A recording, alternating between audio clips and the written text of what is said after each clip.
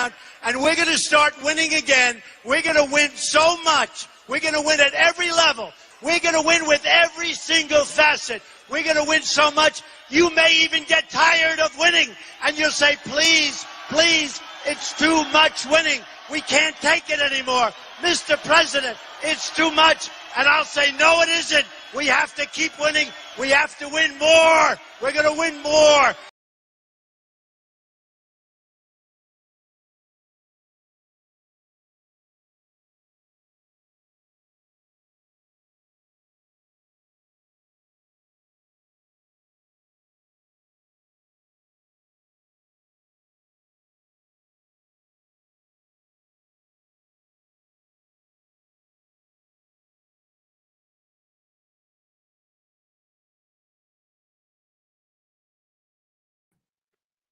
There. That should work. Mute this mic. And full screen that bad boy. All right, let's try this again with. The time for honoring yourself will soon be at an end. How's that working? I don't hear anything, so we're good, I think. Are you watching on another screen? That's coming through somewhere. All right, hold on. I gotta figure out where this is coming from. Nope, that's not it. That's not it. That's no. Dang it! I found it. All right. Hi, everybody. Welcome to DnQ, but this is Drawn and Quizzical. So with me right now is Zach. Say hi, Zach. Say hi, Zach. Hello. All right. Sorry, I'm trying something a little funky here with the cameras because we've got, I'm actually streaming from that computer over here. Can everybody tell me if you can hear me in the actual chat? You should be able to. But I'm doing that so that the camera can cycle through whoever just happens to be talking at the time. Because we're going to be doing a work stream tonight, hanging out, chitting, chatting, all of thating. And then hopefully we'll get some new people in here. I do have let's see. Oh shoot, I forgot the Gulma. Let me go do that. Chat, why don't you say hi to everybody? And are you saying something, Mike? Really, Jeff? Thanks. Take some airtime for me there. No. I have nothing interesting to say. All right. Well, how am I going to add Gulma if I don't have the time to? Gulma. It's okay. It's okay. Like, you don't have to. Okay. If it's too much trouble, I understand. You. I came so you wouldn't be alone, Mike. Oh, thank you. You're here to help me. I understand. Uh-huh. Okay, I see how it is. I see how it is with you people. Yeah, I miss Gary Shipman too. I know, Gary, wherefore out the. I'm in an argument right now with an old friend from Wildstorm who is a absolute psycho socialist, and he just posts out of the blue for the first time in probably 6 months, just right on my front page. Congrats, your boy has the blood of 100,000 Americans on his tiny hands. Well, I guess he can't rape and rip off charities all the time. And I'm like, your boy? All right, Trump. Oh, interesting times we live in. Yeah. Yeah, people are stupid. This is accurate. They're stuck in a vacuum. They're stuck in a bubble where they regurgitate that, and then they get more people to regurgitate the same thing upon them, and then it just keeps going in circles. Mm-hmm. It's like the human centipede, except it's connected. Ew. It's a circle. It really is. That's what they are. They live in that world.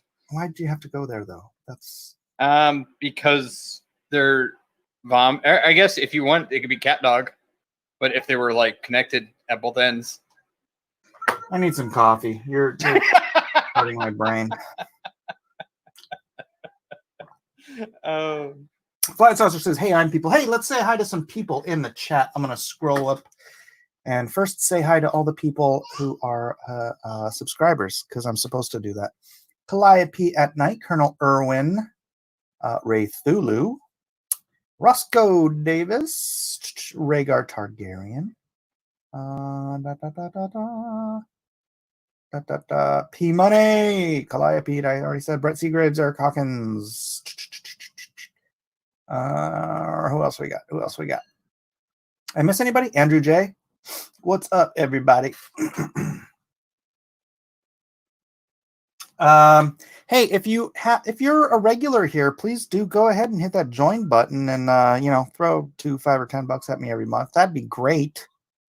I saw a post where Gary from Nerdrotic said he was up to 25,000 members. Whoa. Unless I misread that, that's a minimum of $2 per member per month. And I'm that makes sense though. what? Because ever since YouTube went onto that subscription model service, it's kind of like Twitch, and Nerdrotic's like one of the top, other than like PewDiePie. So it would make sense that would be an average. It's because I remember Ninja on Twitch would get over 100,000 subscribers, and that's at $5 per. What? Yeah, every month, 100,000. And his wow. friend, Dr. Lupo, who I used to do work for, before he hit it big, right now he's at consistent 25,000 subscribers per month. Insanity. Yeah. Hey, Dennis. Dennis is here. Dennis, who is, by the way, one of, if not my biggest backer, refuses to become a member of the channel. It's a principle thing. I get it. Okay. I get it. I'm not a joiner either. I buy most of your books, Mike. That's enough. Thank you, Gitz. I do appreciate every ounce of support. It's just, it blew my mind, just the idea. Yeah, Dragon. No, Nerdrotic's not second to PewDiePie. He did say that, but he's wrong. I didn't want to correct my guest this early on in the show. That's fine. I don't know as far as the standings on like actual individuals, not like commercial channels. PewDiePie has I don't even know how many. Was he up to 10 million subs or something like that? Something. But I'm just talking about like I'm talking about individuals, not like Dennis doesn't like the networks. latest member icon. It's the Lone Star logo. You don't like the Lone Star logo? Oh man, breaks my heart. I apologize, but it is going to be on every issue of Lone Star somewhere. No, Drawn and Quartered. It is Drawn and Quizzical because we don't know what we're doing. I have to do some work. I've been packing. I packed up a thing for Dennis today. I packed up a bunch of stuff from my online store. I hate packing stuff. And everybody else was busy too. And everyone else is like, when I said I might cancel, and they're like, "Oh, good, I have work to do." Yeah, except for me. I was the only one who was like, meh. Oh man, what do you mean cancel? All right, It's like so something I look forward to every week. I am going to sit up here so that I can start doing some inking. I will try to pay attention to the chat, but I do have to do work. You were canceling DnQ. You're supposed to cancel the auctions. Look, I can cancel both. I can cancel everything because I'm scared to death. I have a pallet of packing material on my driveway. I don't have room for it in the garage, and I have another pallet or two of comic books coming next week. And I have a book to draw on a deadline, and I'm a little stressed out. I don't have time for this YouTube stuff that I should be doing while I'm doing all this other stuff. So I don't know. You ever get a little stressed out, Zach? A little. A wee bit. Yeah, when my wife decided to rip us out of New Mexico and throw us into Texas without any plan, that was a little stressful. Oh, who needs to plan moving? Come on. Yeah. How many times have you moved? Breathe, Mike, breathe. I used to move quite a bit, actually. Let's see, I moved. You mean my whole life? Let me count these. No, I'm just saying, like, with your family and stuff. Oh, with my whole family. And I'm talking like move across states. Hawaii to California when I was a kid, and then Southern California to Northern California, and then Northern California back to San Diego to Austin, Austin to San Jose, San Jose to San Diego, San Diego to Portland, Portland to San Diego. So that was Portland. And by the way, there's another move in between where, I mean, there's moves where I moved houses. I'm not counting. These are just location to location. Mm-hmm. So 9 times I've moved. Portland is wet. You could say it's moist. You could say it's moist. God dang it. Fuzzy was barely there today. I barely got to mess with him. Get Fuzzy in here so we can moist him up. He was like barely on earlier. Oh, really? Jason, yeah. All right. Well, we got 58 people watching, and they probably don't want to look at my underlit, glowing face. So I'm gonna move my camera down so y'all can watch me work. Excuse me while I rip this out. All right. How's that look, guys? Can you see? I hope the resolution gets better. No Edwin, huh? No, Edwin is, that was creepy. I'm ending my membership. Thanks, Andrew. Thank you so much. No Edwin. Edwin is busy trying to save the Republic. So he's doing political stuff with his wife and the Republican people down there in the great 50th state. And so he is going to be persona non grata for a minute. I don't know how long. Until Trump wins again. Yes. Which should just be a given at this point. I mean, I don't know. They're really pushing those mail-in voting things, And if that happens, that is going to be a disaster. Do you think? Yeah. Look at that funky shadow. Can you see that shadow? That's an interesting shadow. Look how it's got like 20 shadows for my. It's because it's LED light. There was a piece of plastic that covered all these to make it one unified light, but it came off, so now it's just like 20 different LEDs. Oh. 20 sources of light. Whoa! It's like a. Can you see? Yeah, yeah. Like the ladder effect. Yeah. Andrew says, "What are you going to do for 1 year members?" Oh gosh. Have we had this for a year? When did this start? We got to do something cool. I'm open to suggestions. I think 1 year members get a half-eaten burrito. Hey, I'll start on those now. I got three burritos in the kitchen. I can half eat each of those and put them into storage for the 1 year anniversary. How's that sound? Not interested. Not interested. Well, you're not a member. I am a member. Oh, you are? Yeah. Oh. I was one of the first people to become a member when you started doing the memberships. How rude of me to not think of you first.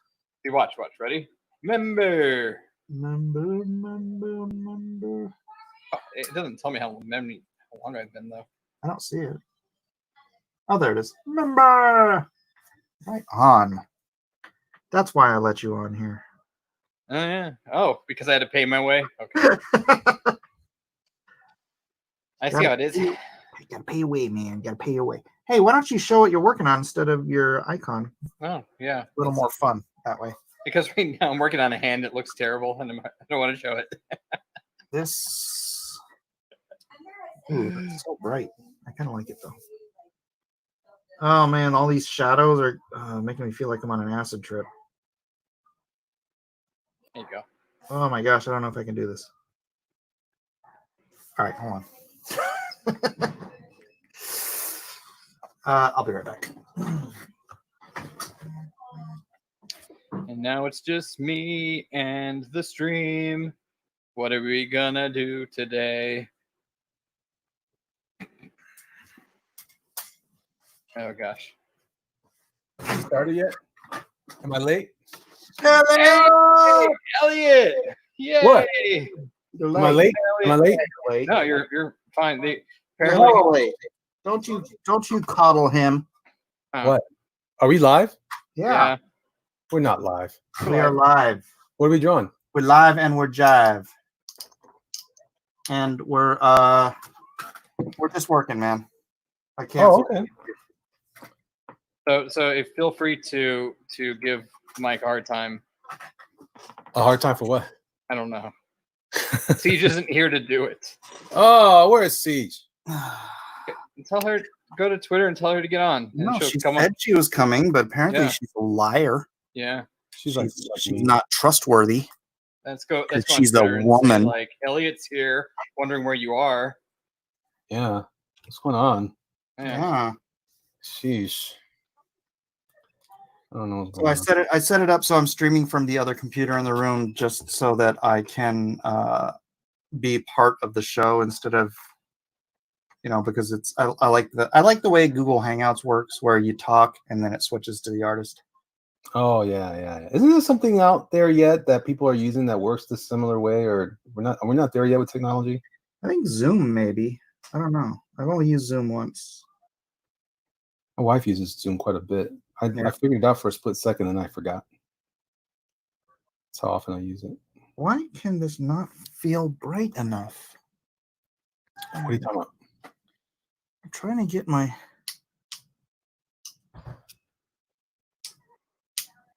Yeah, that's as bright as I can get it. Oh, your lights? I've got all these. Oh, this light's not on. That's the problem. What the heck? It's not plugged in. Oh, dirt. I get that a lot. I'm an idiot. No, you're not, Mike. You're just a dad in a position. I'm actually not an idiot. You're a dad in a position. I was thinking, you know what I am? I have an ambidextrous head. Mm. Huh? Because some people are like, "Oh, I'm totally, oh, I'm right brain." I'm like, I'm ambidextrous. Oh, that's funny. I get it. Where is YouTube then? Who are we talking to? Who's in chat? Is there a chat? Oh yeah, Yeah, there's the chat. yeah. 50 people watching this Hold on. fucking draw. Let me It's like you're getting to watch the minds of creative people as we talk about absolute nonsense. Yep. I wish there was sanctioned YouTube music we could play while we worked. There's sanctioned music for videos like pre-recorded, but they don't have anything like live. They should do that. That's actually a smart idea for live streaming. They should do that. Well, you could always just listen. I mean, if you have your speakers on, then I guess they can't. But if you have headphones, you could always just listen to your own music quietly. Well, I'm trying to entertain the folks. Oh, yeah. Because sometimes when I talk, I make people sleep. I don't know what's wrong with me. Yeah. Did they release a very melatoninous voice, I guess. Melatonin. Melatonin. So what's going on with this Snyder cut? Is that really getting released, or is it released already? Yeah, it sounds like it. HBO Max, which I don't understand the difference between HBO Max and HBO Go, or what? It's the I want more money. Yeah, I want max money. I want max money. They want to maximize their money, the intake of their financial suckitude. But yeah, man. I was on a stream with Quarter Black Garrett and Ryan and Nerdrotic last week when they announced that, and honestly, Ryan Cannell had me convinced that I need to watch this thing, even though I absolutely hated the other movies Zack Snyder's done. That's what my buddy said. My buddy said, I don't understand. Do we really need a director's cut of what was already a mediocre film? Like, Well, it's not a director's cut. It's a completely different film. they only used 25% of the stuff that Zack Snyder shot. So Oh, wait, what about they're not going to bring back Affleck as Batman, are they? yeah, What? I He's mean, signed on for that? I guess he's Batman in the movie. But I guess do you remember the old commercials for it? How it was all like focused on Cyborg, Yeah, and none of that was in the film. which is probably a good idea. Well, I mean, in the Snyder cut, I guess Cyborg is actually the heart of the movie. Aw, that's so tender. So He doesn't have a heart. That's my point. that glowing red thing in his chest, that's his heart. Shut up. Tender love. He's got a robot heart. It's very Philip K. Dick.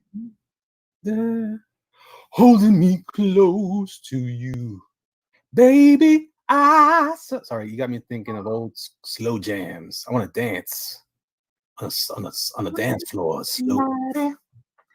I wanna feel the heat. Oh, No. look at you! Look at you! I Oh, don't Whitney know. Houston! Whitney Houston! What? Michael Houston. All right. Yeah. So not a fan of Cyborg, huh? I love Cyborg. I don't like that. I don't know. I don't like anything that comes from the alternate universe of everything's angry and ugly and sad. Right, but I think that's the idea. And I haven't seen it yet. I'm gonna give it a try. Yeah, I haven't seen the Snyder cut of Batman versus Superman yet, just because I hated the movie so much. Wait, there's a Snyder cut to that? Uh-huh. Is that the extended edition? Isn't there? I have no Oh. idea. No, there's an extended one where they added. Well, that's the Snyder cut? Isn't that what that would be? I don't know. Huh. Well, that's the director's cut, right? I guess. But Well, for this one, it's because they switched directors and the new director just kind of rewrote the entire thing and only used 25% of what Snyder filmed. So it sounds like they're gonna get the money that they want because guys like you are willing to watch it now. So there you go. It's working. I am willing to watch it. You fell Yeah, for I the am. trap. Huh? He fell for the trap. Yeah. Well, but you know what though? To be an honest critic of it, you got to kind of watch it. To be a legitimate critic of it, you got to kind of have a sense of it. I guess. I'll wait to hear what you guys say about it. I'm not watching it. I'll wait until Mike watches it, and then I'll be like, okay. I still haven't seen that last Star Wars, and I probably won't. But Well, I don't know if I'm gonna get HBO Max for that. yeah, I'll go to someone's house. Wink, wink. Yeah, like, Someone that lives online. I can't even see. My resolution is garbage, isn't it?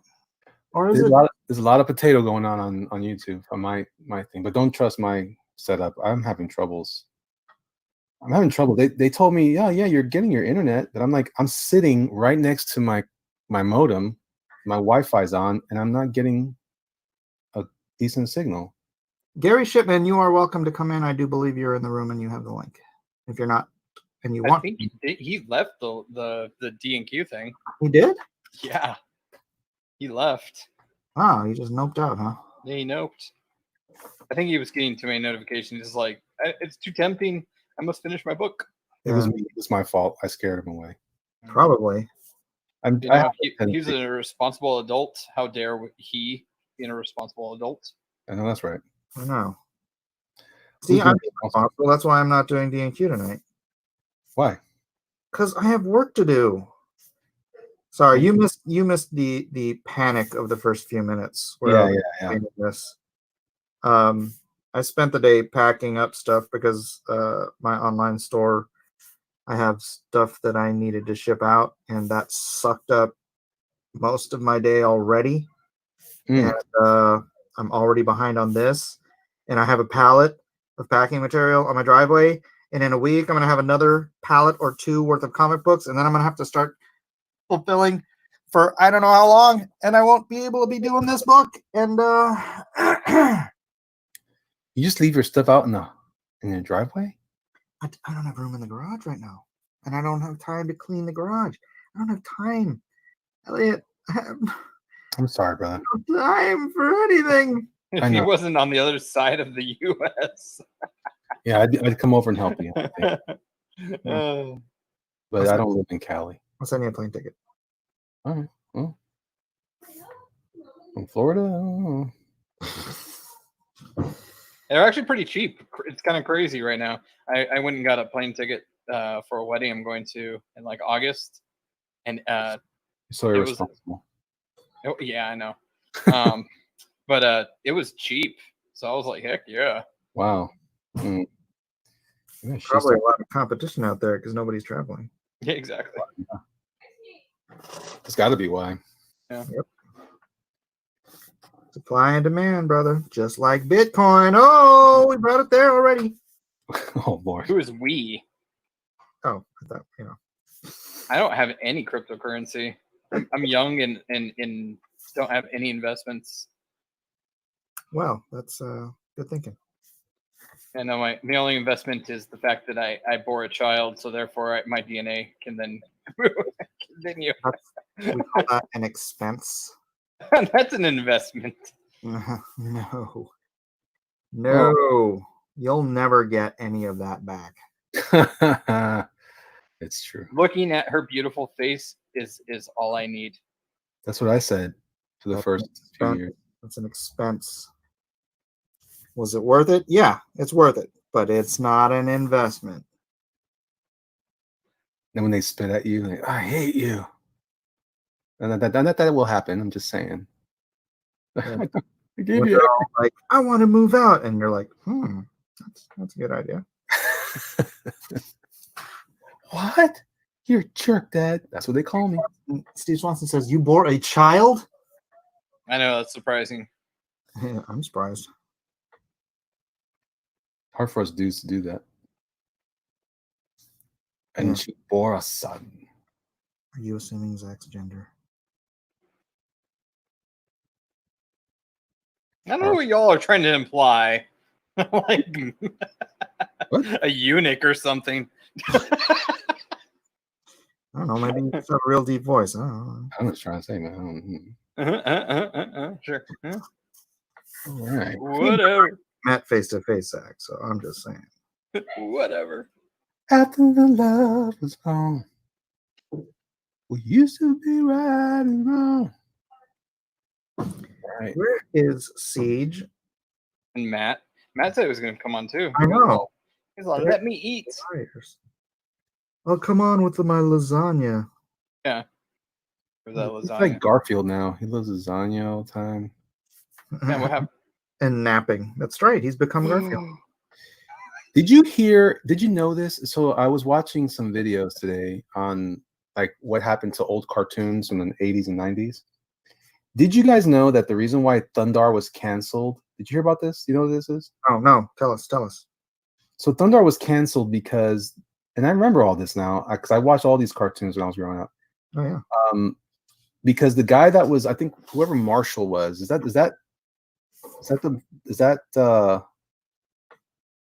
was it Shirley's or Laverne's dad? Isn't that the one? The Penny Marshall and the father was like a big executive or something, right? Yeah.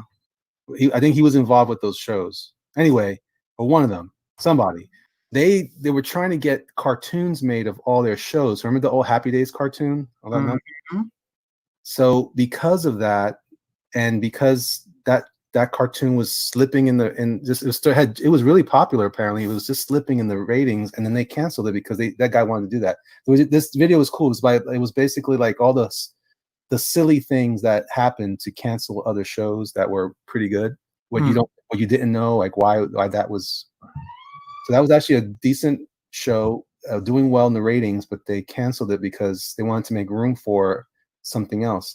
And it was interesting also because they were talking about how for a while a lot of these shows suffered because they didn't have room because there were only 3 networks at the time that would broadcast cartoons on Saturday morning. They only had so much shelf space, basically. Yeah.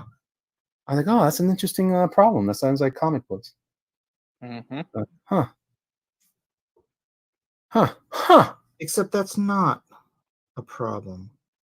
On No, it was just in that it was well because of it changed when the cable channels came up, but then when the cable channels came up, like Cartoon Network and all that stuff, that created new problems because now some of these shows couldn't keep their old shows running because they were getting competitive with these other cable networks. So they wanted to have more other shows. Do you know why Heathcliff was canceled? Remember Heathcliff? This is terrible. No, it was not terrible. Actually, it was canceled because of Mel Blanc's death. Oh, really?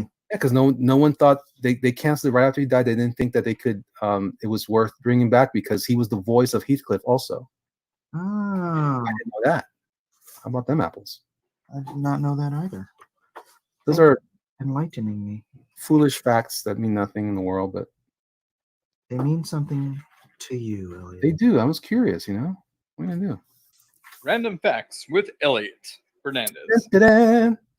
Yeah, And deep thoughts with Zachary Bradley. I do think though. You think? Sometimes, You try. in the immortal words of Socrates, I drank what? What's that from? What's that from? Real genius. Yeah, well, look at that. What's that? You can't play me. All right. My bad. Zach's like, what? My wife was talking to me. What were you guys talking about? Real genius, Val Kilmer, 1989. Huh? What? Do you remember the year? How do you remember the year? Pretty sure it was 1989. Wow, that's crazy. That's before I was born, so I have a good reason not to know what that is. No, that can't be 89 because I moved here in 87. Dang, Was it earlier than that? it might be. Someone in the chat figure it out. Come on, act fast. There's another player in this game. It's called the chat. The 11th member in the team. Yeah. It's interesting. Yeah, actually, Holyfeld. What? Laszlo Holyfeld. which was that one? Oh, that was the guy, right? That was the long hair guy. Yeah. That kid was weird though. Whatever happened to that actor? Do you know? I'm sure that was his only film ever. Yeah, I don't think he aged well. He looked rough then. He had that weird Peter Parker part.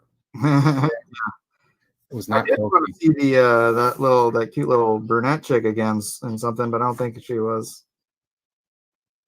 I think she did like television after that. Oh yeah. I think I saw her. I'm sure everybody's been on Law and Order or something. Oh yeah.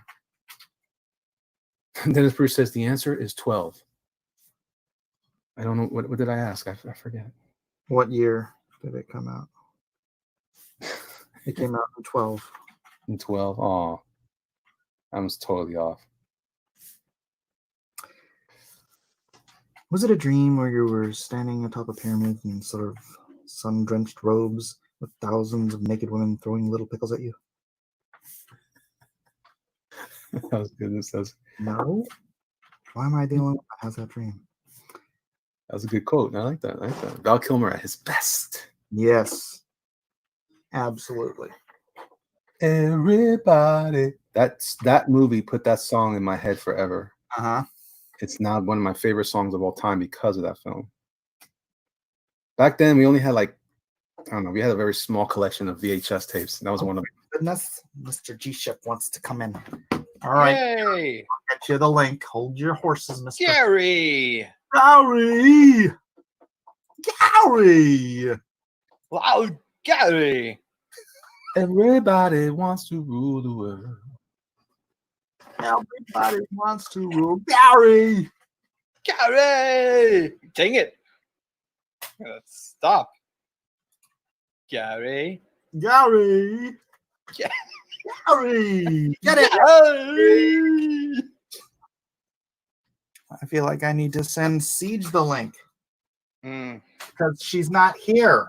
Mm-hmm. Siege! Siege! And the siege was broken. And the siege was broken. Does Galactus, does Thanos have a dark glove on his other hand? I think he does. Thanos? Yeah. This is one interpretation of him, I Oh. think. Hands have golden gloves. Both hands? in the comics. Yeah, one side has the stones in the gauntlet though. I think I'm remembering an action figure of the modern. I think in the modern version, he's got a blue. Modern. Huh. I'm just saying. Man. Modern. How dare you? Fuzzy Creature says, "Begin the siege, and bring on the siege." He says, and he hashtagged it because I don't think anybody else knows what that means.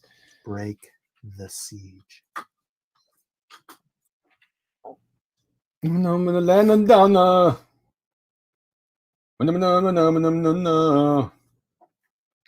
All right.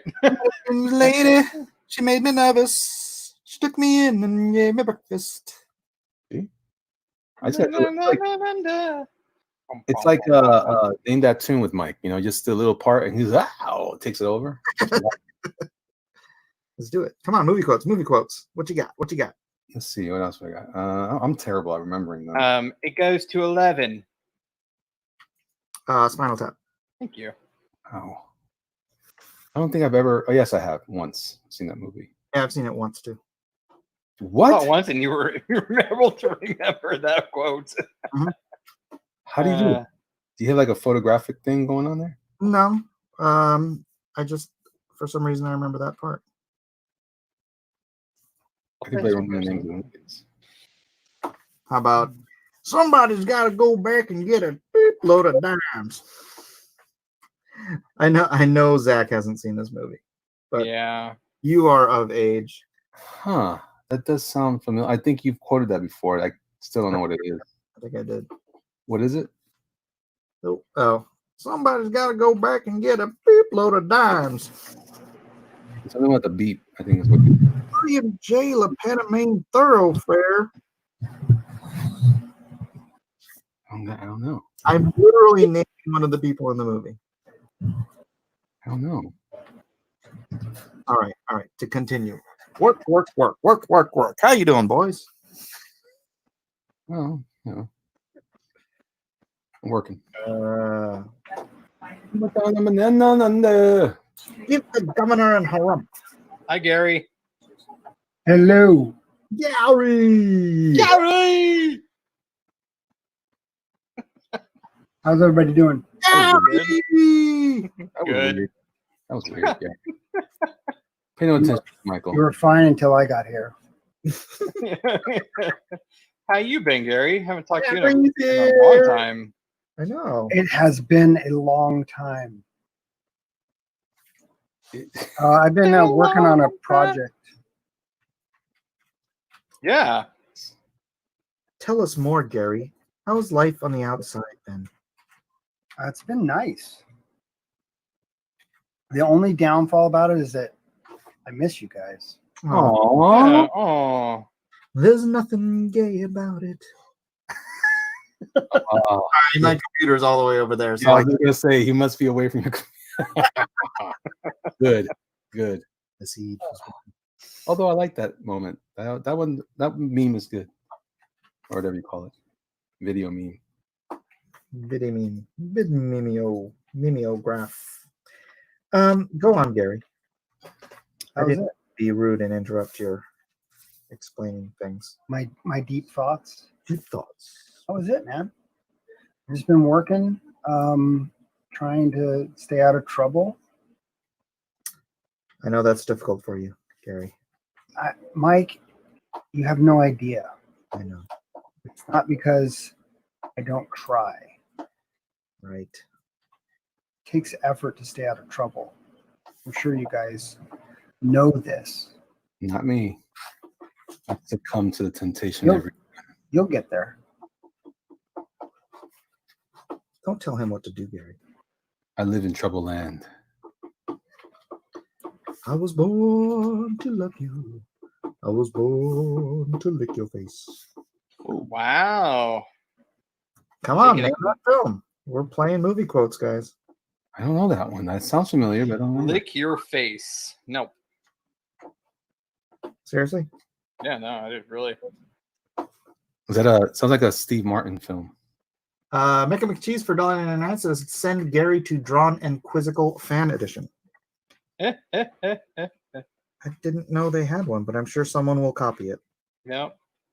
Only a matter of Go time. and get one just so I can go there. You're not being the ball, Danny.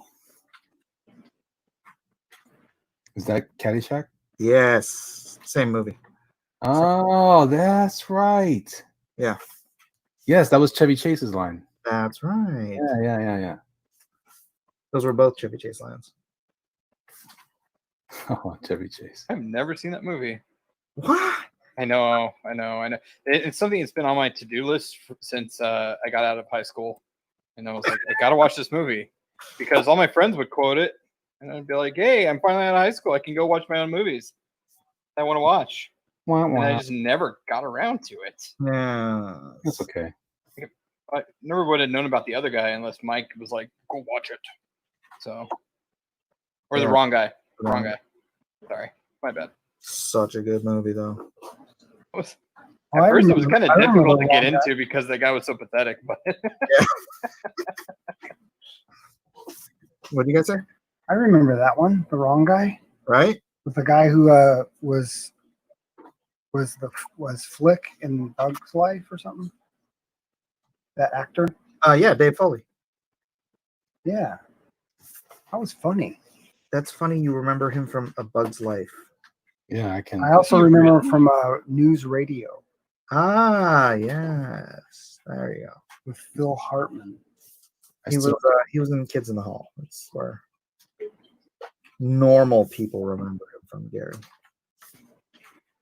Oh, Kid in the Hall. Normal people. Other words, me.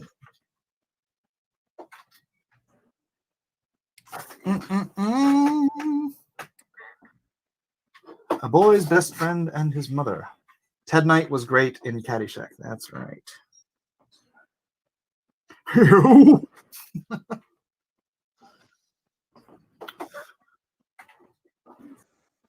Oh, you mean nerds? Yes, Fuzzy Creature. That's right. That is what I mean. What? Normal people. Nerds like me. Oh, Nerds like me. remember Spies Like Us? oh, Yeah. I love Spice Like This. Doctor. I don't remember very well. I haven't seen it in years. And Doctor.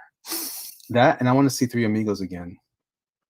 I feel like I'm missing out on that again. I haven't seen it in so many years, but it's popped up on either, I think on Amazon or something. I'm like, huh, Three Amigos. I should watch that again. I just never put into it any energy into it. That's a documentary. You know. Oh, it's the one with Steve Martin, and I know. I know what it is. that's a documentary. Based on a true story. Based on a true story. Is that what it says?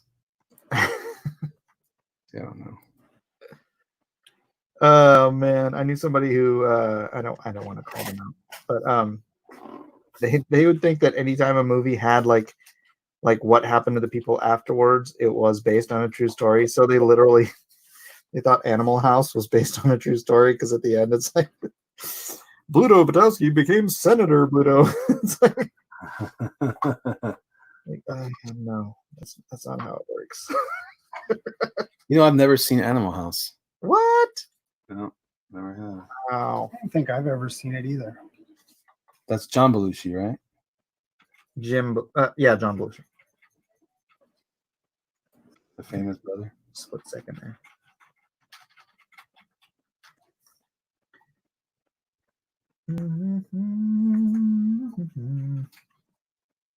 How about this one? And unfortunately, it's from a non-American release of the film. Oh, I'm supposed to remember that.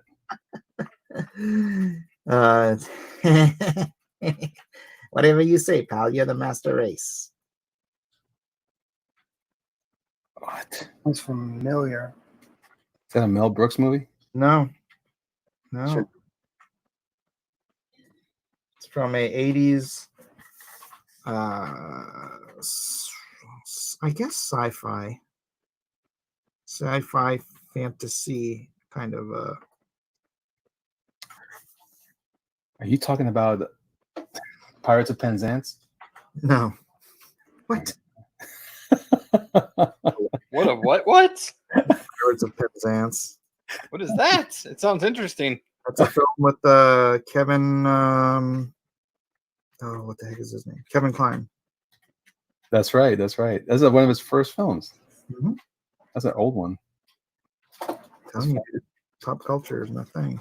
Yeah, no kidding. Yeah, I don't know.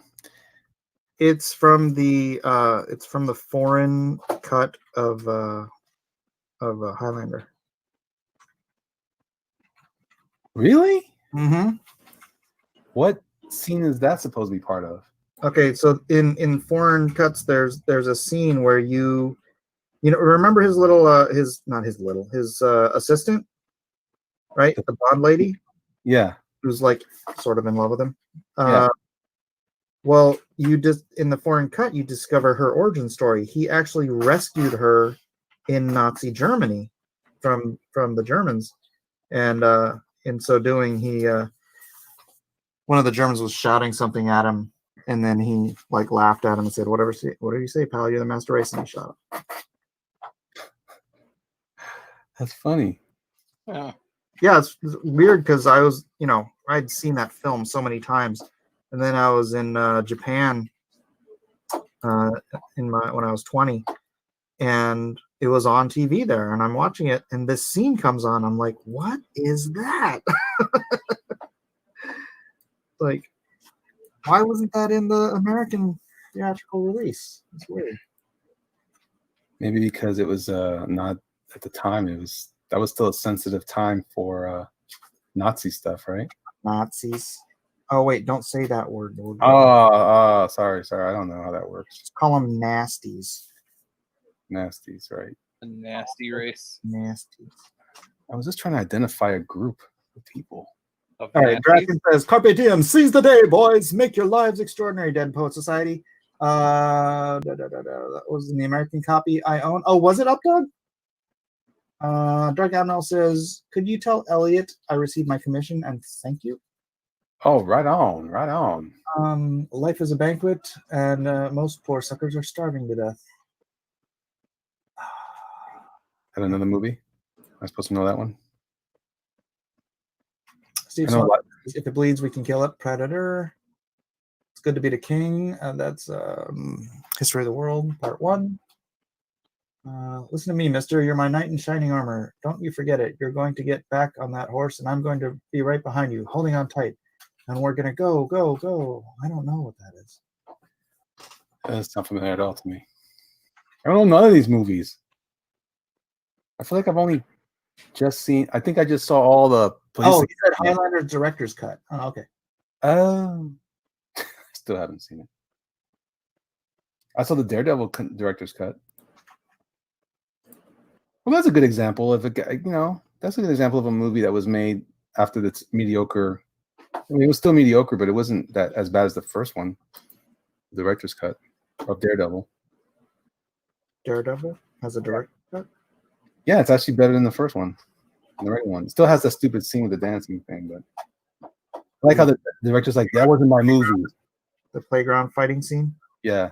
The director said it wasn't my actually that's a really good that's a very good there's a bit of a not a documentary, but it's like a featurette where they go over they actually interview the director and the editor, and they both make their arguments as to why they made why each one felt like the editor was offended that they made a director's cut, because he was like, that was the definitive film, that's the one that we did, it was edited to be that. Mm-hmm. And then the director was like, yes, but that wasn't the one and they weren't in the same space arguing, but they were. I remember thinking that's super fascinating to me that you can hear the discussion. I never knew that was what was going on in a film before. So it was really helpful to see that play out on screen. It's in the DVD or with the extras for Daredevil, if anyone's interested. You know why they didn't do a director's cut for the first Star Wars film? Why? Because the director's cut sucked.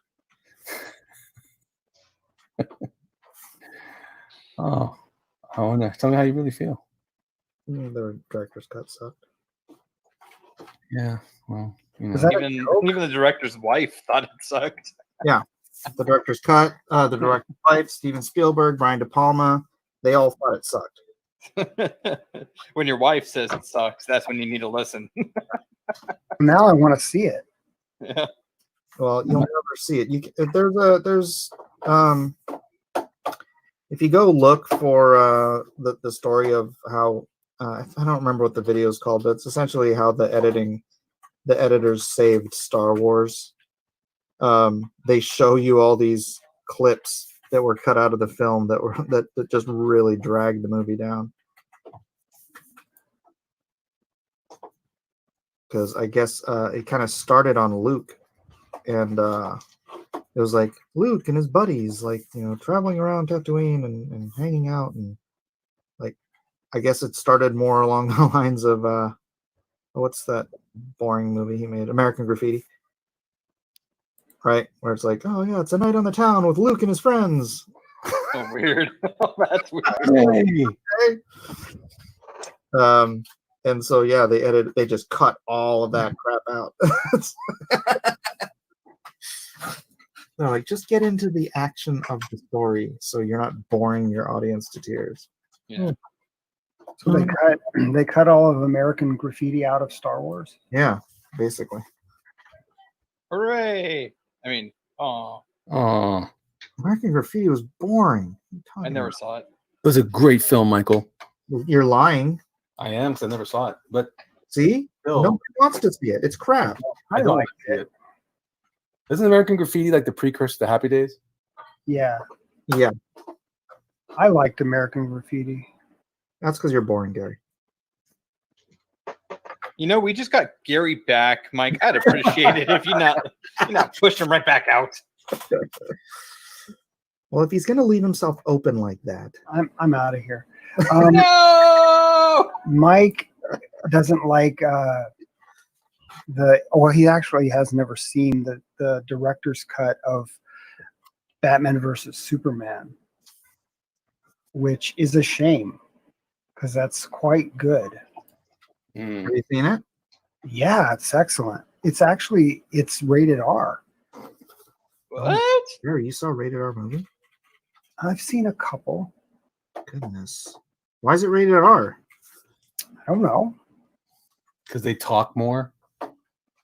No, it was good. It explains a lot of things, but you have to see it to believe it.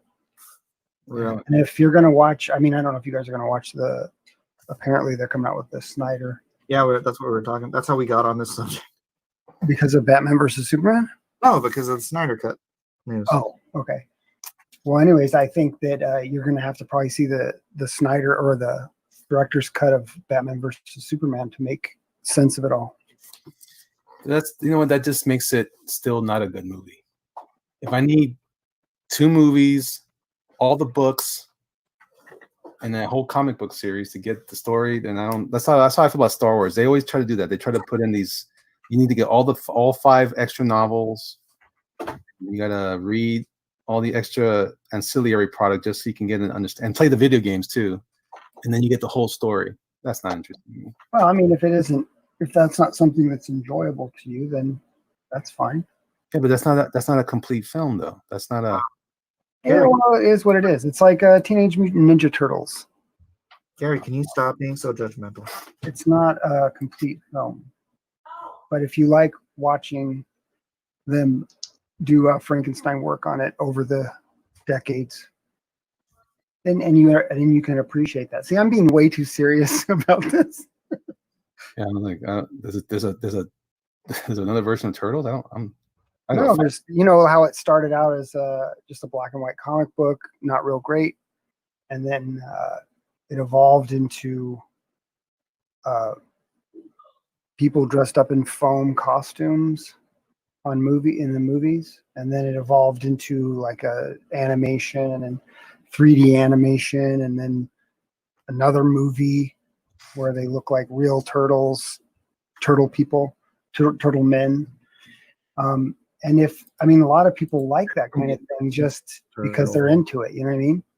But if it isn't something that's enjoyable to people, like say Batman versus Superman, if it's not enjoyable to see different versions of something, it's not for everybody, obviously, you know what I mean? I wanted to like it, Gary. I really, that? really did. Well, I wanted to like Aquaman. I really did. When I heard Snyder say that Superman was floating in Man of Steel in the water, and there was like a whale in the background somewhere that was supposed to be a hint to Aquaman, that's when I hung it up. I said, I'm done. When did he say that? That was a quote. I heard him say it. And then I saw the toaster in the one scene. I thought, oh, that must be Cyborg. That's right. That's in the director's cut of Batman versus Superman. Yeah. I remember that part. It's awesome. Deep. No one will get this quote. You make me want to be a better man. Yeah, that was Jerry Maguire. That was G.I. Jane. What? No, that was As Good as It Gets. It was Jerry Maguire. No, it wasn't. Isn't it? It's As Good as It Gets. As good as it gets. Jack Nicholson. Oh, right. That's the how do you write women so well? I take a man and I remove all what was it? Something in responsibility. Wow. Yeah. I can't believe I'm in a chat or in a stream with a bunch of people who don't like or aren't willing to even give the director's cut of Batman versus Superman a chance. I'll give it a shot. I'll give the director's cut a shot because it can't be worse than what we got. Oh, Aquaman? Yeah. No, Batman Superman. I think you're following Gary. What? I think you're mocking me. I am mocking you, Mike. Are you mocking me? How could you do that? Mm. Are you JLA, I have to say, was horrible. better than Batman vs Superman? Better than what? Huh? Huh? I'm out of here. Oh man, Gary, take me with you. Oh, why is it so humid in here? Freaking killing me. It's humid. Hamed? What is Hamed in here? Oh gosh, what? You did it. No, I said humid. I didn't You say said humid? humid. I didn't say that there was a humid. Who's humid? Exactly. Are you talking about the Hobbit? Yep, we're talking about the Hobbit. Let's just go right there. Yep. Hobbit. Hamed.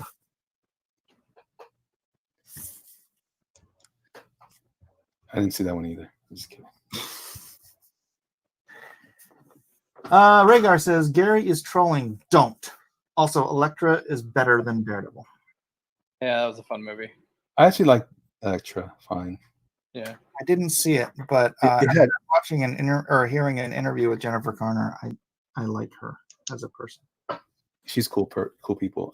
It's not that great, but it's it had a tighter story in general, I think. It tried. It just was a little boring, but it was good. It was decent. Yeah, it's like it was just like a fun flick, you know. You just enjoyed the ride. You didn't question it too much, and if you did, then you know, I'm sorry. I'm sorry. Female superhero. What? I'm just kidding. Didn't she like have a chick Misog- who's- Can I'm you sorry, go ahead. just let me be a misogynist, all right? What? I'm trying to be a misogynist. I don't associate with misogynists.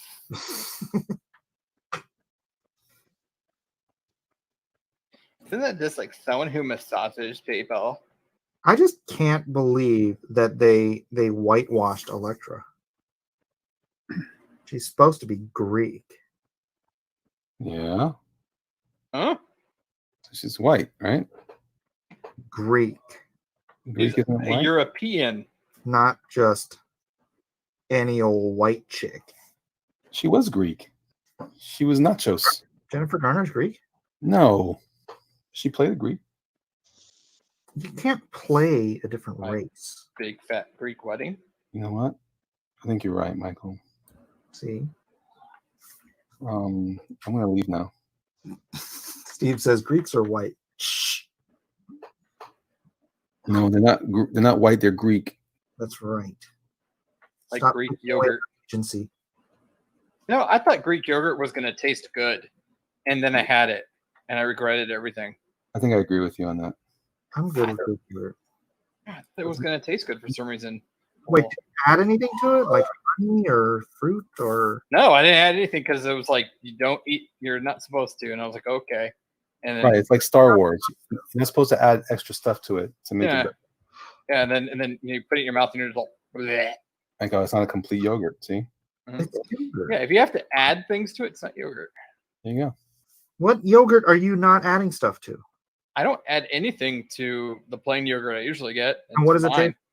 It tastes plain, not sour. Well, Greek yogurt is a little different, though. It's a different. Yeah. It's Yeah, better for you. It is. Yeah, they say that, but it doesn't. Not better for my tongue. My tongue was upset with me. How Your dare tongue's a liar. tongue was sad. My tongue was sad. Your tongue is the unbridled evil that controls your life. Wow. Wow. Deep thoughts. Deep It's thoughts. just what I eat my pizza with. Stop. That's here. Huh? Well, Hey. then, how long have you been there? Lurking. Yes. That's pretty. What the heck are you doing? Wait, don't tell me. Don't say anything. Is that like Tadia. Huh? Is it Tadia? Mm-hmm. Huh. Yeah, I've been here for like 37 hours. Whoa. He said it like Napoleon Dynamite. There's no. God. No, I'm sorry. I just trying to get some of my pins to work properly, to try to function. I have 2 pins, 1 in each armpit. I'm trying to toasty them up so they'll flow better. Oh my god. I want images. I want tutorials. I want how to warm up your ink by Matt Weldon. Oh, hey, this one might be. Wow, that might have just worked. Oh, you've got a messy armpit now. Congrats. Yeah. Oh wow, that's Yeah, I had a good time nuts. with Quinn last night, Matt. You talked to him last night? Yeah. When? Why didn't you jump in? On stream? When I sent you and Quinn the link, and You guys did a stream last night? we didn't do a stream. We had a talk. Oh, sorry, I didn't see anything. I'm sorry. He was too busy looking for your stuff on YouTube, and you weren't on. No, that's true. That's true. I Yeah, was what not was I doing yesterday? I don't recall. sleeping on your trampoline, peanut butter smeared all over your Yeah, face. yeah, I That's It's funny. lasagna. We've established it's lasagna now. got a pepperoni lasagna bacon right now. Okay, Garfield. I told you. What happened to Garfield, right? Wait, did Garfield do pepperoni lasagnas? No idea. Love But lasagna. That I was love lasagna. shtick, man. Yeah, that's the thing. You're stealing from the cat. I thought pepperoni lasagna was new, but I Cat can't got really fat, Weldon. Man, what's wrong with this pen? I need to freaking. Put it in the microwave. I need to keep one in the armpit at all times Oh Lord. and then alternate. It's funny. Can someone else please berate Weldon while I clean my brush? berating. Berate on. You wear barrettes? No, it's just so weird. Sometimes the pen works on one part of the page really well, and then it doesn't work on the other part of the page. All right, Matt, center up your piece. I want to see. Center it up. Yeah, I forgot about page 11. You want to see some of the other ones? I still got to scan some of them. I've just been slacking. They're done. This is the last one I got to finish. Hair's not curly enough. Yeah, Quinn told me about that. Yeah, thanks, Mike. Thanks for making You most love doing hair, so rat nest hair I've ever seen. Yeah. Goodness. I designed the character, so that's why he's upset. Yeah. Like Did you give it George Perez hair? she's had like it's a freaking vermin's nest is what it is what you designed. All right. Let's You got permage. check this out. Here's a couple. Hey, so I was playing around with these last night too, and I decided to break out my brush. Oh, boy. Brush it time. I Yeah. can't wait for you guys to launch this campaign. Dude, you have fun with the brush style. And then I went in after the brush, and then I used my 0.5 on a bunch of areas. Yeah, it was freaking crazy. Worked out good. We think that Huh? There's the, Oh, wow. Look at the that. fire cauldron scene. Wait, is this for Soul Finder or is this for? it's What is Tadia. Tadia with Quinn. I don't know. I don't know what this is. What? Oh man, Matt, explain. I guess I've really been slacking on Seriously. promoting this. Okay, so Quinn's Ideas is the name of the show over on YouTube. And say that again, Mike? 250,000 subscribers. Oh yeah, and we've been discussing a project, and he gave me a script, and I worked up 10 pages of it, well 11, and for the preview on the campaign, and in a month or two, whenever the colors come back, we've got a colorist. They better get back faster than that. Well, I'm not saying that the colorist will take that long. I thought that was when Quinn was planning on doing it. It was in a month or two. Oh, really? I could be wrong, but I thought that was I thought that was the last thing he said. But and it's a really nuts tale. It's a witch's tale in a medieval era, and it's called Tadia. And we're gonna see how it goes. The 11 pages that I've done so far. The colorist, I cannot tell you how excited I am about it. I would tell you who it is, but I can't really pronounce his name. But he's kind of famous. He's done lots of work for a lot of other people. You guys might recognize him. I'll see if I can pronounce the name, and I'll get back to you guys. Can you spell it? It starts with a J, but it's like a hyphenated name plus a foreign name too. Jehovah. Sounds like somebody from New York. It's not like it's a weird. I don't think he's from the same country Jean-Claude Van Damme is from, but France. It might start with like that. He's not from France. He's from Quebec, Canada. I don't think it's the same thing. But yeah, no, it's really sad because I really want to use my brush on this page, but there's nowhere on this image where I can use my brush on the page of Tadia's room. Come on, play. Dang it. Gary just zipped his lip when Matt came in. Who? Gary. Oh yeah, Gary's been bobbing and weaving. He's been dodging me for a number of months. I totally forgot to enter my Titan. I did my Titan drawing with a couple of sidekicks that I made for him, and I forgot all about it. So how have I been dodging you? Oh, I don't know. Maybe not intentionally, but Fuzzy Creature says Van Damme is from Belgium. See, I thought he was from somewhere over there. Yeah, Belgium. I wasn't wrong because France is pretty much Belgium anyway. There might Jersey be close to where he's from. So yeah, Matt's doing Tadia. It's gonna be huge. And it's all part of the plan. Well, I tell you what, yeah, if you go over on YouTube, over on his channel, which is called Quinn's Ideas, he's got he's been promoting it actually for a while. I sent him the layouts for these pages last month, and he promoted the penciled layouts, the scratchy penciled layouts, and I was like, yeah, promote whatever you want. And he's been really jazzed about it, and the interest that he's got from it has been kind of awesome. And that's, like I said, that's part of the plan. He told me that a bunch of the people, most of the people, I guess, that are interested in it, they said that they've never even bought a comic before. So, Ooh. Yeah, this is what this is the part of the plan where we build a whole new audience for comic books from these influencers. All right, let me ask you guys something. Yes. Since Matt brought this up, he said that he drew a picture of Titan but never got it to me. I know you did one, Mike. Didn't you do a Titan and he had like a big zipper?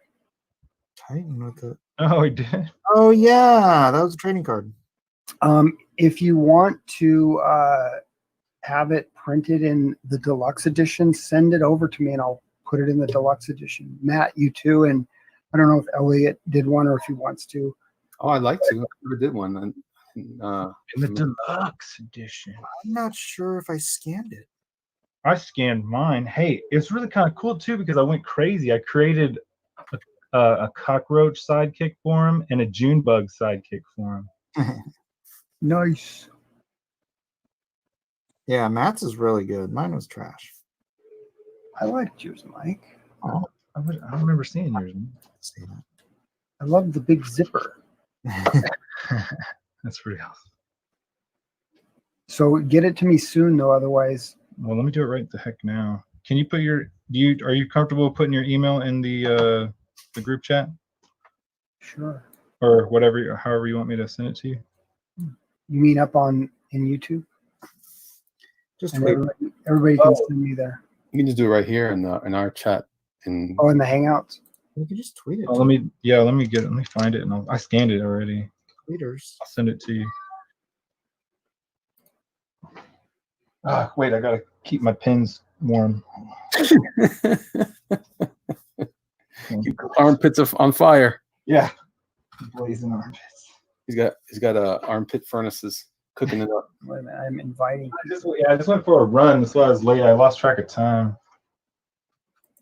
That's all right. Where's the chat? There it is. We're not that important. Yeah, I don't know. Yeah, I haven't done the chat in a while. It's off to the left. Wait, maybe no, it's not. Found it. Did you guys hear about that guy that was like on a walk on just like a mountain trail, or like I guess it was a mountain trail. And he looks down and he sees like a tin can, basically part of a tin can, and he just bends down and he starts unburying it, and it's full of gold coins. I hate those stories.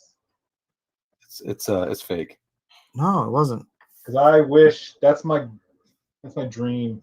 Yeah, right. Jeez, man. They were all like hella old, like 1914 or 19. Yeah, so 1800s and 1940, like early century ones. That's why I liked watching those storage auction shows, but I kind of hated them at the same time because I wanted to be out there, man. Yeah, kind of makes you want to go do that, huh? It's like, Those are fake too. and it's not just gonna be trash. Nope, you just bought an entire storage locker of trash. No, sure enough, there's this really weird cat. He's got a real foreign accent, and he jumped in the show in the last couple of years, and I saw on YouTube he bought a freaking locker that had it was from top to bottom comic books, and ooh. I was watching his YouTube show, and he was stacking up Avengers #1s and everything. There was everything in there. Wow. Yeah, it was ridiculous. Hard to watch. That's why I had to quit. It could have been me. Could have been me. But likely it would not have been. No, like I tried to go to one of those a while back, and I couldn't believe it. We were a few minutes late to the storage auction, and they locked the gate. They said if you're late, you can't come in. And I'm like, what? Like, if you're late, you're gonna shut out more bidders. Why like they wouldn't let us get in because the storage auction because we were a few minutes late. Why didn't you just go on time? My dad. Oh, yeah, very dad under the bus. Yeah, he made us late. Sound like Christopher Nolan Batman. Swear to me, I was late. Are you gonna color that Thanos, Elliot? No. Gosh, that's dope. Comics Bear says, couldn't Mike store his pallets in a storage locker for a bit? I just need to get into the garage and make room. I might have to. I You might need to have move that metal printer or the metal thing out of whatever that thing is. what? Huh? That unit that you use to make metal prints with, whatever it's called. A dye Dye sublimation? What? sublimation printer, yeah. What about it?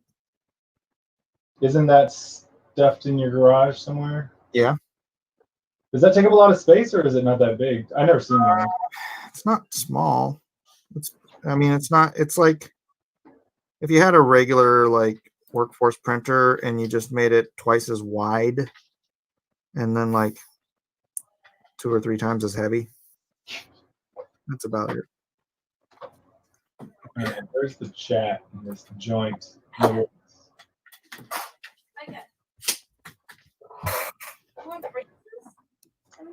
Eden, can you go turn the AC down to 72? Dang, we got hot flashes. It's just freaking hot in here. Are you menopausing? Dude, I got 4 computers running in this room. It's nice and toasty. What are you talking about? I know. I can't be sweaty and inking. Yeah. Whoa. That sounds not nice. That sucks. It's not a mental picture I need, Michael. Thank you.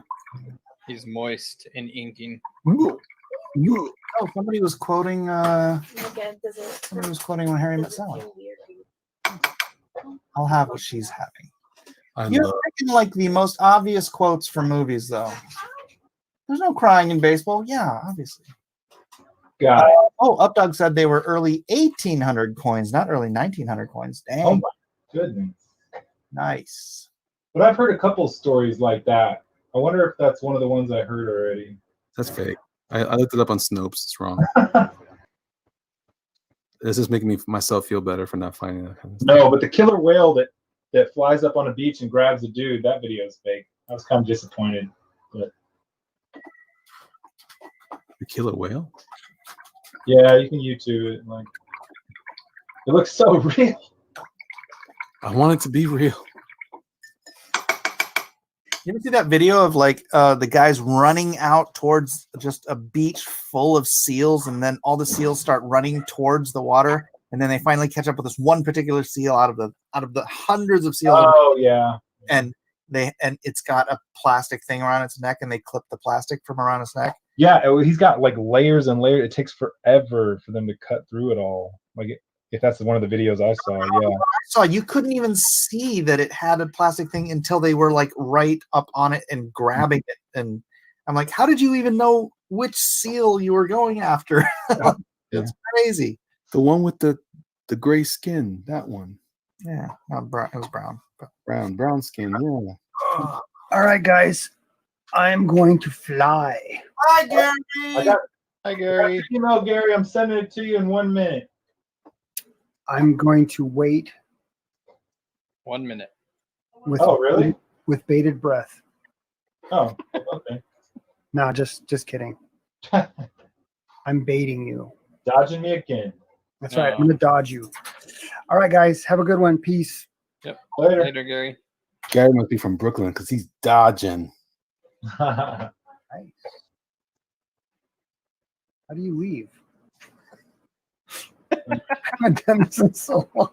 He's Hang not on. going- Gary's not going anywhere. Titan.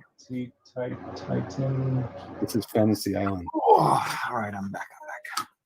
So for the 56 people watching here who may not know, I'm sure you do, but you may not. This is the last night for the Dragon Guard, Kevin Sharp's magnum opus, and he is doing, I believe, free sketches. What? For people who are backing Dragon Guard. Last round. So get on over. The link is in the description. What you do is you back Dragon Guard, and then you go to Gary's stream and you tell him your backer number and what you want for the free sketch. So Kevin, if you have not already, do that. And Gary Shipman reminds us to back Titan. He's telling us all to go back Titan. Gary, why didn't you promote it while you were in here? Mhm. He leaves and then promotes his book. All right, Gary, if you're out there, it's sent.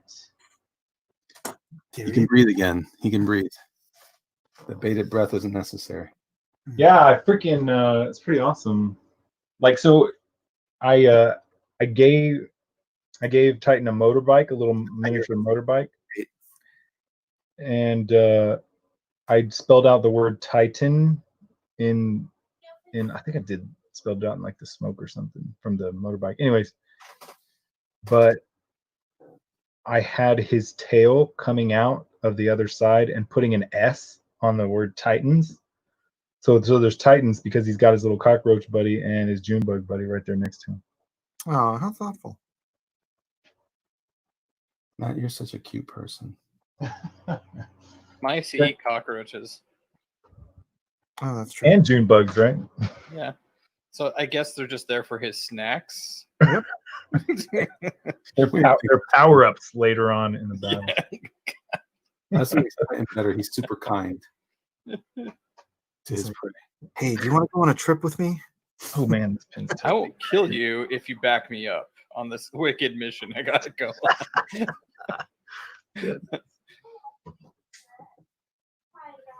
All right, let's try this pin. But he doesn't eat them until they serve their purpose. Exactly. I like this. This might be a good new chapter for Titan. Gary, are you listening? Gary's done. He's done with it, isn't he? Chapter two. Well, but he's got to do more Titan. This is his most successful crowdfund ever. Wait a minute. So, how did it do? How did the crowdfund do? Is it it's over, right? Dang it.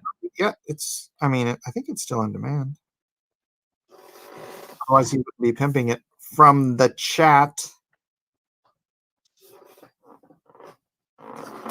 These pins are driving me effing batty. Anyone else want to promote their books while they're here? Oh yeah. Hey, go Show. check out Sideshow 66. It is in demand for just a few more days, maybe a week, and that's going to be it because the letters were already all turned in a little while back already. It's probably already at the printers. It's 26-ish pages, and it's full color, so you guys will enjoy it. It's a little bit, it's a lot of bit like Gem and the Holograms meets Ultraman. A little bit of Kaiju Rumble in there. I'm not even kidding, Mike. I left and I lost a backer. Yeah. Maybe I lost the backer before I left. I don't know. Well, maybe you can find him. I'm missing a backer. Anybody out there? You see a person roaming around like they're lost? Send them my way. There you go. Anyway, so yeah, I'm back to promote Titan. Do it. So, Nice. yeah, everybody go back Titan. Good. There's 7 days left on the Kickstarter. Full-throated pitch, Gary Shipman. What is Titan about? All right, let's get into this. All right, guys. All right, let's do it. Let us do. So Titan is an extraordinary mouse endued with power beyond that of reason. And he goes on an adventure. He comes from another world. That's why he is sort of like Howard the Duck, I guess, right? Crap. Because Howard the Duck could talk. Anyway, so he's an intelligent mouse. So Titan can talk? Oh, yeah. Oh, crap. Wait till you see the comic. There's so many words. Heavy. Yeah. So Stuart Little meets Batman. He looks like Batman. Yeah. And he's got some Batman-esque kind of stuff, but he also has some Superman kind of stuff. So he's a mesh of all things awesome. But he can't climb a wall without a rope. But anyways, yeah, so he is on an adventure to destroy an evil facility called the Ryan Research Center, who is doing nefarious things to all kinds of other creatures. And he comes across some of them in the facility, and he's going to bring it down, people. Oh, crap. That's what it's Freaking about. And then he meets some unexpected things along the way, and I think it's going to be a bit mind blowing. The people who've read the whole thing, I was really trepidatious to show people, but I showed a few people, and when they read it, they said that it was. I mean, I hate saying it myself, but they said that it was amazing, and it basically makes it puts a spin on Packin's Land like you never would expect. And I was really happy to hear that. So people who have read it have enjoyed it unanimously. And You can say it was Edwin Boyette. No, it wasn't. Edwin only read like I think the first, I don't know, maybe 20 pages. I like the inflection, by the way, when you said, I hate to say this, but when they read it. Well, I mean, I'd rather other people say it because it's like, of course, I'm going to say it's great, right? Why would I say that what I'm doing is terrible?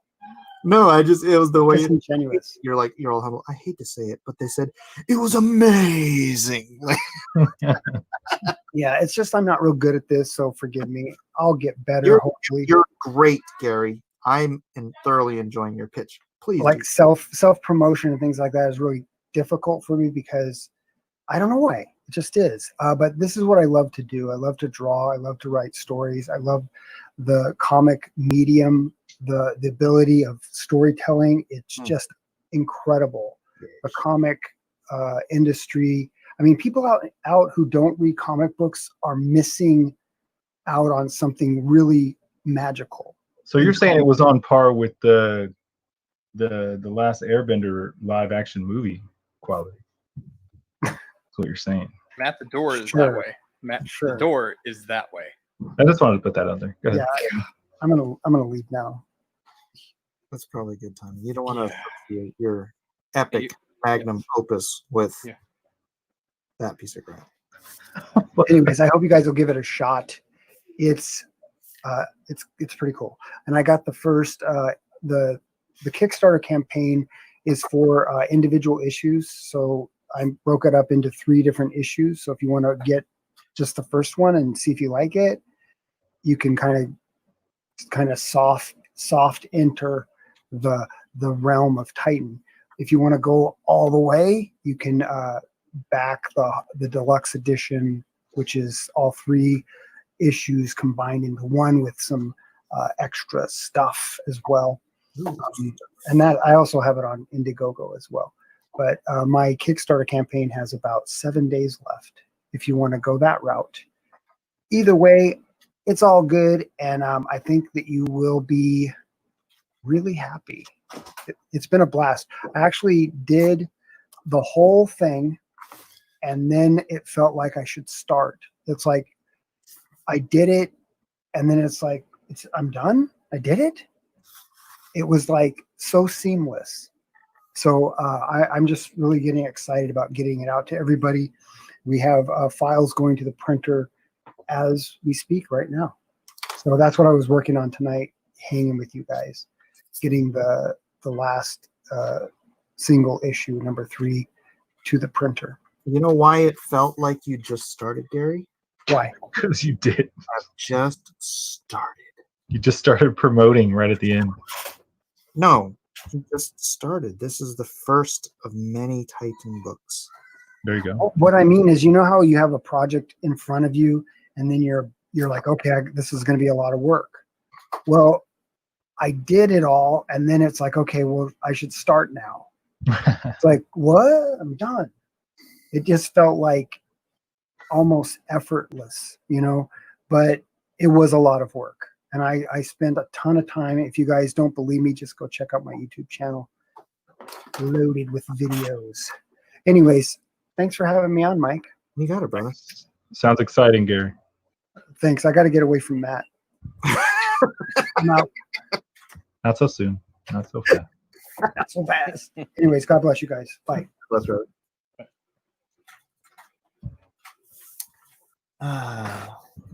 Yeah. Yeah, it looks really fun. That's why I had to play around with some fan art.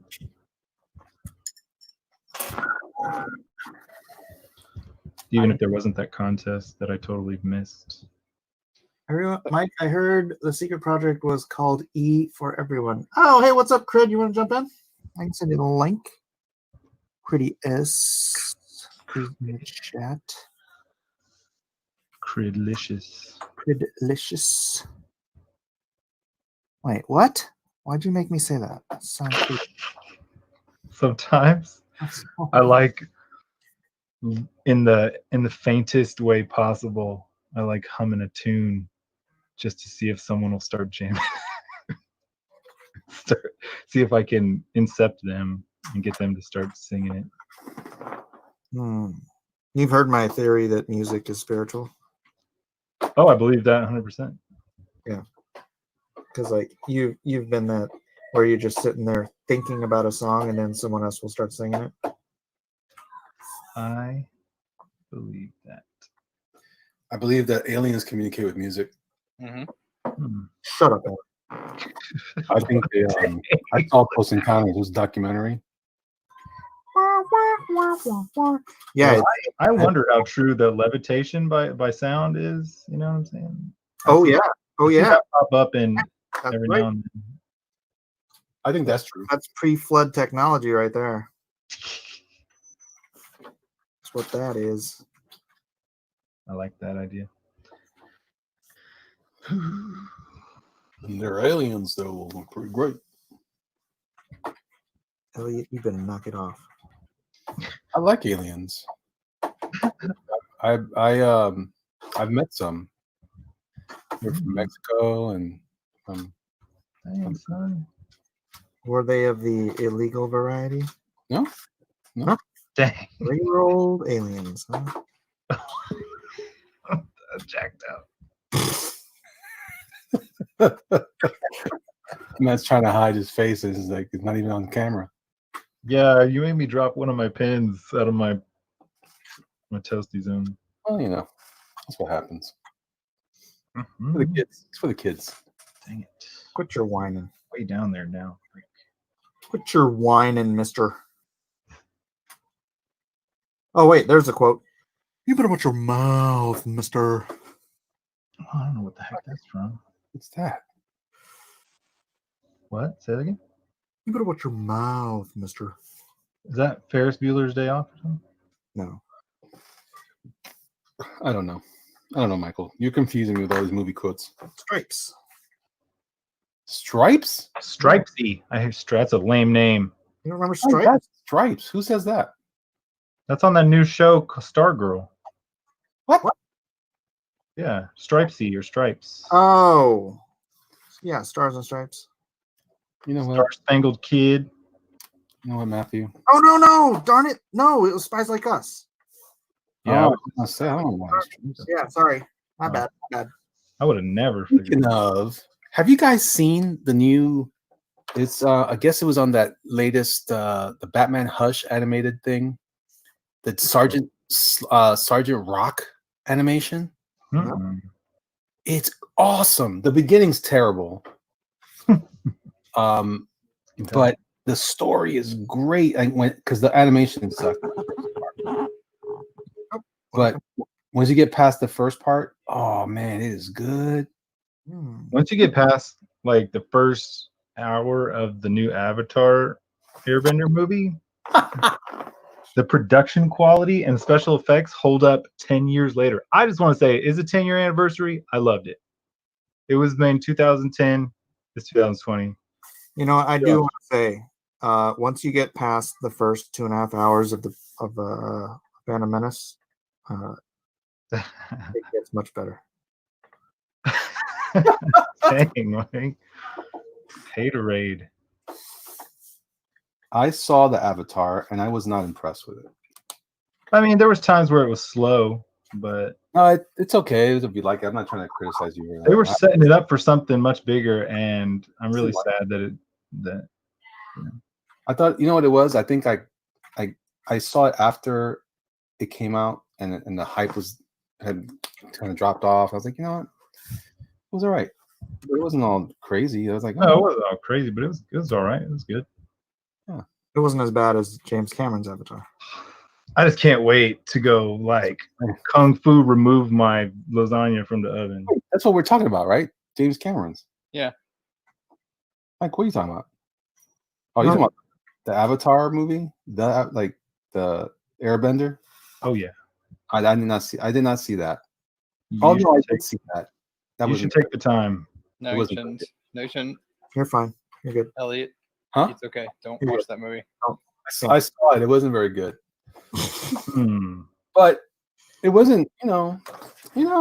How did we get here? It was really bad. I have a little bit of I'm a lot more lenient on some of these movies. I'm hard on the superhero ones when they're like, when Zack Snyder's like, oh, you gotta be real deep to understand this movie. It's a picture of Cyborg. Like, no, I don't believe that. But all the other stuff, like, no, that's fine. Yeah, whatever.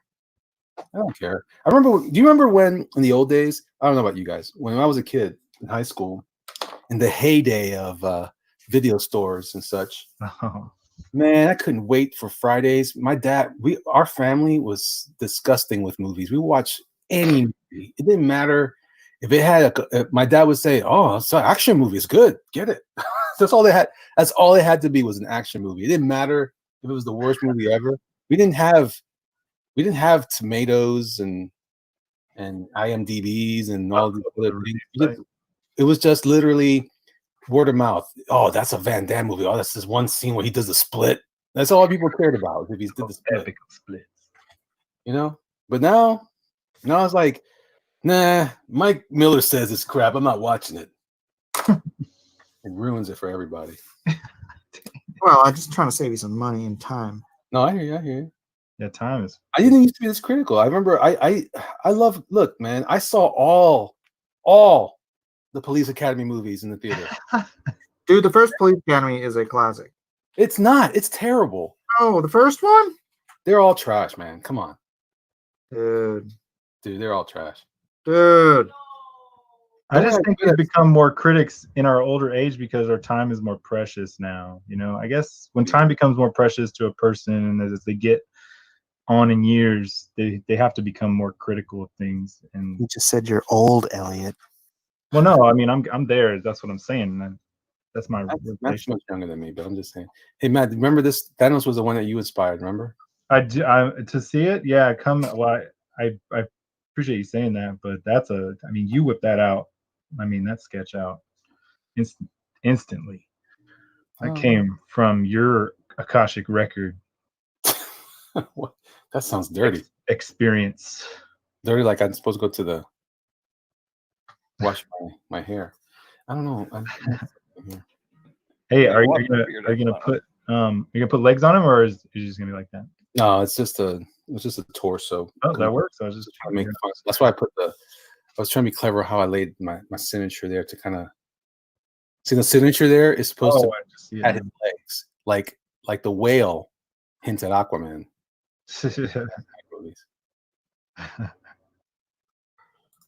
I'm just saying. Gary said he didn't like Aquaman. I loved Aquaman. I thought Aquaman was great. I'm just saying that Zack Gary. Snyder say that there was a scene that there was a whale, and that he was supposed when he was in the water after he saved the oil rig. That was a great scene too, though. Where the hell's Siege? Oh, Siege says Oh. she's Why got. are you yelling at me, Mike? Yeah. She said she was going to be a liar. Well, she might have to work She's tomorrow. a liar. She sounded like she had to labor. Yeah, she. It sounds like she's a liar. She's probably working on. She didn't want to do it because she's working on my Golma pages. She's probably Oh, saving she people's can't show her lives. face. She's probably saving people's lives, Michael. Siege is gonna produce gold. Oh, you should see the stuff she's already done. Ah. I can't wait. I can't wait to Not. show people. You can show me. No. Wait I a wanna minute. get- I wanna Wait a get- minute. I said I would send you something top secret. Now you got to send me something I top. didn't say. I didn't. When did we agree to this? Oh wait, maybe it wasn't you. Yeah, I was about to say. But I'm sure that if you heard about what it was, you would want it. Probably, but I haven't colored it yet, so I want to send it. I'll show everybody when it's colored.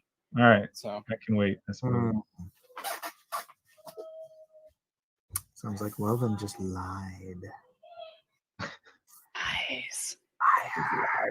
Yeah. He said, "Yeah, I lied." I mean, I got ahead of myself. I uttered. What is wrong with this brush right now?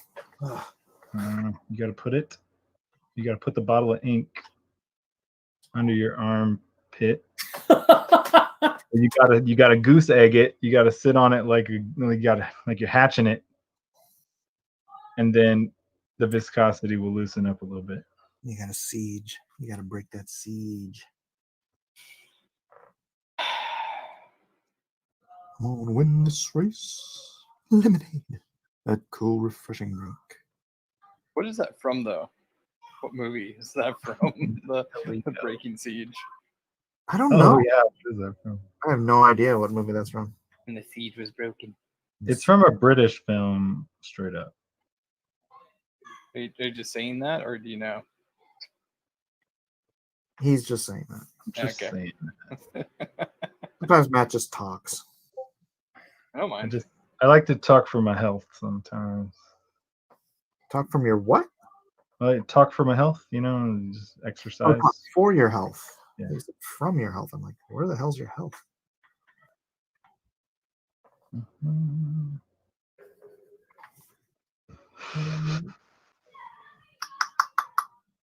Can I do it? Can I kill my brother? What movie? Can I do it? Can I kill my brother? Animal Farm. Animal Crossing. I think so. It was the one with the thing, the one that had that guy in it with the eyebrows. FLCL. Do tell. You see this one, Matt? You see this one? Oh, hold on, I need to look. Oh crap! Why am I not on there? Hold on. Oh yeah, $20.99. I inked a page at $20.99. Did you? Yeah, over Mike McCone. Holy crap, dude! That guy put so many freaking crosshatch lines, so like fastidiously everywhere, all over. Oh, sounds like it was your cup of All tea. day, just ink one page. Sounds like you would love that. I enjoyed it. But it was funny because I saw him at a con years later, and I looked at his art, and it was like no cross hatching or anything. I'm like, wow, dude. I'm like, what happened to your art? I'm like, I used to draw, all this cross hatching just everywhere, all over everything. He's like, yeah, I started inking myself. Not doing that anymore. Yeah. Okay. So Mike, Tadia's like 16? Something like that. 15, 16. I'm trying not to like endow her to the point of unrealisticness. Yeah, don't make her pregnant. Yeah, just don't make her pregnant. The breast size can be that of a healthy 16-year-old girl. I gave her that's why I gave her like a one of those dresses. I really like those dresses where the frills and the pleats and all that stuff kind of start under the bust line and stuff like that. If that makes sense. Something Like out of Pride and muumuus or Prejudice. whatever they're called. No, that's not what they're called. Muumuu? Muumuus? It's not a muumuu. It's not a Oh. muumuu. I thought you were doing like Pride and Prejudice when I first saw that. I was like, Well, yeah, that's exactly kind of what I'm aiming for a little bit. huh. Huh. Train. But the thing that really messed me up on this project is that Quinn's been advertising it. Mhm. And when he does, people they're real nice about it. They're real complimentary. And so it kind of messes with my head a little bit. And so I'm like, oh crap. They're expecting like a certain level. Yeah. And Matt Welton. They want to do. You're already at that level. Shut your mouth. and he showed the things that he showed were I kind of went wacky and cross hatched and brushed and did some fun stuff. And now I'm like, oh man, I gotta up it. Now I gotta up that. You to the do. next- This project is going to be the thing you are known for. Oh, really? You think so? Yeah, it's going to be, dude. He's got 250,000 subs. This project's going to do huge. Yeah. Yeah. You might. I hope so. Yeah.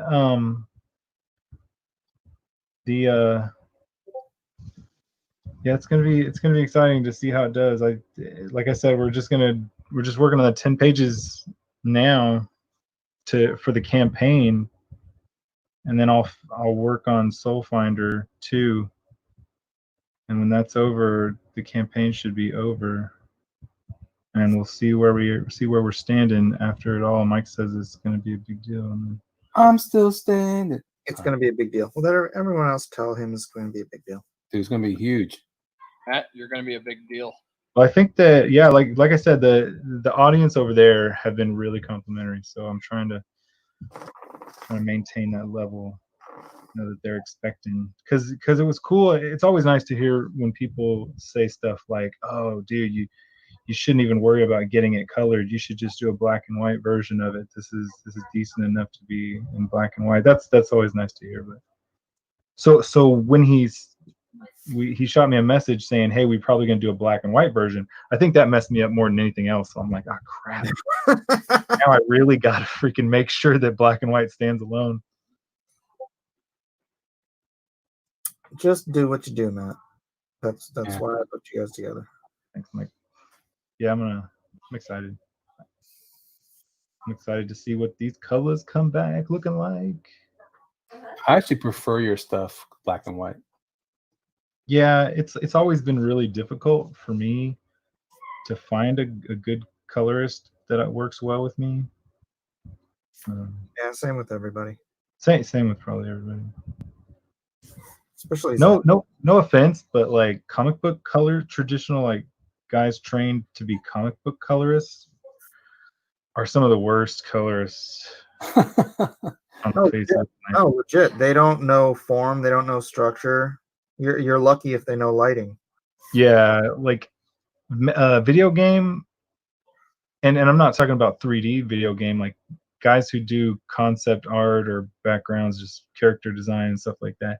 Video game colorists and anime colorists are some of my favorite in the world.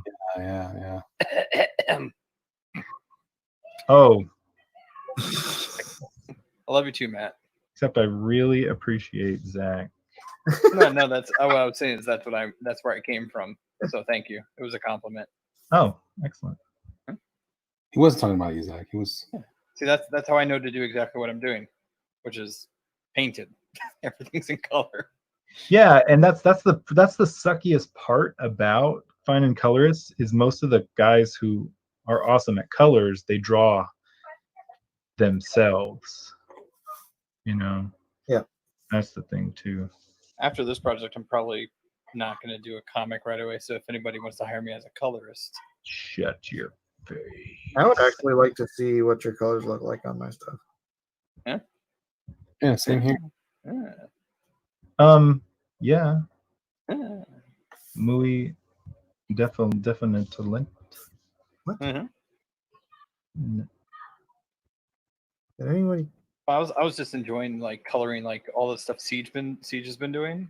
Mm-hmm. I just been enjoying being a part of that, and I think I don't know if I'd enjoy that more than doing my own stuff, but definitely enjoy it. I think that'd be a fun break. But you're saying comic. You're saying that you want to write something and then maybe do some coloring work on the side and hire out some other work. You're not interested in doing anything for a while. No, I'm not interested in like my own comic, like doing another. Oh, you want to work around, huh? Yeah, like I might do some like collaborative projects if people are interested. That's cool, bro. Collaborative. Yeah.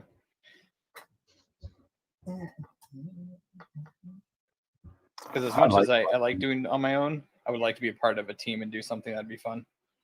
Shoot, I'm about to freaking go where you are. All on your own?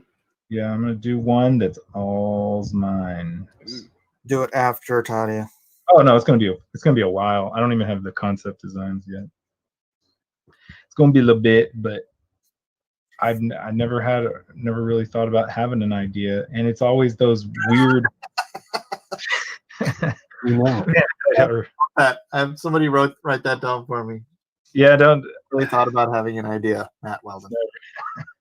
of my very own. Good catch, Mike. But so but that's how it goes, right? You just you're just Hey, know Marcus is here. what? Oh, I didn't mean to interrupt you, Matt, but I did. no, I was about to end my point. It's just they're all happened by accident, right? Isn't that how some things go? And this one, that's how it went. So had an electric shock in my brain and went from there. What? You need electroshock therapy. What? Did you know that a lightning bolt, lightning bolt from the sky, is somewhere around like 14 times hotter than the surface of the sun when the air explodes around a lightning bolt? I hear it's 1.21 gigawatts. 1.21 gigawatts. You're going back, Marty, to the future. Can you guys hear me Heavy now? Doc. Hello. All right. Critius, are you muted or something? I don't know what's going on. Is Critius here? He's I- very Probably talking quiet. super low. Mumbling. He's Hello. very quiet. He's like, I don't know what's going on. Dude, you are like super duper low. Hello. Like your microphone is underneath your mattress. Hello. Hello. I think I hear something. I hear a little muffled. Are you calling from a safe house or something? Or? Yeah, there he went. I heard him chuckling. Hello. Can you hear me? Can you hear me? Oh, that's better. It's getting better. Oh man. How about Don't now? go into the light. Oh yeah, you gotta keep going.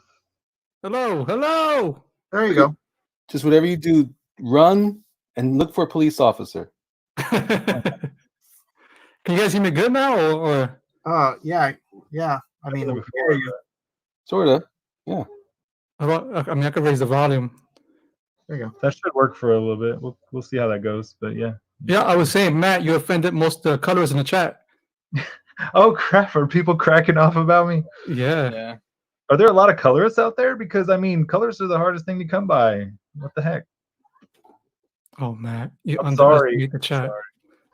Hey, hit me up and I will write an informal universal apology and send it in. So was no one offended by my statements? Always. But I tried. Craig, what's up, dog? What's going on, Elliot? How you doing? You know. Elliot. Yeah. Elliot, I love you. You're my Oh. baby. You're my baby. I love to hear I that have voice. to sing the pieces because I'm not by the other computer. So I come for you, my friend. There's You're nothing my number one. about it. you came for Elliot, but you're on my channel. Well, Mike, I've been trying to get on your channel forever, Mike, but you ignore me, so I walk away, I cry, I sulk, Aw. Don't make Critius so. Fair enough. Now your pieces are looking good. Who you Except talking- Mike's. What I see is a bunch of black. I know Let me it's like a muddy thing out. Sorry, man. Hey, man, how's life treating you? I guess it's all right. I mean, I can't complain. I mean, I could, but I can't. I don't want to. Yeah, that's the way you do it. No, it's going good. Yeah. Just trying to get Detective Dead together. That's about it. Oh, sweet. How's it going? It's going good actually. I'm like halfway through the book with the artwork. Nice. So yeah, another half to go, and then I got like 27 pages of color and preview done, and I'm waiting for the letters to come in. Once I send it out, I'm sending out the pages to the letterer. I don't want to say who it is yet, and once he sends it back to me, I'm gonna release the preview to everybody. So it's all working out, huh? Yeah. Grace to God, thanks to God. That's right. Mercy of God, not the. Right, man. Yeah, Yeah, a lot of prayer, a lot of hustling. Yep. One day at a time, one page at a time, Yeah, What- for real. problem at a time. Well, that's what it gotta be, right? You can't tackle everything at once. That's right. How do you eat an elephant? Hmm. So what are you doing, Mike? What is that? I mean, I know you can't say, but Then it's why? looking good. It's looking good because I'm trying to get you to spill the beans. It's the secret project. Hmm. Oh, You're all gonna find out that that's literally what it's titled, The Secret Project. Plot twist. When it goes to launch, The Secret Project has launched. So is this your secret project or you work with somebody? I mean, Yeah, I'm working for someone else. nice. They're a big YouTuber, so it should be a successful bit that brings in a lot of new readers to comics, which is, again, that's my goal, bringing new readers into comics.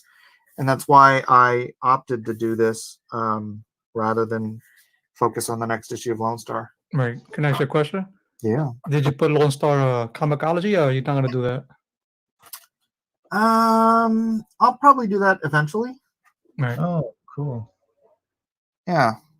Bring some new readers. About putting the Meg up on Kindle, and I'm like, oh yeah, huh? I need to do that. Right. do Do it. it, Mike. Do it. Do it. Do it. Do it. Do it. Oh, my favorite Spider-Man. What?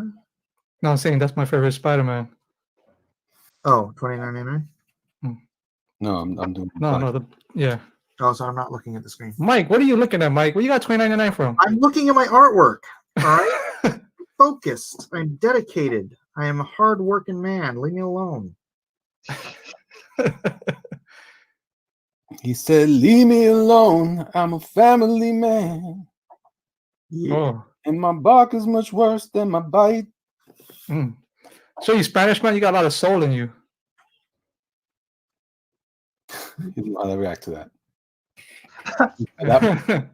He got confused. It's not soul. Yeah.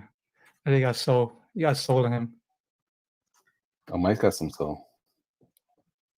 Who, me? He's got soul.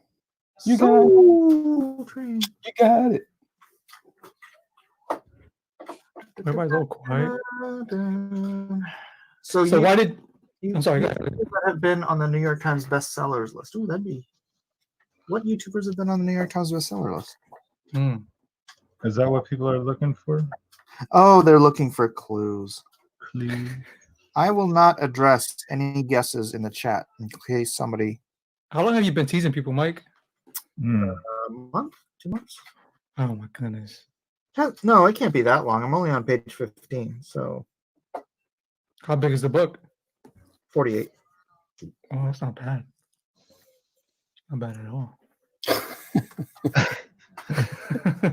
That's creepy. That's not bad. Oh, Yeah. come here, little boy. Come here. I got some candy for you. Come here. Whoa. That's not bad. Oh, come here. What's your name? Can I Biden your hair? Oh, Oh my goodness. Come, Mike, you took it too far now. Just That's altogether kind of concerning. Go around to random people, be like, can I sniff your child, please? No.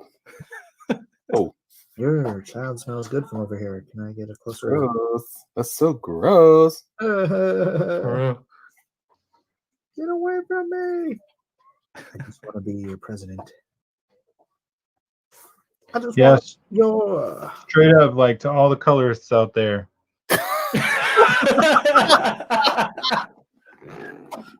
I just want, I looked and I looked for a colorist. I mean, I have been looking. I've never stopped looking for colorists. Look. I'll take the fire. Look, the truth is, I don't like comic coloring. I never have.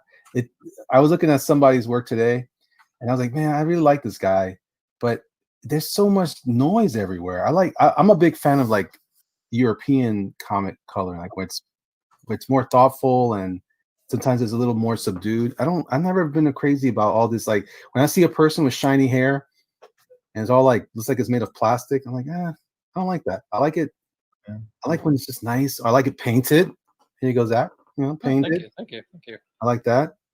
I think it needs to be just more like a better version of it. If everyone's copying certain people, the ones that I find are the best ones are the ones that do less. Less is more, in my opinion. I agree. Yeah, I like when people use those texture brushes, man.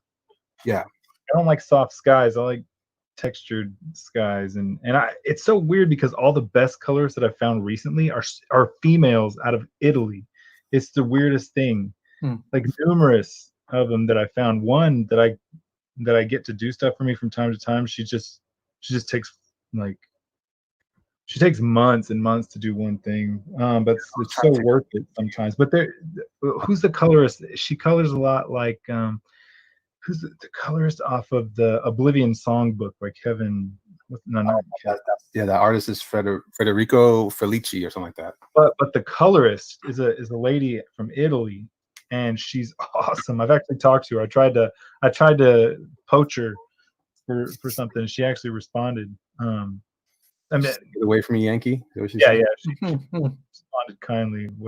Or declined kindly. Anyways, but yeah, it's very, very tricky. I see what you're saying. European style. I need to look into that.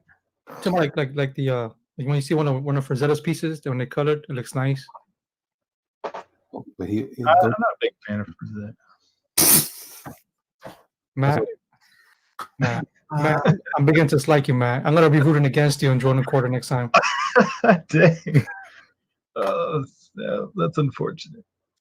We need a new straw poll now. Oh crap! Hey, I bookmarked that straw poll on my phone. I need to review it again, see how it was like 10 versus 11 votes, but not in my favor. But I was surprised though that you had so many in favor of you. I was hoping it would be like 1 versus 100. I know you was hoping. Yeah. All right. But I know people know what's good. No, I don't think that I think the question wasn't, did you think that the movie was good? The question was, does the fact that you like that movie change your opinion of Matt? And then people were like, no, I still like Matt. Was that or was that not an underlying? No, it wasn't. If you make a straw poll saying, because I'll do it right now. I'm going to make a straw poll. The way you answer that question. Straw polls up in this house. Draw poll. A draw poll? Man, I was trying to keep you from getting in trouble here. All right. Well, let's pursue some other topics then. I took Matt himself, but it's a very difficult chore. You guys are like Ed Roth? Who's that? The guy who used to do the artwork for those model cars and had like monsters on them. Yeah, Big Daddy Roth. Oh, yeah, like Ratfink. Yeah. Oh, I love Ratfink. He used to do comic or skateboards too, right? Probably. You know who else used to do a lot of stuff for cars and stuff? Alex Toth. Oh, yeah? He did a whole thing for a magazine where it was just comics about Hot Wheels. It was a Hot Wheels comic. And I thought it was pretty. You know what John Byrne's first comic book was? What was that? Wheelie and the Chopper Bunch. Wheelie and the Chopper Bunch? That's hilarious. Hey, Mike. Yeah. Can you do me a favor? No. Can you make me a mod just for a second so I can post the straw poll? Just for a second. You don't need to pursue this, Zach. Mod Put it down. me for tonight. Where are you? Where are you? I don't see you. Dang, Mike. How are you not a mod? Put your head back down, Mike. To work. Focus, Mike. Focus. Come on. What am I doing? Oh, mod me for tonight. Whatever, dude. Oh, crap. That's right. Captain Hills points out 3 hours left and free sketches for the last time tonight. Back Dragon Guard. A link is in the description. Link is in the chat. Get over there. Where the heck is Kevin? Kevin is on his channel doing his last push, his last promotion. Oh, gotcha. Wait, what the crap? In fact, here, let me Let me share his. See what is he doing? Let me go on up. Last action. Yep, he has. Captain Hilt is over there. Mark Anthony's over there. Jeremiah Jones is over there. Dark and Link is over there. Pope Fire's over there. Listen to Kevin. Oh, nice. Everything looks like Steven Universe or something like that. Yes. All right. So yeah, get on over there. Here, I'm gonna put the link in the description. I'm not telling you to leave this video to go watch this video, but if you are going to back his book, you can get a free sketch tonight from Kevin, an original sketch. You just go back his book, and then you take your backer number, go over to his stream, post it in his chat, let him know what it is you want for the free sketch, and there you go. I'm plopping the Psycho. It's actually Seicho. I'm proud of Kevin. He did a good job. Mm-hmm. I was trying to promote Seicho 66. Seicho 66. Yeah, Weldon is pronouncing it wrong. Why are you pronouncing words wrong? Well, He's that's up for debate. If you are making up words, then you If can't it be was telling. Saicho, it would be S-A-I. Saicho. It's Seicho. Ceviche? Seicho. All right. Echo. Go with that. I'm the Japanese one here. Yeah, that's why I'm not mouthing off. I don't know what you're talking about. I don't even know what you're trying to say. He's trying to say Echo. He's trying to say Echo, like made. Seicho. Echo. Seicho. Hecho en Mexico. Yeah, there you go. Oh, yeah. We've Just also gonna get him in got trouble. Goma. Link is Yeah, Golan. Goma for tires, right? Go back. Spanish tires. Yeah. Is it really? Yeah. Oh my, it is. Actually, rubber, right? Yeah, rubber. But Oh, that's good. Like prophylactic. tires. Yeah. Puerto Rican go, mi goma se me explotó. That's all advertising for your book. So there you go. You could just call it rubbers. Sorry.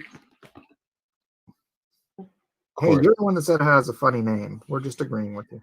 Sorry, man. My mind goes to dark places. Where did the word come from? The name for this book, Golma. I think I was messing around on a word generator. So it doesn't mean anything. No. All this time, I thought it was some kind of like meaningful, subversive concept, and you're just telling me that you not only didn't subvert my expectations, you just Let me put it this way: if I were to tell you the truth about it, it would ruin the book. So I'm not going to tell you. My bad. My bad. What disenchanted the process? Yeah. One of my favorite places to go to is a fantasy generator. I was wrong. My bad. My bad. What are these things you guys speak of? Fantasy word? Did you say word generator, Zach? Yeah. Yeah, dude. Word generator, bro.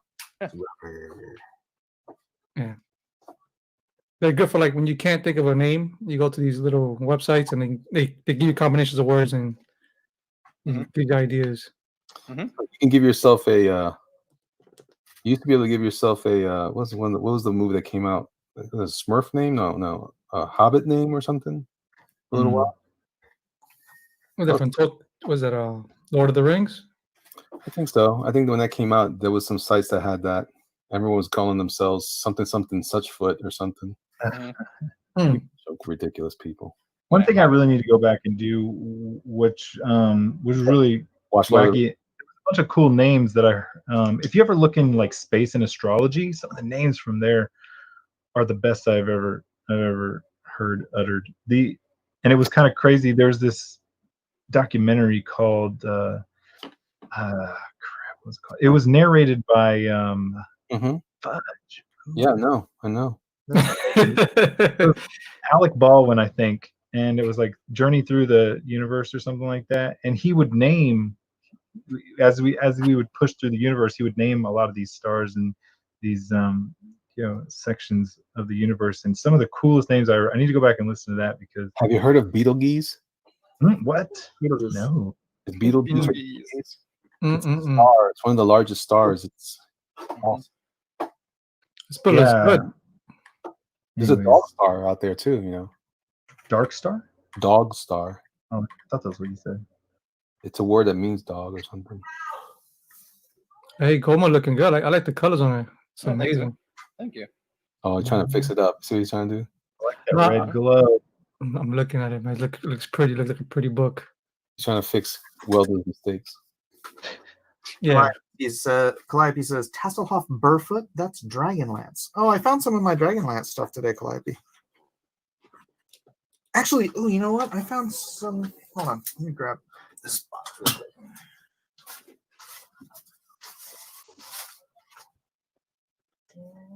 Beetle guys. You guys. Beetlejuice. Guys. Did you see that Demolition Man Part 2 is coming out? No way. Yeah. Yeah. Hey, tell me if I'm tripping, but I thought I saw a shot of Mel Gibson reprising his role in a Mad Max movie.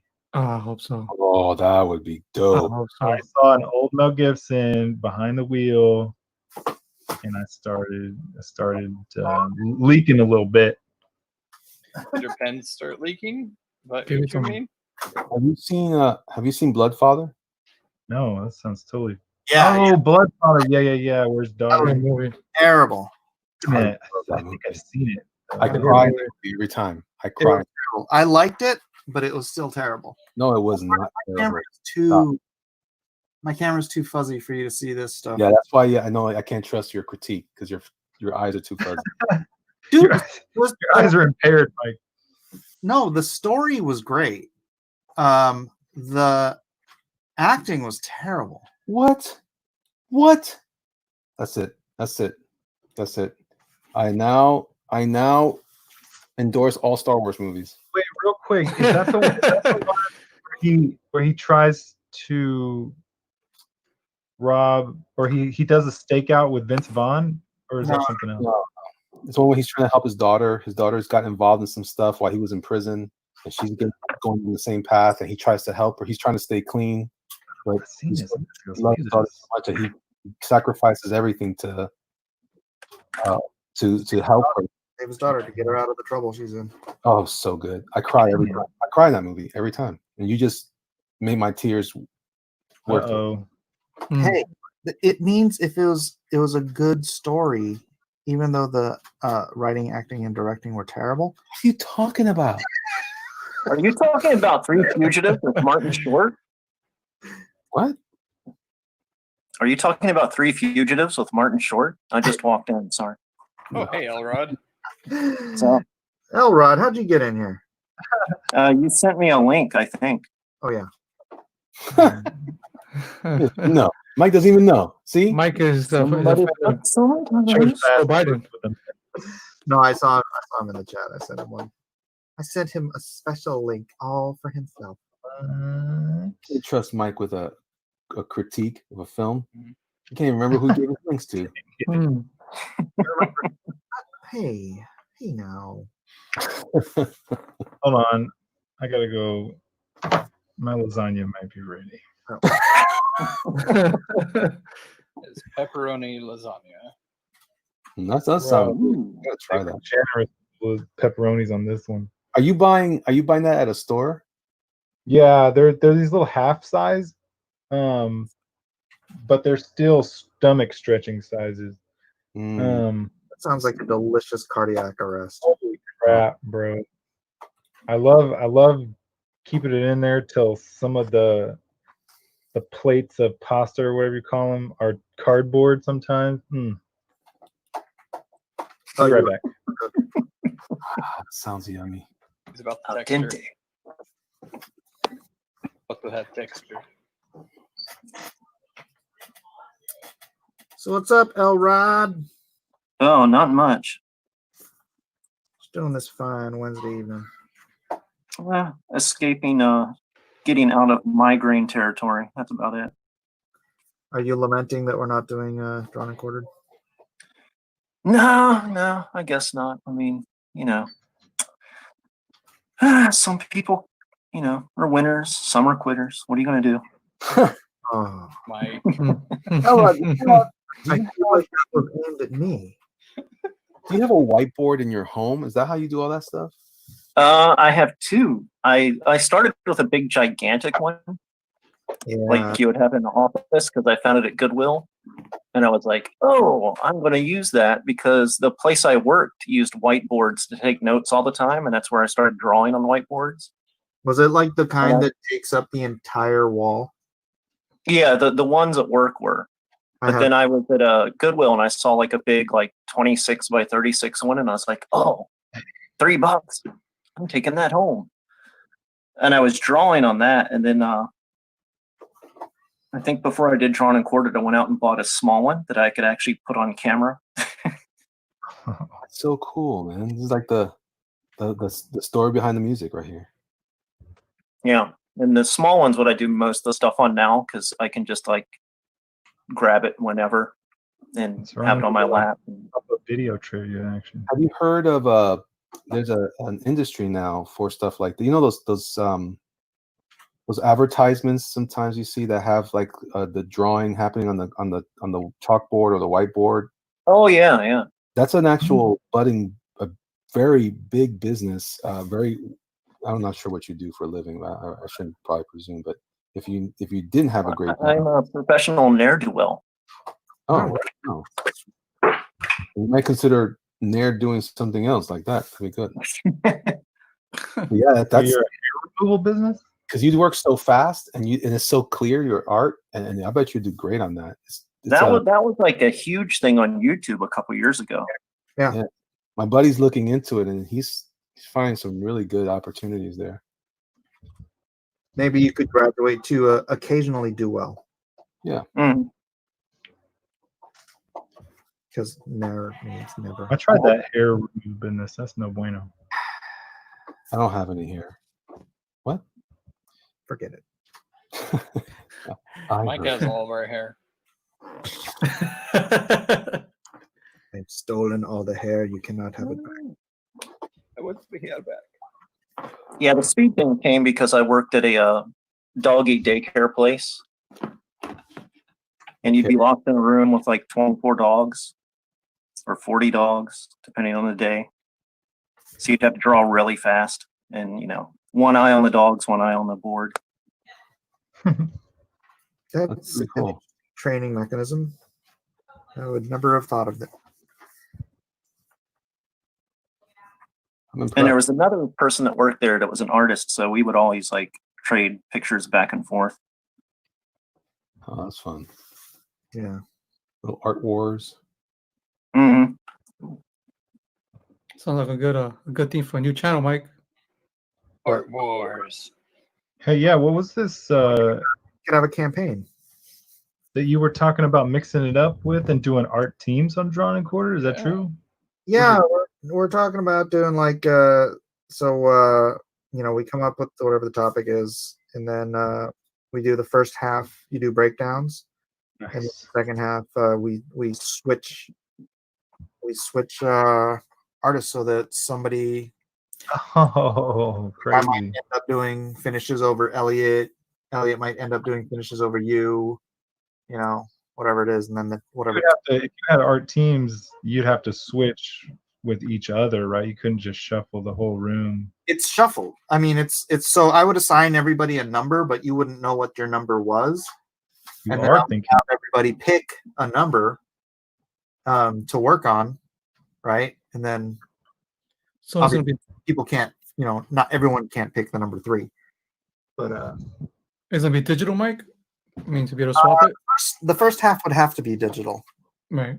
or unless you've got a camera and you can take a picture and send it. I could just trace my monitor or something. Like I just thought of that whenever we were doing the John and Elliot. Remember we were messing around with that, switching. Yeah.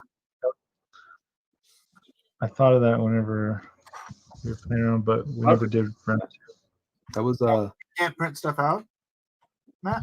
No, I don't have a printer. Oh, you don't? I don't have any kind of printer. you don't have a printer? I mean, I have a couple of printers, but Hey, 4 lies from Weldon. Jeez. none of them are like hooked up. I think one of them's got ink that's still good. I'm just like, how do you get here? I know. How have you done so well? Mm-mm. Man, I can't believe I'm actually gonna get through this dress and make it look decent. You're wearing a dress? Yeah, I didn't know this fabric on this dress. I was really sweating doing it. Like it was gonna look like crap. I got you. So, Weldon, what would you do? Would you literally just trace over your monitor? Yeah, I would just move my monitor out and trace over it. But yeah, the point of me saying that is, yeah, if you want to do that, I can figure it out. Okay. For non-digital, I'm not digital. Yeah, that sounds like fun. I dug that idea when you and Kyung and who else was doing that? Elliot. Oh, Elliot was there too. Yeah, briefly, yeah. Yeah, that was cool, man. Yeah, that was a really good idea. I thought that was a good idea to keep going with, but nobody ever went anywhere with it. So. Well, John actually ran with another. He threw up another drawing of Batman, and just our schedules. Nobody showed up.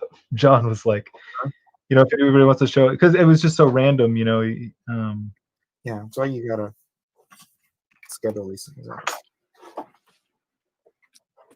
So John did try to keep it going. You gonna do background edit? No. This is just this is a commission. Wrapping up some commission stuff right now. Elliot. Ooh, la, la. Hello. Come on and play. Yeah. Anything with the thing I sent you and the thing with the stuff? Is that one thing? The thing with the stuff? Did you do anything? Oh, you guys talking mystery talk? Talking mystery code. It's You just don't called mind. Malpika. You mind your own business. The language is called Malpika. Pica mal. Oh, I forgot. We talk Puerto Rican. Oye, tú te crees ya. Acho! It's like you ever seen Fluffy stand-up comedy when he talks about the different types of Spanish, the different types of Latinos. He talks about like Puerto Ricans talk fast, and then the Cubans are a bit more slow, and then the Mexicans extend each word.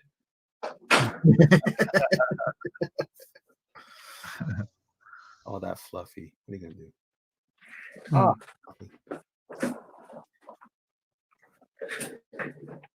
That is so Mike Zeck looking, says Steve Swanson. I think he's talking about you, Elliot. Hmm. Oh, right on. Well, I don't know if it's a compliment, Elliot. He's trying to say you're like Mike. yeah, I was trying to say. He's trying to use Zach. He's using Zach's name, but I know he's really talking about Mike Miller. That's right. Dude, Zeck was he was one of my favorites when I was a kid. Oh yeah. He's Who the still, heck is that? he's still in my collection of the classic guys. Wait, name some titles he's worked on. I'm trying to follow you guys. Wars, Secret Captain Wars. America, Punisher. Secret Wars was his book, the original Secret Wars. He's a big cover guy. He did He did a lot of the G.I. Joe covers. They were awesome. oh A yeah, lot of Punisher covers.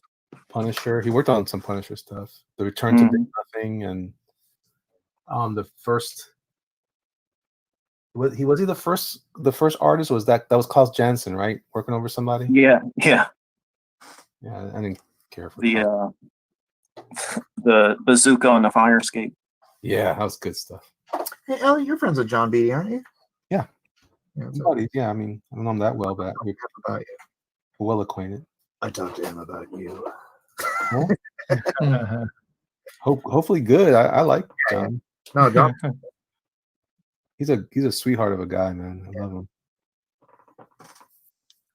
Would you take him out to dinner? He wants to try to get together. Actually, it's funny you say that. Yeah, because he doesn't live too far from you, right? I think he's in Daytona, which is a couple 2-3 hours away from me. Oh, okay. It's a bit of a haul, but I did a you, Malvika. What was that? How far is that from you?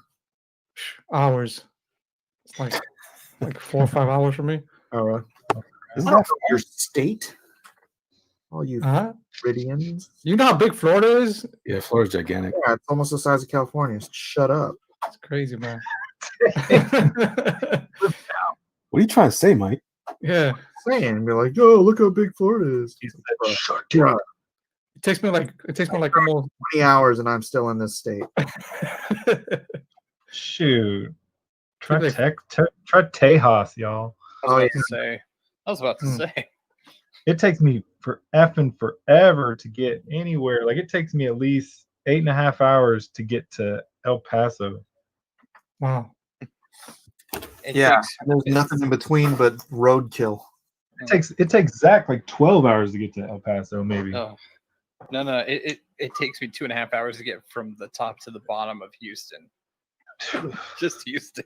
Well, how many hours? When Two and I moved 2.5 hours. to Austin, I drove out because I moved to Austin from San Diego.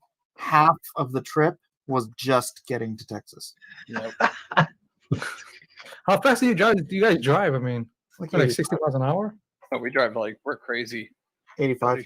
They got 80 85. mile an hour speed limit signs now. Yeah. It's pretty nice. Yeah. That's why everyone drives 100. Yep. Yeah, I drive like 90, 95. Oh, snap. Well, I remember when I was in California, we drove like freaking bats out of Hades. Yeah. And like there was nothing, just Hmm. they weren't sweating. The cops weren't sweating nothing traffic tickets wise.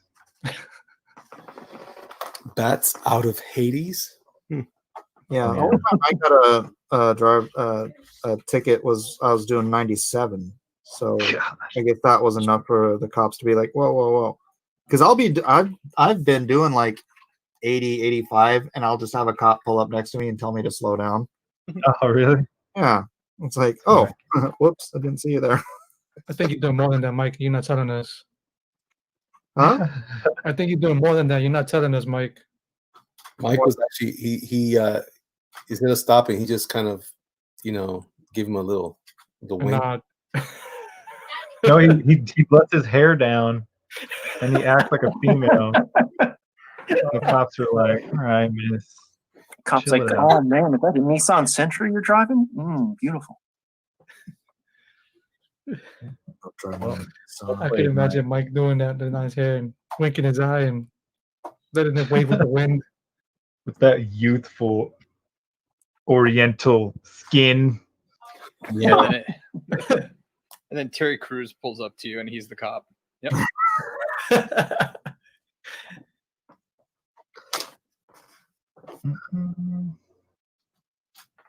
Who can it be now? Yeah, I did like White Chicks. That was pretty funny. Oh, that was pretty funny, yeah. What was Oh, it? man, that looks good, man. What you talking about, Willis? What's that? I said, what you talking about, Willis? Yeah, everybody wants to know who you said looks good. Oh, Matt, I said, Matt, that looks real good. Oh, sweet.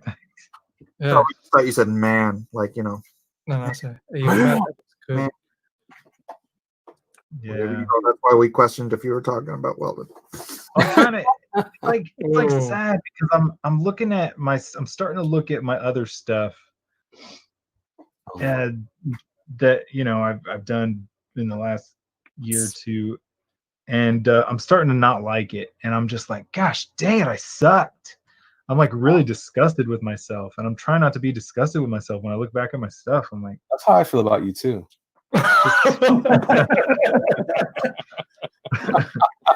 I'm kidding. You left it open for that. I just Yeah. I'm sorry. yeah, You're pouring out your heart. I apologize. really partook of that fruit, the low lying fruit. Anyways, What don't you like about your work? What's well, bothering you? just things, and I'm just like, gosh dang, what was I doing? And I don't remember like during those moments where I'm drawing those pages saying, oh gosh, I just want to get through this, or skimping on trying to skimp on details. I don't remember like being lazy or any reason. I'm just like, gosh, this sucks, and I don't want to. Tired of looking back at my stuff. That's a good thing, isn't it? It's a good thing, yeah, but I'm just really putting a lot more time into it. I was having a talk with Brent Peoples not too long ago, and the guy, and what's he doing now? He did Major X book with Rob Liefeld, and he was telling me, he's like, yeah, man, I'm getting a lot slower, and I'm like, I mean, it's not necessarily like a bad thing because I think you're putting in a lot more, thought and work into it, and I think I'm getting slower, but I think it's ultimately going to be a good thing for the quality anyways. We'll see. Of course.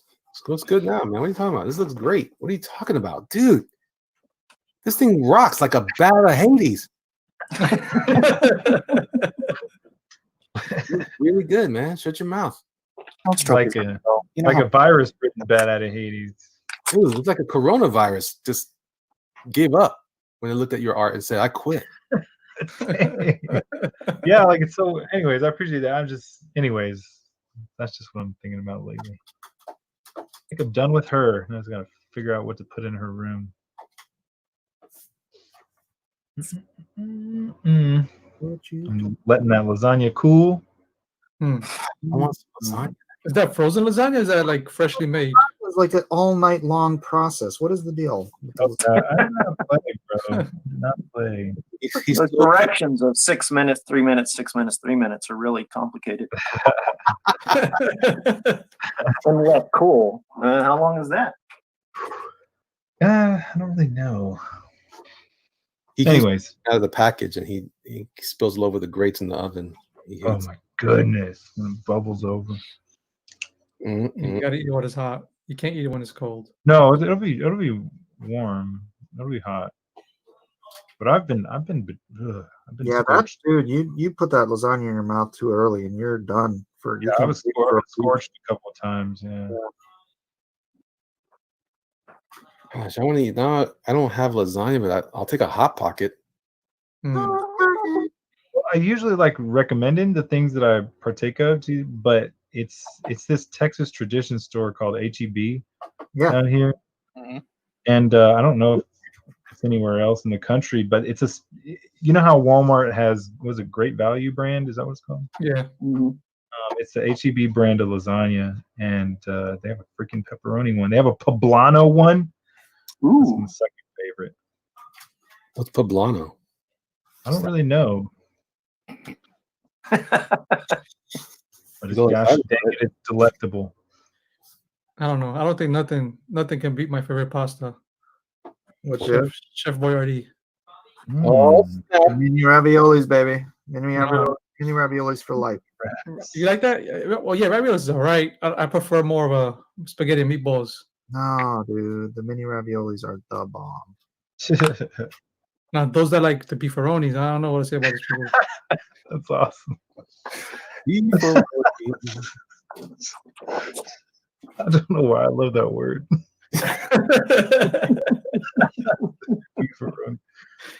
Oh gosh. Yeah, like that's what I'm gonna call my new sexy man. Yeah, I knew you were going there. Oh, he's gonna start talking about those pinups. Sexy man series. You know what? I'm gonna start working on my swimsuit issue right now. Since I'm done with this. I don't like that swimsuit issue concept there. No, it's so weird. Like my wife was talking about, like we were talking about Top Gun, the return of Top Gun. She's like, she started salivating because of all the dudes that were in it, and I was like, "Calm down, woman." And then I was like, I mean, I know it was good. It was like it wasn't even Val Kilmer with the shirt off anymore. It was, man. That's maybe what I went to. Because I was like, Val Kilmer. I started naming them off, and then I was like, it wasn't even Top Gun. It was Top Hunk. And then freaking, and I started thinking, you know, my new like Hunksicle. You know what I'm saying? Some new words. So you went with beefaroni? I knew it.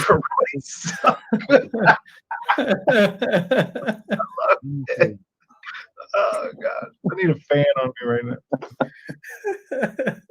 Oh god. Antonio just copywrote that.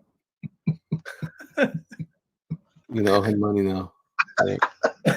Well, you know, a lot of men of a certain persuasion do have no children and a lot of income. A lot of disposable money. Fair point. That is a fair point. I'm not sure what you mean by that. I'm not sure how to feel about that either. Where you going?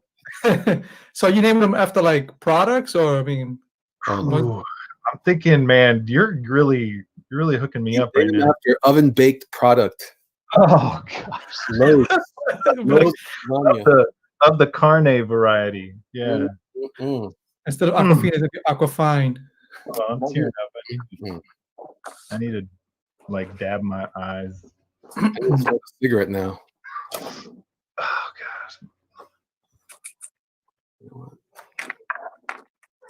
something's so wrong with your map. It's gonna be good. Yeah, I'm gonna break those out here in a minute. I need some ideas too. So my swimsuit issue, in case you were thinking it was a joke. We weren't. Not contributing to that at all. No. Oh my goodness. No, I did this really fun one. I've been doing males and females, so I've been trying to give something to the community. I've tried to give to both.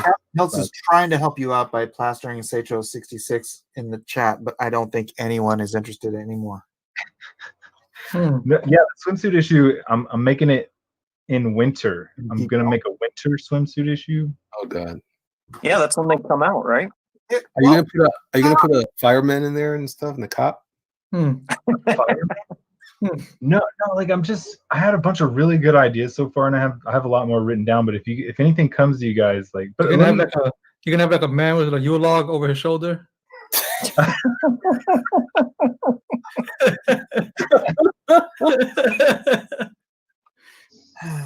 think he's. Let me show you what I've got so far. Let me show you what I got. There's nothing gay about it. Well, this time I think I might have been compromised. You could say that, Lee. I might be wrong. Okay. So no, it's really cool. I got a bunch of stuff written down. Like someone even who was it? Was it you, Zach, that said you should draw somebody bathing in Superman's Fortress of Solitude hot tub or something like that? No, that was not me. I'm pretty sure that was I might not have me. made that up. I might have made that up. Anyways, I take no credit for that. oh, check this. Yeah. No, look at this. I drew some sexy bikini chicks on a tauntaun from Star Wars. Anybody recognize? Oh yeah. Yeah, look, I got one dressed up like Han Solo and Luke Skywalker, but they're in bathing suits. You should do a Sand Woman. Are they together in the hot tub? Well, not yet. The tauntaun, man. Yeah, what are you talking about? Don't put them together in the Upside down cross on there too because it's satanic. What? No, is it? It's not satanic, Mike. I don't know. You put the upside down cross in there. Remember, Peter got crucified upside down. Is that what that means? Oh, that's true. Yeah, it was satanic. Yeah, but in modern vernacular, they use it. Right. Stuff. Wasn't a good thing. They were Romans. Yeah. No, but that was his preference. It was Peter's preference. Well, it's because he didn't think he was good enough to be crucified like Christ. Right. Oh, dang. But that's fine, Matt. Go ahead and put all your upside down crosses. Wait a minute. I can't see what you're talking about. Wait, are you talking to me? Yeah. What do upside down crosses have to do with Star Wars, Matt? Wait, where do I have an upside down cross? Why are you trying to put Satan in comics? Wait, say that again, Mike. Right by her knee. Right by her knee. Oh my gosh, I didn't even see it. You're right. No, it's actually no, it's a med kit. I saw Mike, it in the design of the tauntaun. I freaking referenced the crap out of this thing. You can see it, Mike. That's a pouch. You can literally see An it. upside down cross in Star Wars. Dang, good man, Mike. Your eye is George Lucas is the devil. So Well, probably. Han Solo does believe he's a believer. He says, "I'll see you in hell." No, I'll show you the reference. Oh yeah. There's a little pouch on there with that thing on there. I thought it was a med kit. Hell in the Star Wars universe. Well, did you guys hear the rumor that Jim Carrey is the high priest of the satanic cult Oh in Hollywood? crap! Really? What? Yeah. I believe it. Yeah. Dang. No, check it out. You guys ever seen Grumpy Old Men? I got this chick with a freaking an ice drill or whatever for ice fishing or whatever. Yeah. Wait, Bikini. are you going to Okay. reference Grumpy Old Men as like a pop culture reference for your new project? That's a terrible idea. Oh, hold Are on a you sec. doing grumpy old men naked in the snow? Hey, Mike, I actually did that drawing we were talking about. No, I might draw some grumpy old men looking at these chicks ice drilling. For Snow monkeys. snow monkeys. Check them out. They look hilarious. Wait, where can you see them? Yeah.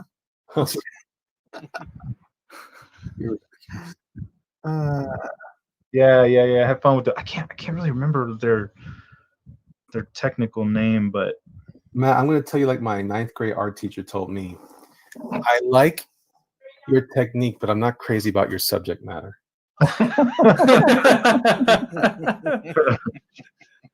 Look, there's some penguins, but they're all like, just in the yeah, man. I thought it'd be fun to have a girl or just anybody doing that thing you do when you stick your legs up on the side of the pool. Yeah, freaking. I'm thinking. Anyways, I got a bunch of topics that I need to tackle, like sled dogs, maybe. Santa's sled. Maybe some curling. Whoa, what's going on that one? Winter themed stuff. The heck? Oh, well, I haven't dressed them all yet. Matt, you gotta have a. Here, look at that. Elliot, what you were saying about your teacher. We had a very similar situation. We're gonna ignore you on that. I had a very similar situation in my high school. It was my parents were going through a divorce, so it was like I was doing a whole bunch of really grim stuff. Like one of the assignments was, I don't remember what the assignment was, but I drew a baby holding a gun in his mouth. And so I'd be doing all this kind of really dark stuff, and so one time my teacher tried to come up with an assignment where I couldn't do anything like that. So she's like, "Okay, I want you guys to just rip up pieces of paper, like to do like abstract whatever thing." And then like it was construction paper, so it was like all different colors and stuff. So I drew I ripped up my paper to look like an underwater like car, and it was harpooning this dude. Emo Mike. Big long piece of red construction paper was like the blood billowing out of his chest. Wow. It was at that point she called a meeting with my parents. Oh my goodness, Mike, you were emo Mike. I'm glad you grew out of that baby stuff. Oh no, wait, Nobody understands me. Have you seen his books? Yes, the most traumatizing drawing I've ever seen of Mike's is where he drew the cover to Game of Thrones where the horse is about to stomp on that baby corpse. Yeah, that's a good book. What's in the Can't book? see it. The book. Yeah, it's a real tragic ordeal for me. Yeah, I was actually in this book. Oh, shoot, was I supposed to redraw that panel? Oh, Mike. Crap.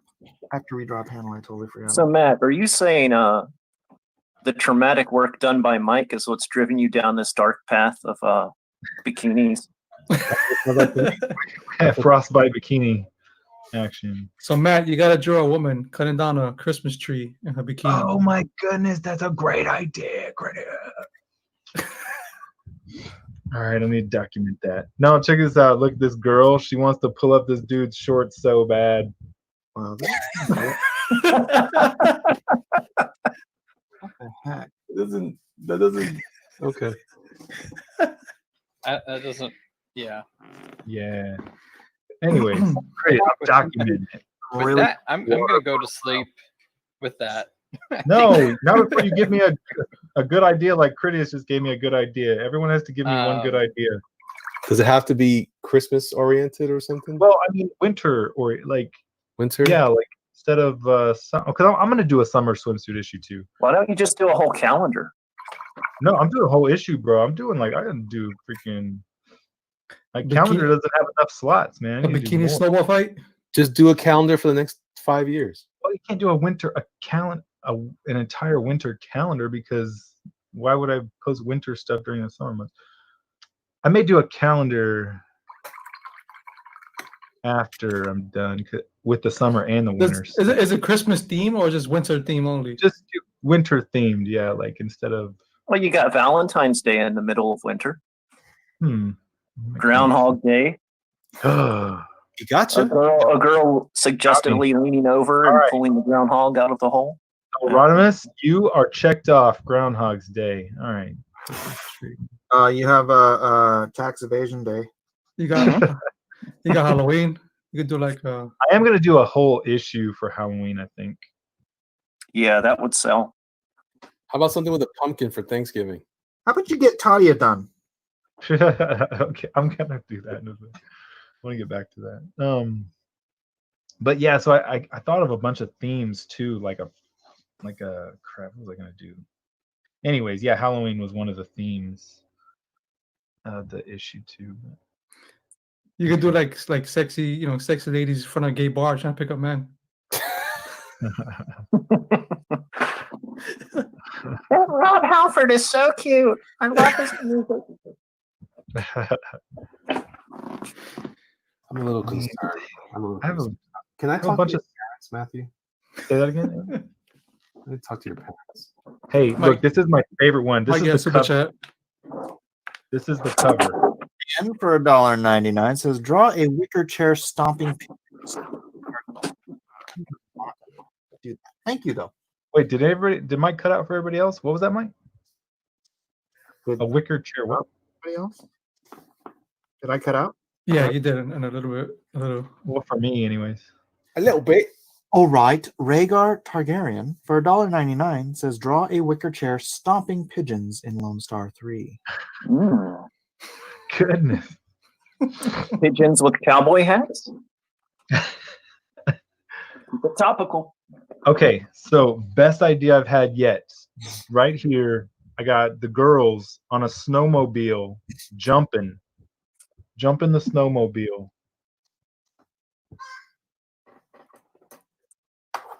How about skinny dipping in the winter? And that's gonna be the cover. Oh yeah, there's gonna be tons of hot springs. How about some good-looking female elves making toys? Oh my goodness, Elliot, you're checked off. You know what I'm thinking of? I just watch all the Hallmark movies, and you get ideas from those. Well, I did think about something Santa related. I was thinking they were gonna like either pull Santa's sled or hijack Santa's sled or something. Close on that girl and get her off my screen. Oh, sorry. What about a girl who's taking out a pepperoni lasagna out of the oven for Thanksgiving? Are you going to do like a Amish swimsuit issue? There's just nothing that's where you just show ankles. Oh no, that's pornography. I'm sorry. Take it easy. Yeah, and then they have to get married.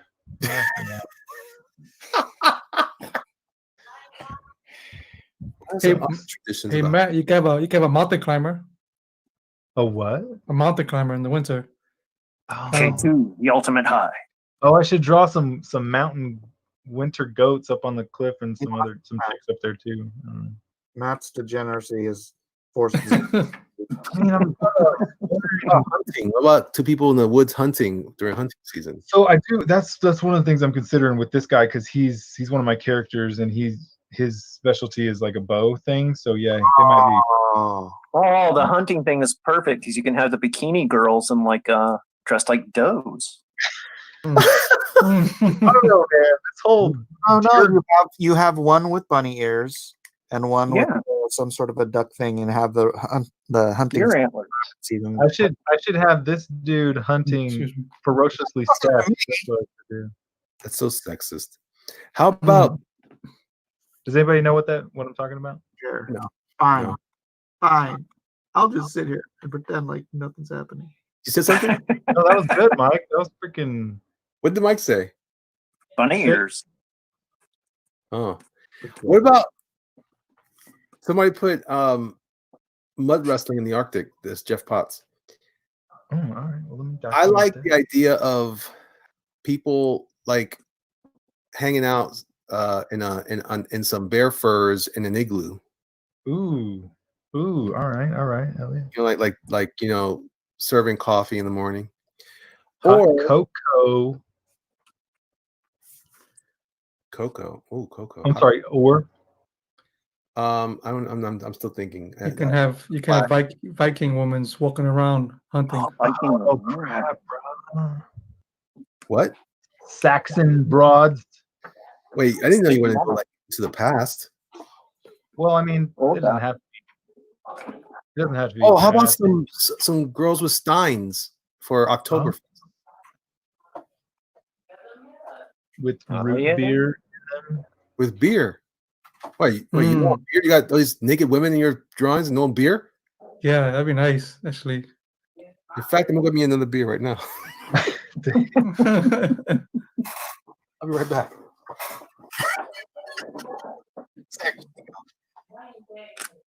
Yeah, these are man. Yeah, you guys are closing out this issue for me, man. This is great because I have a bunch already done. I have some that I still need to. Are they done though? Flesh out. Well, I got to clothe some of them, like you saw.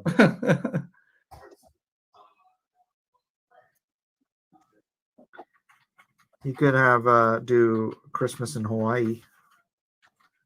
What's that look like? I've never seen that. Every other day. Yeah, like I thought about drawing some, some really adorable Russian attire on, but I like the Russian idea. Yeah, it could be good. Some of the little fur hats and stuff, and the fur boots and the bikini. Yeah, I thought about drawing a really trying to draw a sexy hockey player girl or something like that. With like a tooth missing? Yeah. That's your best contribution of the night. Off center, yeah. That's hilarious. I'm gonna write that down.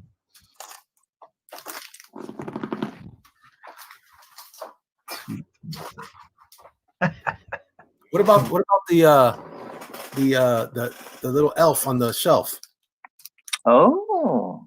Elf on the shelf. I don't know if I'm familiar. You with could draw that. the elf with the actual elf guy, and then next to the elf is what? He doesn't know what the elf on the shelf is. No, I mean, I've heard of it. Is the happy? No, okay.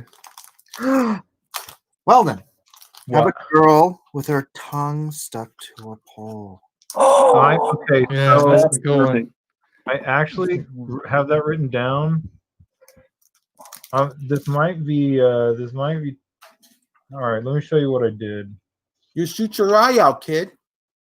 So I might have showed this already, but I got girls eating snow with their tongues out right here on a rabbit, and it looks really degenerate. I think. What about? But I like your idea, Mike. What about people walking through Rockefeller Center? Those angels that all have horns. Rockets.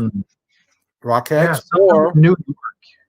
you can have someone dressing a window at a department store. That's a good idea.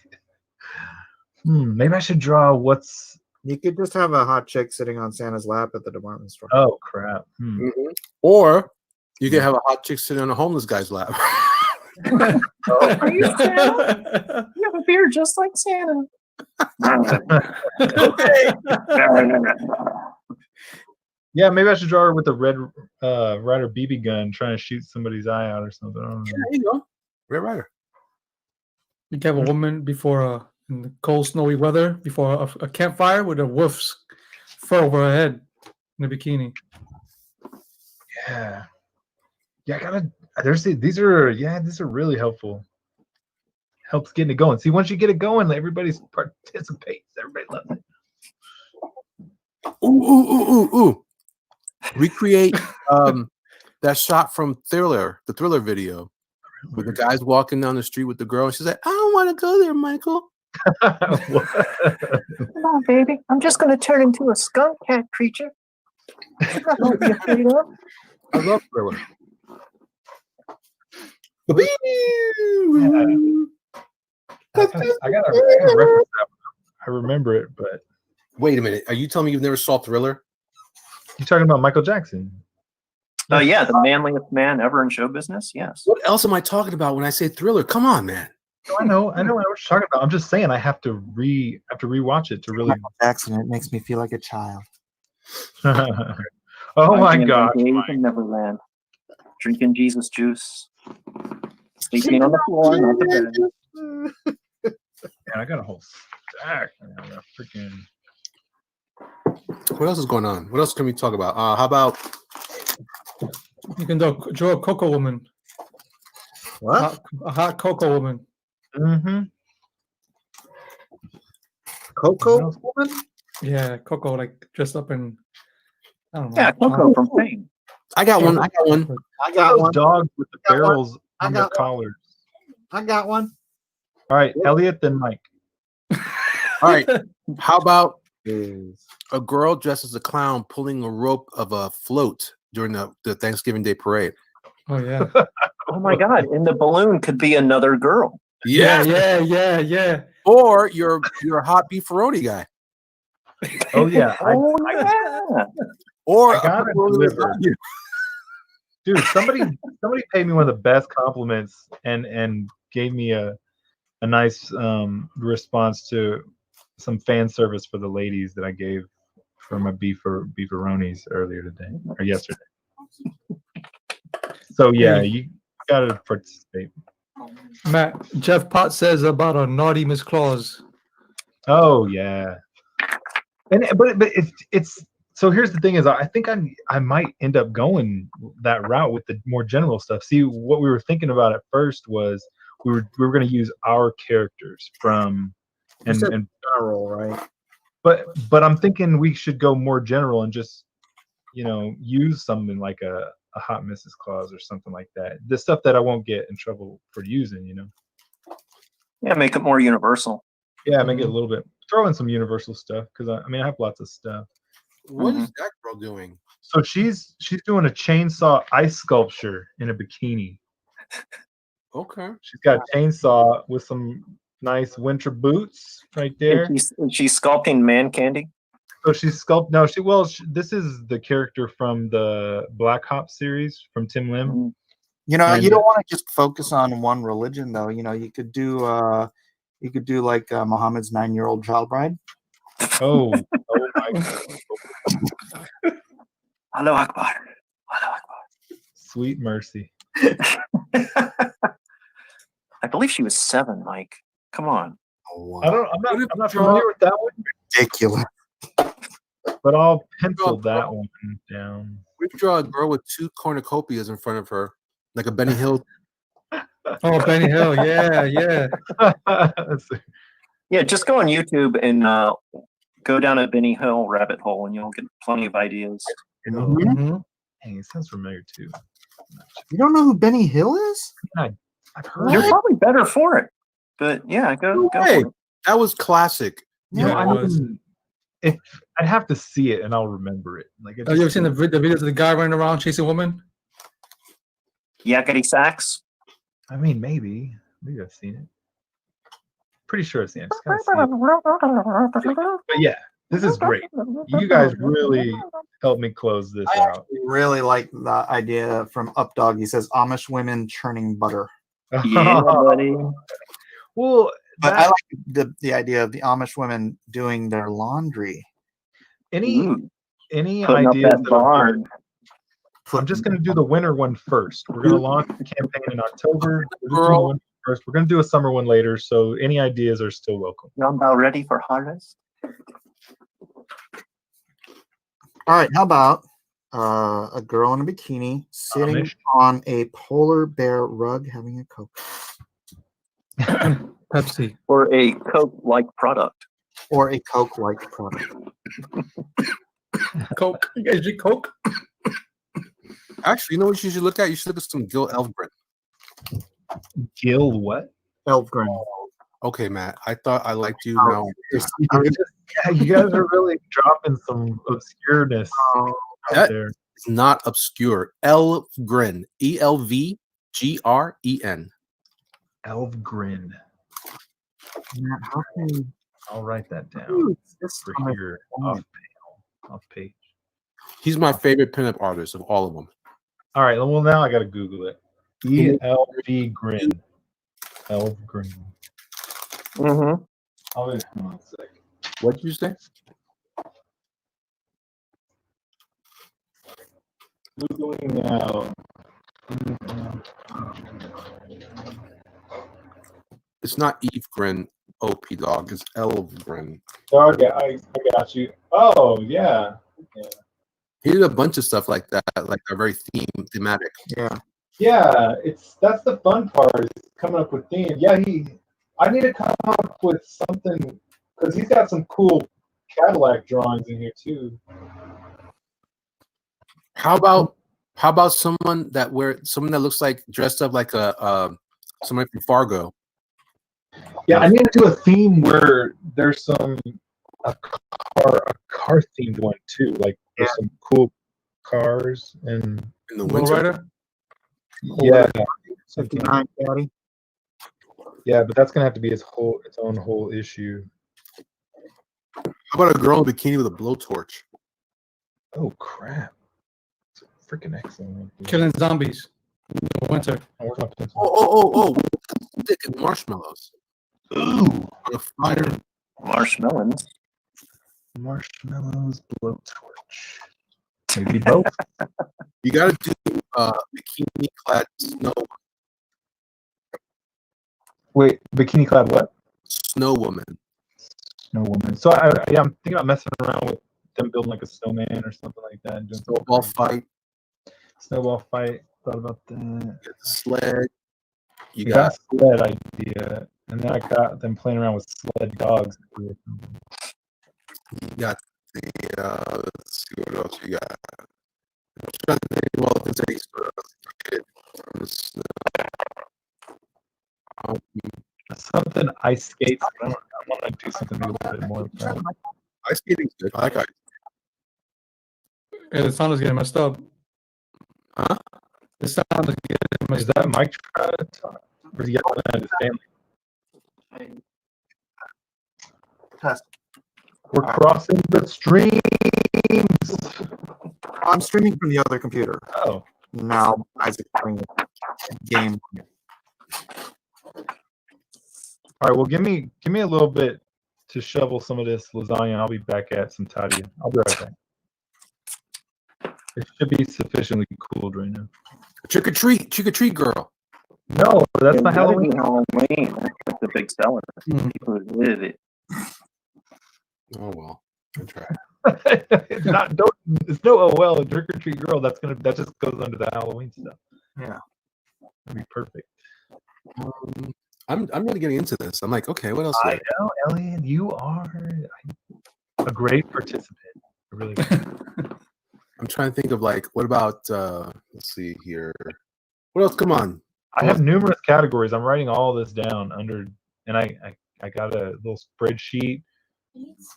Oh, a ski slope, a ski bunny. Mm-hmm. Yeah, like it was funny. I was thinking about having some of them ride the. So I've been trying to figure out how to do some cool snowboarding poses, maybe like some machine gun snowboarding poses, and some zombies or something. But like that ski lifts. I was thinking because some of them don't fly and some of them do. Like maybe one could be floating next to the ski lift with the other chicks on it or something like that. Or they could be like carrying the chair instead of the cable carrying it. Carrying the chair. Like the split chair that you get into. Oh, maybe she could be carrying. Ah. Yeah, that. Unless instead of it being hooked on the cable, she'd just be carrying it by this whatever. Good. It's a very classic Superman thing to do. Yeah, you guys are all good idea guys. I feel like that's not very genuine there. But.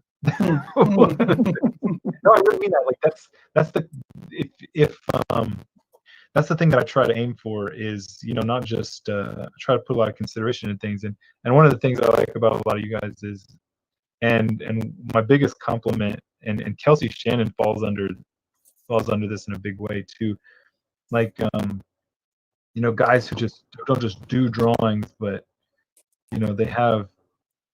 they do a lot of consideration and consider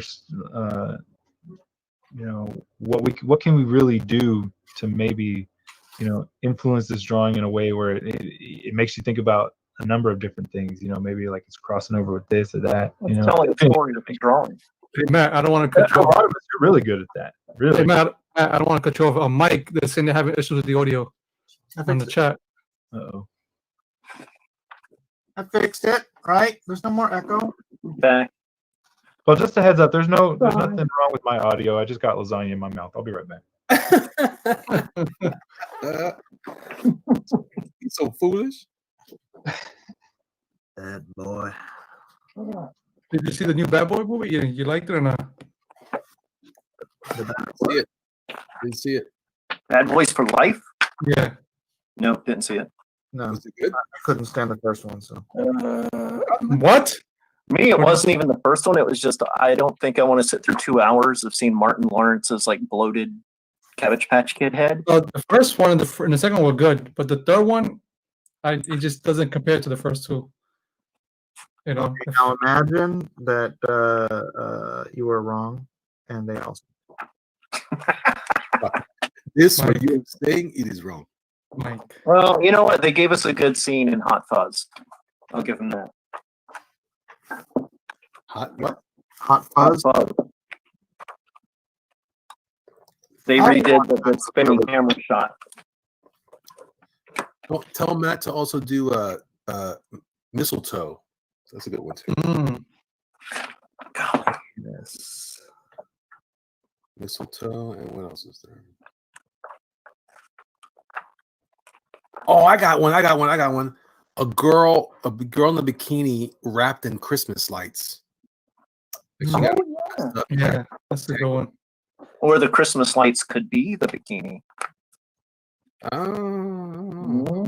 Mike, they keep saying your audio is bad. Saying we sound like we're in a helicopter. Still? Yep. Common Spirit says, imagine you are wrong, Mike. Imagine a world where Mike is wrong. No. He's quoting me. That's telling you to imagine that you're wrong. No, he said, Mike, imagine you're wrong. That's the way I'm reading it. And crackling. All right, let me. Y'all so crazy. Give me some hashtags for symbiote Spider-Man. Hashtag black suit. Black suit Yeah. up. Black suit. Hashtag fashion. Oh, nice. Nope, I don't think I like that. Fashion does it every time on Instagram, I swear. Hashtag symbiote. So you mean like for tags? Like to Test. How do I sound? Echoey. Echoey.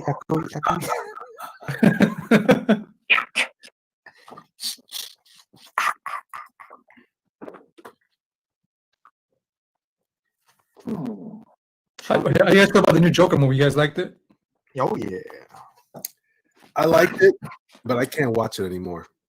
Yeah, it's a one-time watch for me. 5 or 6 times. It's like watching the Passion of the Christ. I can't watch that anymore. Yeah, it was great, but it's like it's not one I'm like I need to see that again right now.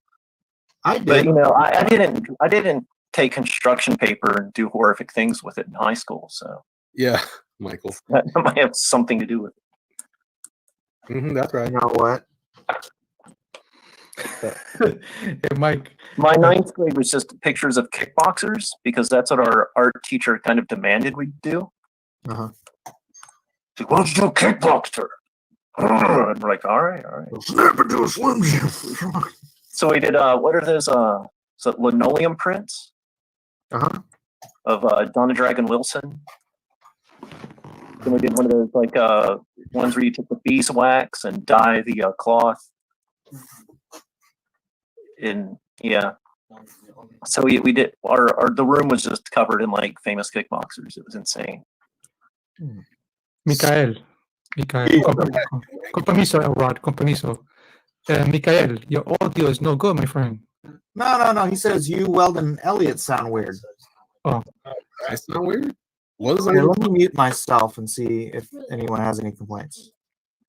Who can it be now? Actually, let me mute myself and go get a burrito. There you go. Who can it be now? hey, Mike, beans to make you smart.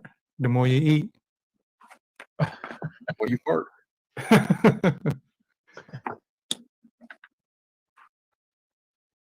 Yeah, hello.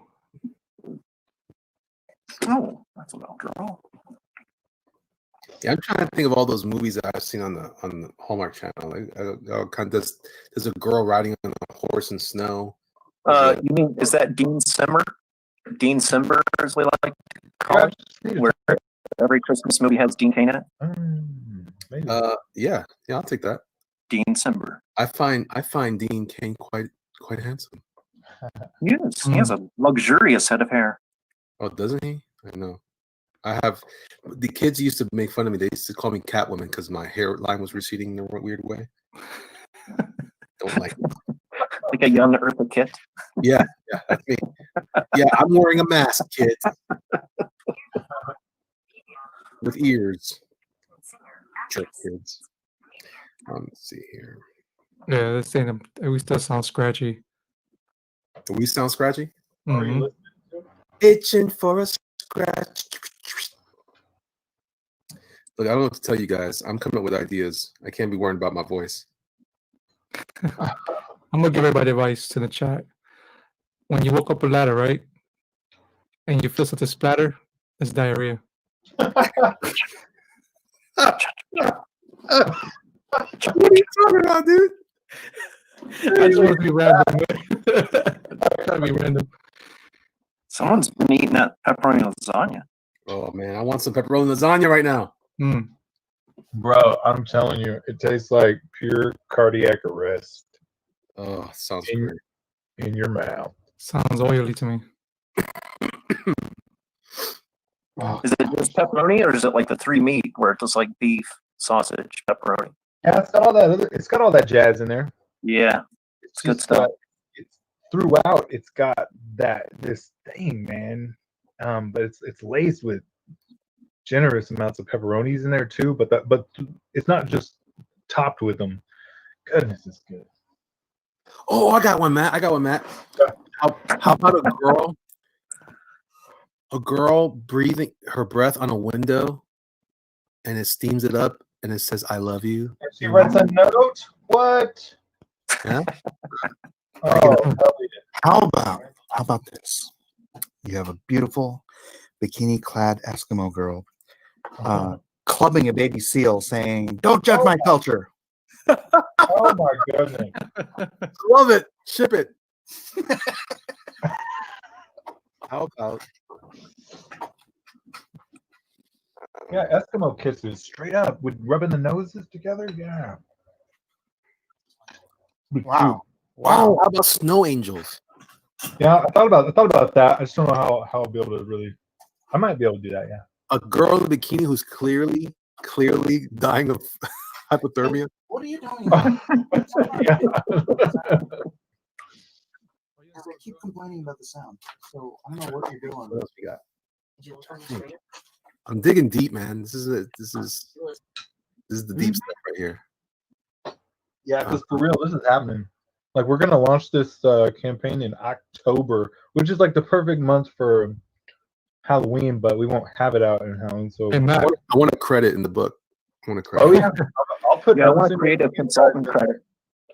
You could say I was like a step stool or something. Consultant, yeah, consultant straight up. Hey, Matt.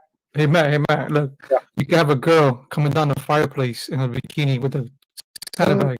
Is she coming down the fireplace like from inside, like she's on fire? No. Like, Yeah, like it's nighttime. Yeah, I thought about that. I'm thinking. Help me out here, Chris. I was just thinking, like, are you talking about up on the roof on the chimney about to descend? No, already descended, and she's like covered up in that. Oh, yeah. Yeah, Descending, like one leg hiked up going into the chimney. Yeah, she's got a big sack of presents. Oh, it'd be cool if she had like On that Megan Fox pose. What? Forgot about that one. I didn't write that one down. That leaning over the engine pose. Oh, yeah, Megan Fox. You need an ugly sweater girl. Yep. The ugly sweater. That's a good one, Elliot. Dang it.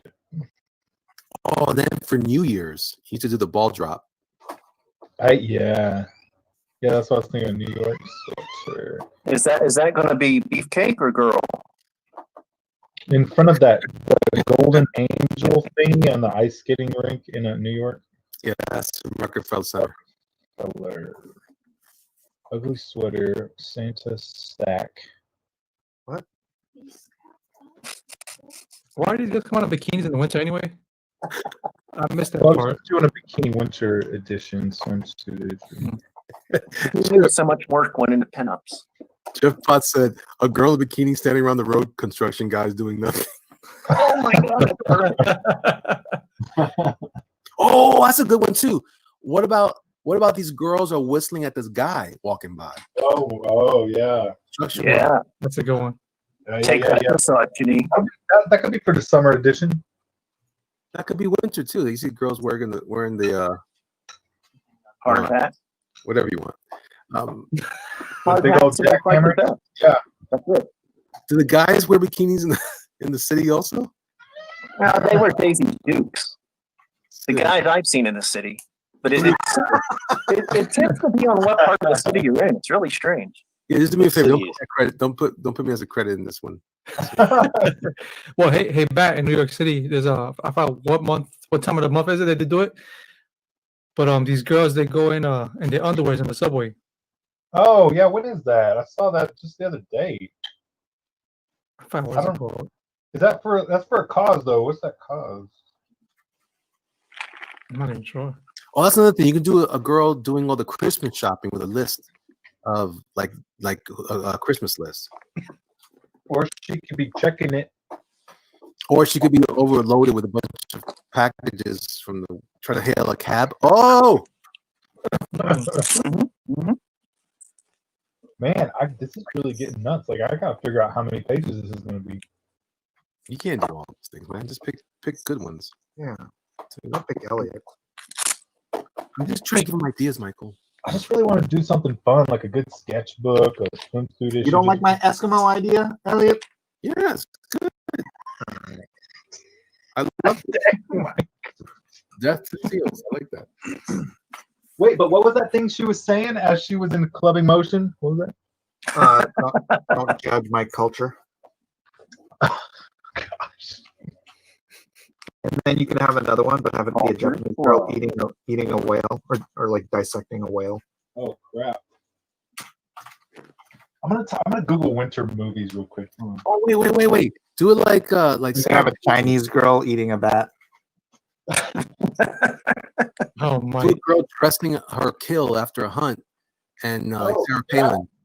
Yeah, dang, that's a good idea. Wait, whoa. You should have I a feel girl. like you're judging some cultures here if you're calling that a good idea. Because that's ignoring. thing, Michael, not clubbing. I feel like you're ignoring the bat story. Oh, What? That doesn't really fall into. You don't think they eat bat in the winter suddenly? you can draw a girl in the winter hunting and shooting a guy by mistake in the crotch. I wish I would have seen this Elfgren dude earlier. I was looking for pinup stuff a while back. You can't miss him. He's all over pinup stuff. That makes Who's the other one? It's Elgren and That's the one I only pay attention to. There's Vargas is another one. Vargas. That's the one I'm thinking of. Yeah. Vargas is more stylized though. It's pretty much one note. Yeah, Belgrade is good because it's like there's one for every occasion, like literally every occasion. Mm-hmm. Vargas, I always found his drawings to be creepy. Like they kind of remind me of the guy from Alien, the Geiger. Yeah, because it's that airbrushy quality. It's like, and their faces are kind of empty. Yeah, like they all kind of look like dolls, like plasticky dolls. See, you see, no bueno. There's the other guy that did like the scratchy looking painting stuff, like that's on all of the old novel covers. I can't think of his name. Is it Robert Guinness? Is that his name? Yes. Yeah, I love me some illustrators, bro. Mm-hmm. But his stuff is so great because it's like stylized, but somehow it looks real. It's amazing. Jeff Potts says an Eskimo clubbing a seal in furs would be considered cultural appropriation. No, we're just trying to show that we love all the cultures around the world. Absolutely. Then you should do a girl on a cherry blossom tree. What? You could have a young. No, I'm not gonna go there. Dear Mom Fuji. Oh, Mike.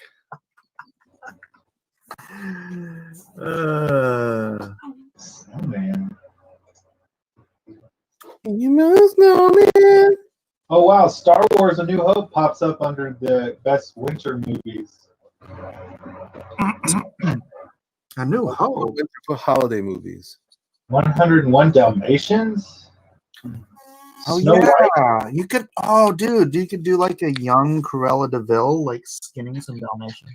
Oh, do you think I can get away with that? I like how all of Mike's ideas always dip into serial killer territory. I love the Joker. You draw a girl in Milwaukee, but actually she's Jeffrey Dahmer. What can I do with Snow White and the Huntsman? Yeah. You could do isn't Little Red Riding Hood in the winter? I don't know. Doctor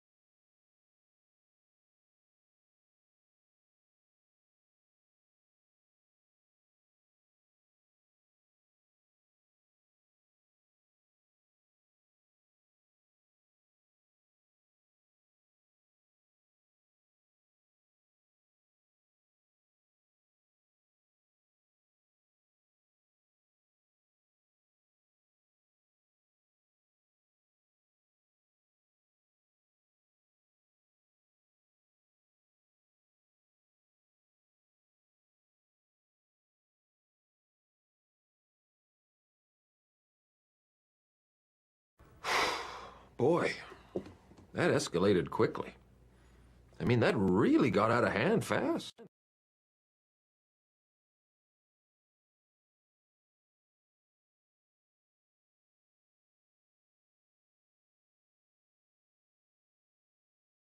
Are you not entertained?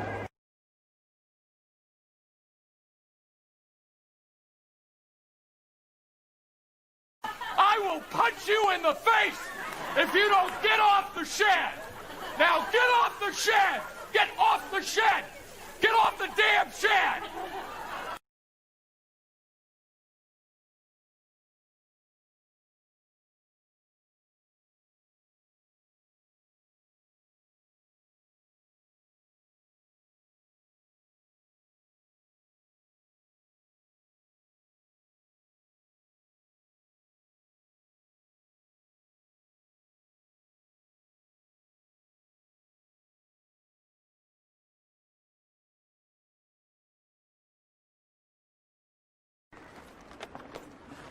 So much for the glory of Rome. Maybe she's a police officer. Maybe just make a little nod to Fargo. Put a dead body. Yeah, have her like in the moon boots and the hat. Yeah, and a bikini. Never cold up there. Yeah, I'm gonna have some March of the Penguin style. It's working now. Working now. Oh, Ice Age movie. Oh, that's a good idea. Like some cave people. Some body positive bikinis. Some mastodons or something. What? Oh, that's very suggestive. All right, cool. I hate the movie Elf. That's such a horrible movie. I love I that. love Elf. I like Elf. That's why you gotta do a toy store thing too. Mm-hmm. Yeah. National. Ooh, The Shining. Yeah, that's a good one. Oh, that's a good idea. Fun for the whole family. Did you guys see the last one that came out with Yes, Ewan it McGregor? was so good. It was Yeah, long. You know was what? good. If you're doing that, you have to do Die Hard too. Oh, Yes, Mhm. yes, and not the Fargo. that's so Die Hard 2 or Die Hard 2? Die Any Hard also. also. Well, Die Hard 2 is also a Christmas movie because it's in the snow. Yeah, and it was in the snow. It's true. Mhm. I get into arguments with people about that. They're like, it's not a Christmas. Like, yes, it is. Yes, it was. Music, absolutely. And it Christmas. had John Amos. Every movie with John Amos is a Christmas movie. Has Hmm. Christmas music in the Yeah. beginning. Dr. Sleep was really good. I Yeah. haven't seen it yet. I bought that and just to watch it, but I've been so busy. I haven't had a chance to sit down. I want to watch it very carefully. Yeah. Dude, good. where they end up, Good. it tripped me out. It's very Yeah. long though. It's a lot longer than I thought it was gonna be, which is good. It's fine. It's worth it though. Worth to watch. All right, what else we got? Polar. Did you say Polar Express? Oh, I'm looking at movies right now. It's a good idea. Polar Express. That beat me. Well, I'm gonna head out. I had to All right, sleep. kid. Oh, Chris. Thanks for hanging out, bro. It's been so That's my long. Chatting with you. No, I appreciate it. Thanks for inviting me. Come It's by good. more often, yeah. Yeah, I will. It was good catching up with everybody. Right on, brother. Yeah, let's see you guys. Thanks for the Next idea, time. bro. Thanks. Don't worry about it. I'll send my bill to your email. Sweet. All right, later, everyone. Later. All right, we're talking about Cool Runnings. Oh, that's a good one. Bad idea. It's a bad I idea. just watched that one. So is one of the girls going to be John Candy?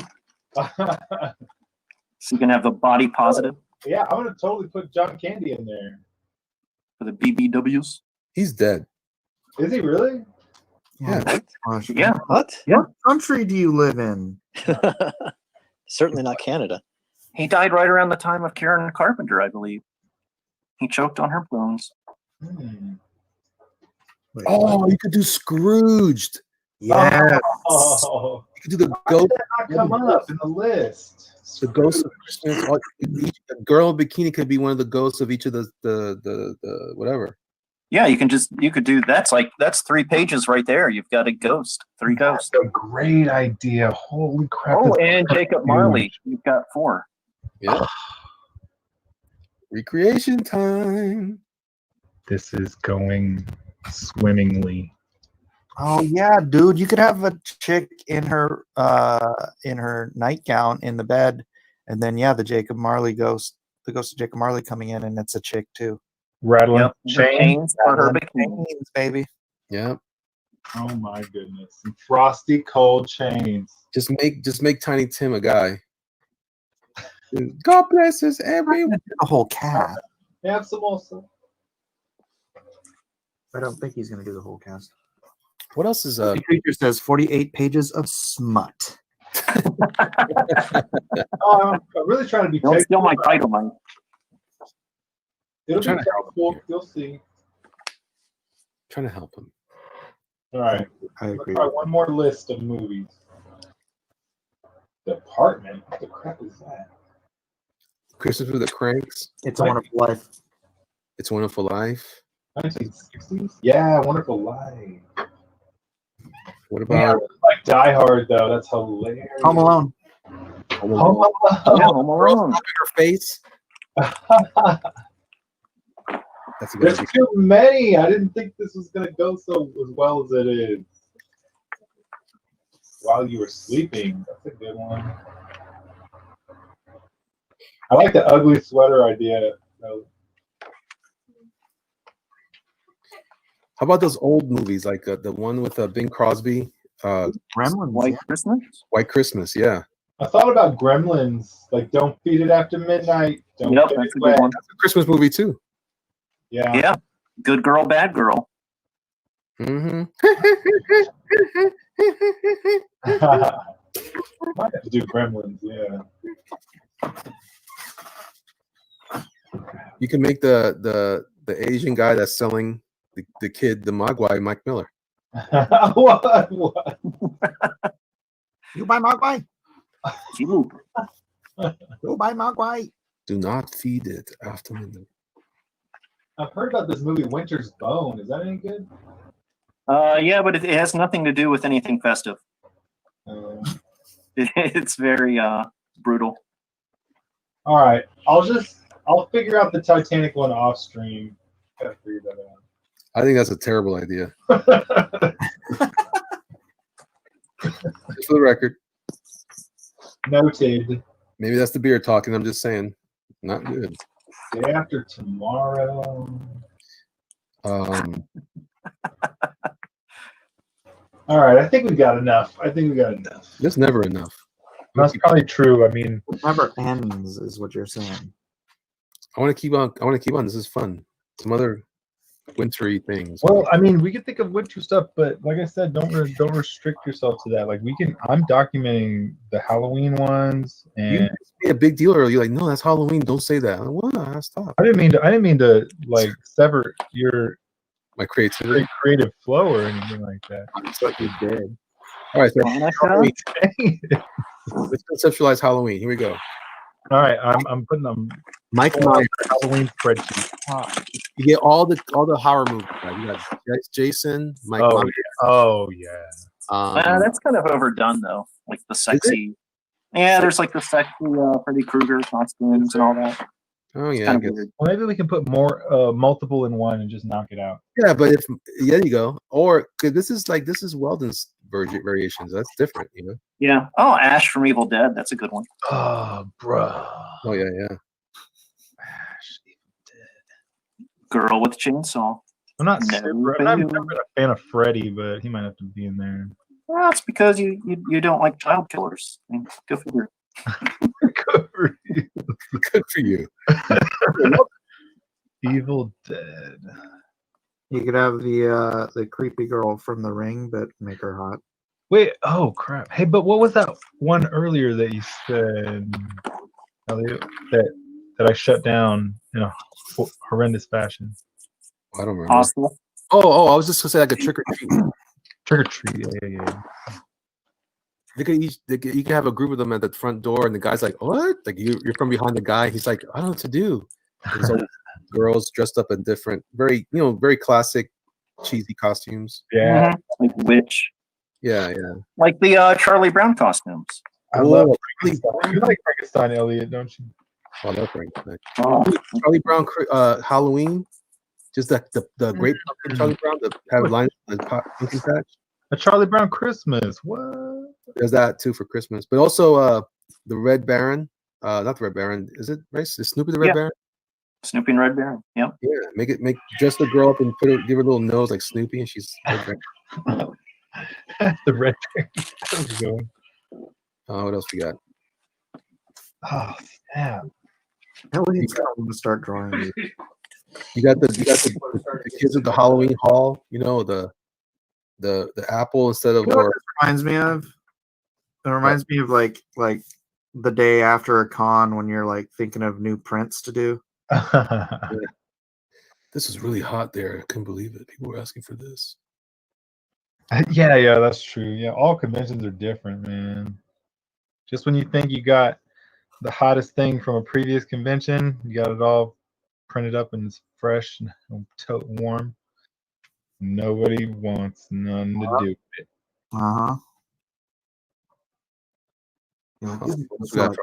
I'm printing 50 of them. Nothing. 50 dang. You also got for Halloween. You also have like the pumpkins. It could also be fall festive that way. Pumpkin themed. True. So it doesn't have to be scary Halloween stuff. It can also be rural. I know up north, it's a big deal to have all the pumpkin stuff ready to go. And I need to do some like Day of the Dead stuff. Yeah, like zombies. No, it's like the dead stuff. No, zombies are doing. I'm putting that one down. George Romero, Day of the Dead. Alligator. Cosson's here. Cosson, I thought I recognized him from a minute ago. Oh, Cosson, what's up? Hey. I snuck in here like 15, 20 minutes ago. What did you I'm say? constitutionalist. It's Matt Cosson. Yeah, see? Never leave home without it. Back and look how long you've been here. Yeah, because I did the same thing, Conwood. That's a good move. I smell. It's called stealth. You see, I was trying to wear these nonchalantly to get. But you said something earlier, like many minutes ago, and I was like, wait a minute. Yeah. I was commenting on your movie picks. You were here when Critias was here. Yeah. See my new purchase. The sound went out. He's the Zartan of the internet. I told you. Hey, under the radar. A lot of us are so close together a little bit.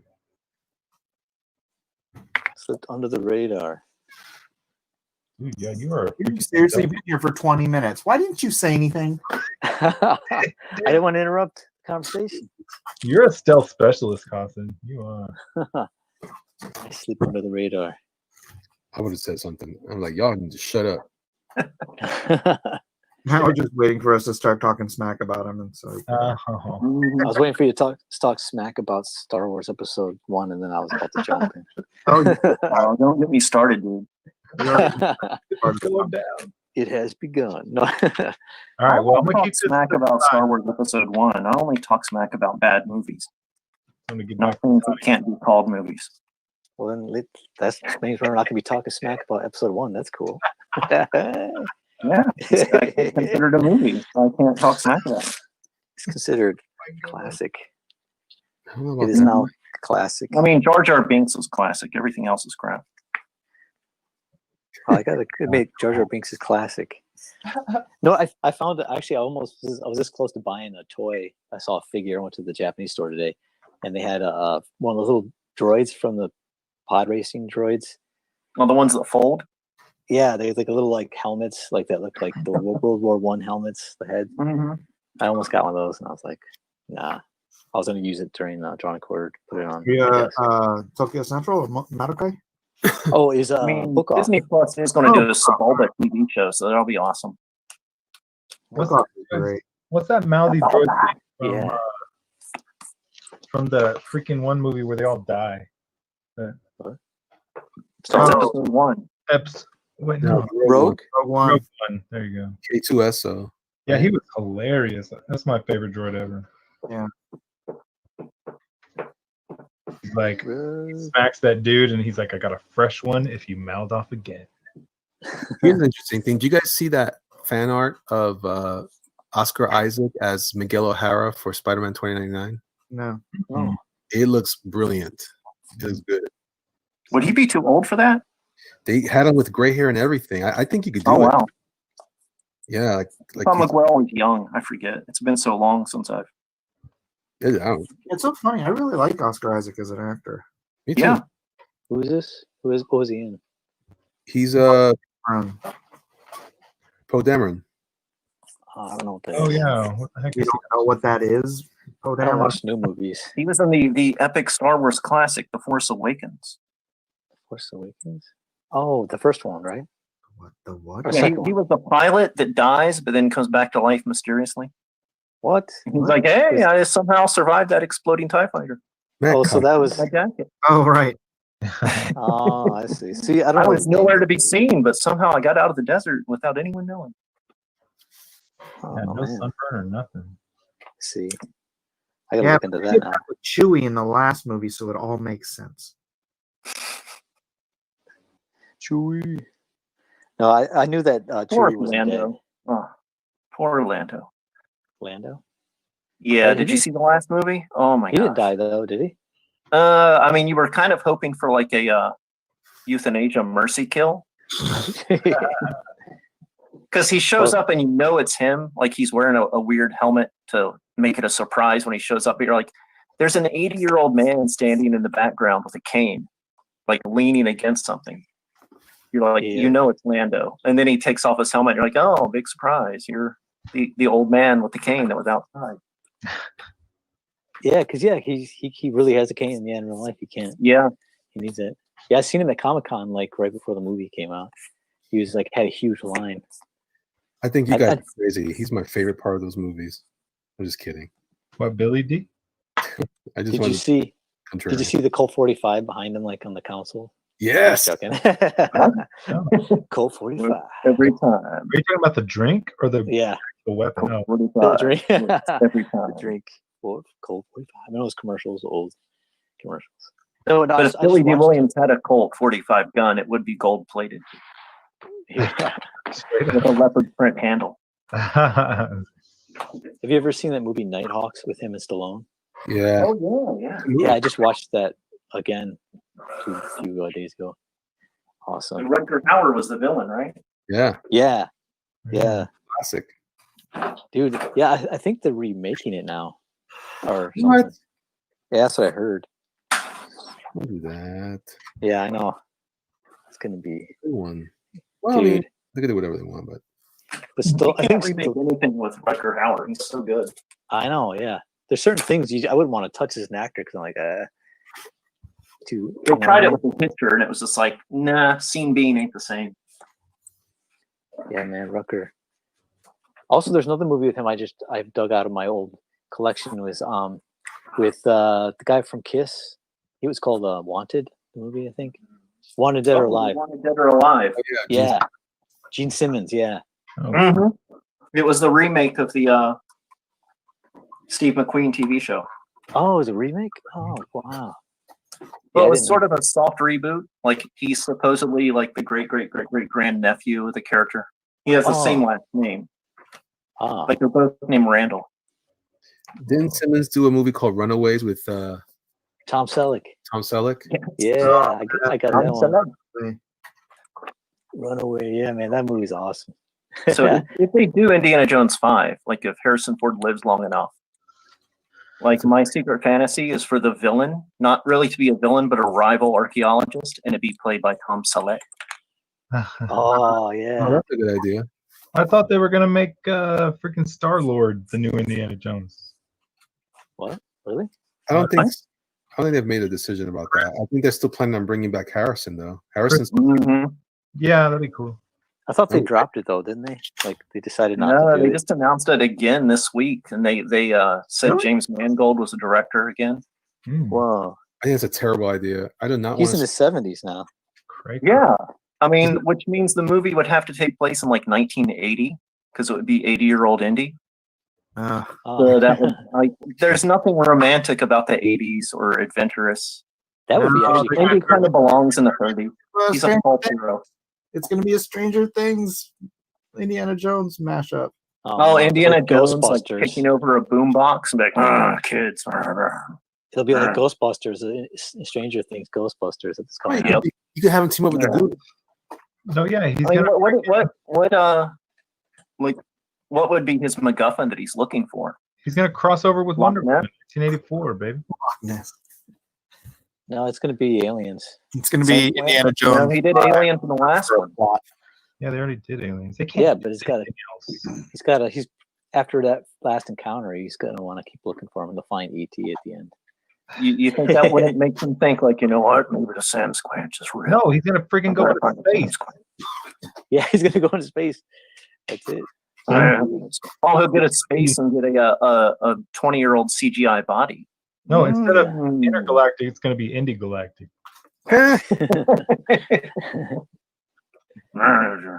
New body, same grumpy attitude. Ben. Oh, I'm in the wrong movie. Sorry. Yeah, he's gonna meet up with freaking Thor. Martian. Why did it have to be Martians? That sounds like Space Nazis. that sounds like Clint Eastwood finding racial slurs from aliens. Did you see that Harrison Ford when he was on Conan O'Brien and he had that guy come out with the Lego Millennium Falcon and was like wanted him to sign it?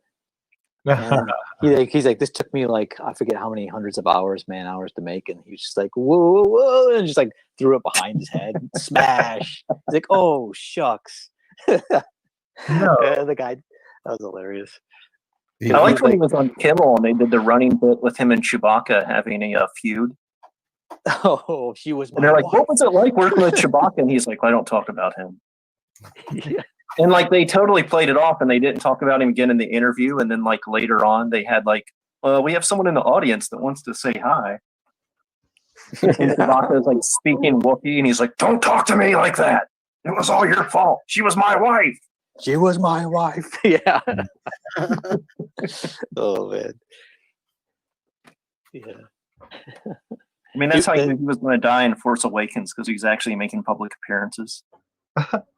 Like he was happy about being in the movie because he's like, yeah, they're finally killing off that character and begging him for 30 years. No, man, straight up, all the movies, they weren't called like Star Wars Episode 7, 8, or 9. It was like Star Wars Episode Han Solo dies, Star Wars Episode Luke Skywalker dies, and Han Solo. Yeah. Star Wars Episode Leia Organa. Yeah. They screwed up with the Leia one though.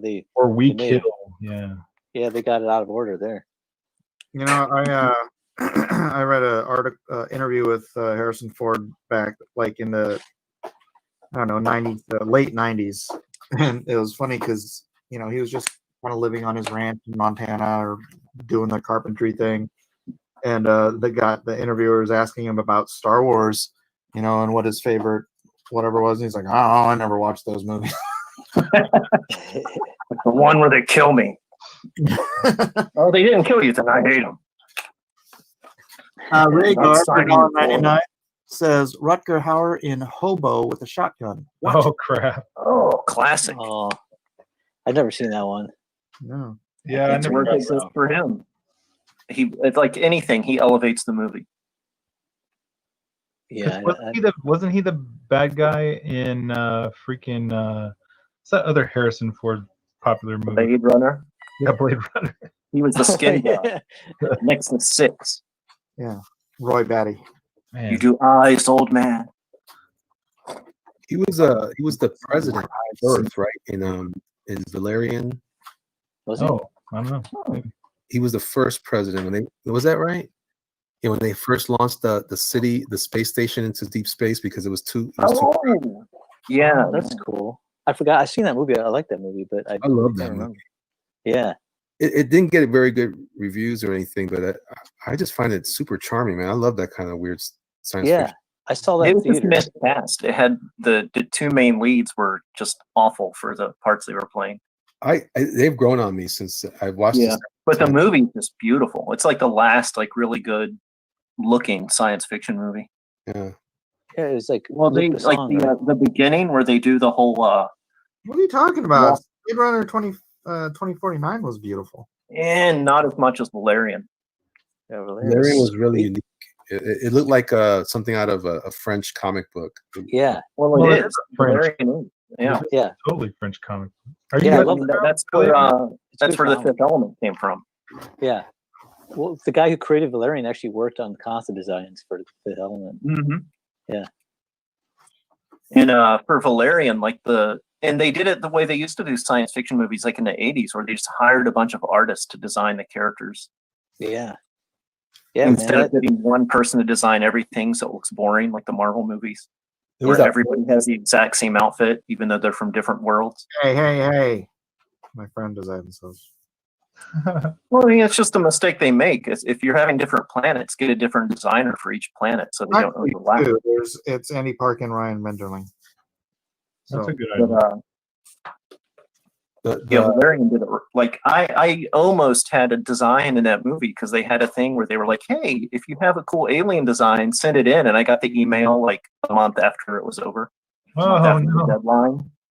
And it was for that beginning scene where all the different aliens, like they do through the generations, how the space city grew. Oh yeah.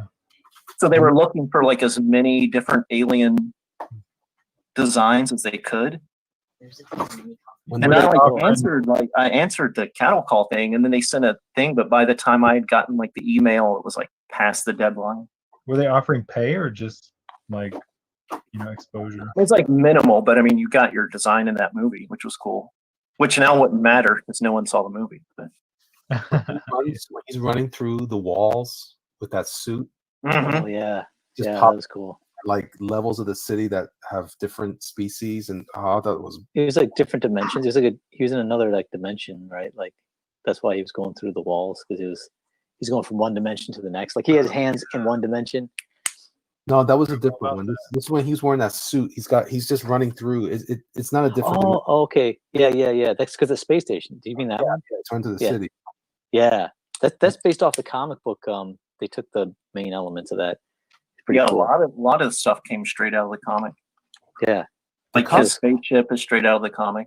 The comic is not that impressive, the art in it, but some people argue that it's really more of a ripoff of Lost in Call or In Call with the Morbius. Well, it was before that, though. I think it's a few years before that.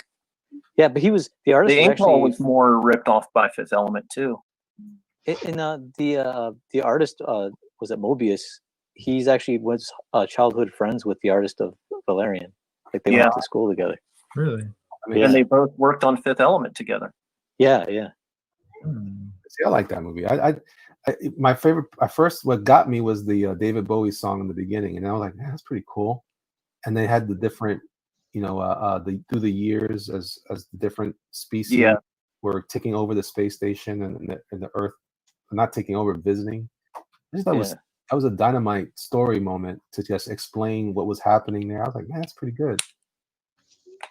Oh yeah, yeah. I'm sure somebody hates me right now somewhere in a chat somewhere on YouTube. Oh, just the guy that played Valerian just wasn't pretty enough. He looks like a demonic Don Knotts. Yeah. He kind of looks like the kid from Stranger Things, that one older brother of. Yeah. Oh yeah, he's got that same like heroin look. Yeah. I thought it was him at first, and then I'm like, wait, it's not the same guy. I thought it looked like he had that same similar look. He should be typecast as a crackhead. But after I've watched it about 3 or 4 times, and I'm like, man, he grows on me after a while. I was like, man, I liked him. At first, I was the same way. I was like, I don't like that actor. I didn't like him in Spider-Man either. I thought yeah. Oh, he's in Spider-Man? Yeah, he was Hobgoblin kid, wasn't he? Harry Osborn, yeah. Harry Osborn. Oh, I guess I didn't see that. He's in the Amazing Spider-Man movies with the big head guy. Big head guy. Garfield. Oh, I never seen those. I never seen that one. They cut him out of that movie. They actually probably could have salvaged that movie. James E.T. Garfield. You mean Garfield? They got rid of Garfield? He was Spider-Man. No. The Green Goblin story arc. I mean, the Hobgoblin story arc. Yeah. They tried to do too much in that movie. Just they pulled a Spider-Man 3 in their second arc. Yeah, I didn't like. What do you think about Electro? This guy. I thought it was pretty good. It's horrible. Electra? Whenever we're asking people's opinions on movies, just be quiet. The Jennifer Garner Electra? No, Jennifer Garnier. Electro. Jamie Foxx, right? Yeah. I thought he did he's a really good Electro. I thought he did a good job of being somebody totally different. I never seen him play. I like his design. Like where he's like living electricity and he's in that containment suit. His design was good, Yeah. That was a cool idea. I was genuinely like scared because he was powerful, and I was like, how the heck is he gonna figure out how to take this guy out? It seemed like he was a genuine threat in that movie. Anyway, I was concerned about the Rhino. He was weird. I didn't like the costume. Like robot suit. That was weird. Yeah. Just put the guy. But Iron Man had just come out, so everything had to have giant robots in it. For that one? Iron Man came out around that time? Yeah, didn't it? Yeah. 2008? Was it? That's when Iron Man came out, 2008. Mm-hmm. So everything had to have like robot suits after that. Like even G.I. Joe had robot suits. Oh yeah, they had those power suits, yeah. And that was like a last minute thing. They're like, this Iron Man thing is going big. We need a scene with robot suits. I thought I was gonna hate that G.I. Joe movie, but I loved it. It was Bruce Willis, right? With the Wayans brothers? No, Bruce Willis came in the second one. The first one is like a scene for scene remake of League of Extraordinary Gentlemen. Is it? Mm-hmm. Like I sat through that. We went to like the cheap dollar theater, and I was sitting through it like, why is this so familiar?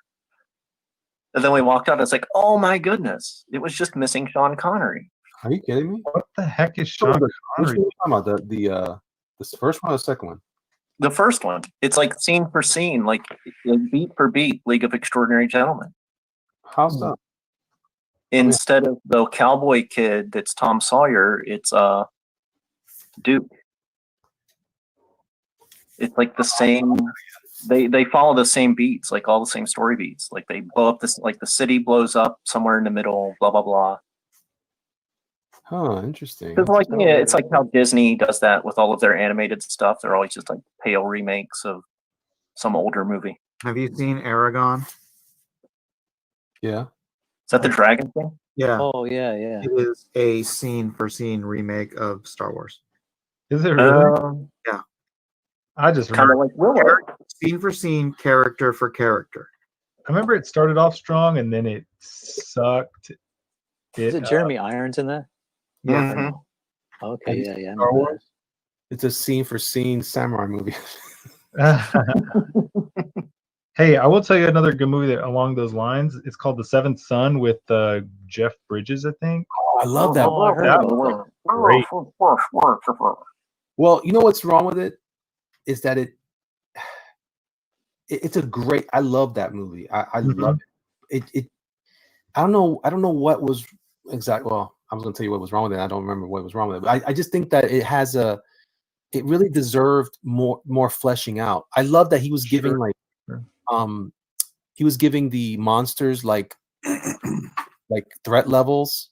Did you catch that when he was talking about like that's a class this with Oh, yeah. It was almost doing like a D&D thing, like the got this much HP, or he might as well just say HP and Yeah, when he runs up against that one monster, he's like, "You don't do anything to this monster, you effing run from this one." Yeah, I thought there was some good stuff in there, but the girl, the woman that played the villain, she was the redhead. I love her in a lot of other movies, but I didn't like her as a bad guy in this one. Maybe she was too hamming it up. Huh? Was she super hammy? I don't remember now, but a lot of good actors, they get in something that's like fantasy or comic booky, and instantly they turn into like huge hams if they're the villains, and it's just like maybe like that's what killed the Phantom for me was Treat Williams. I think what it is that she's American. I needed someone that I couldn't like someone of a and she's too identifiable too, because you're like, oh, that's Julianne Moore. Julianne Moore, yeah. Yeah, but she's just terrible in everything. Really? I liked her. I like her. Huh. She's good in like 3 things. Yeah. I don't know.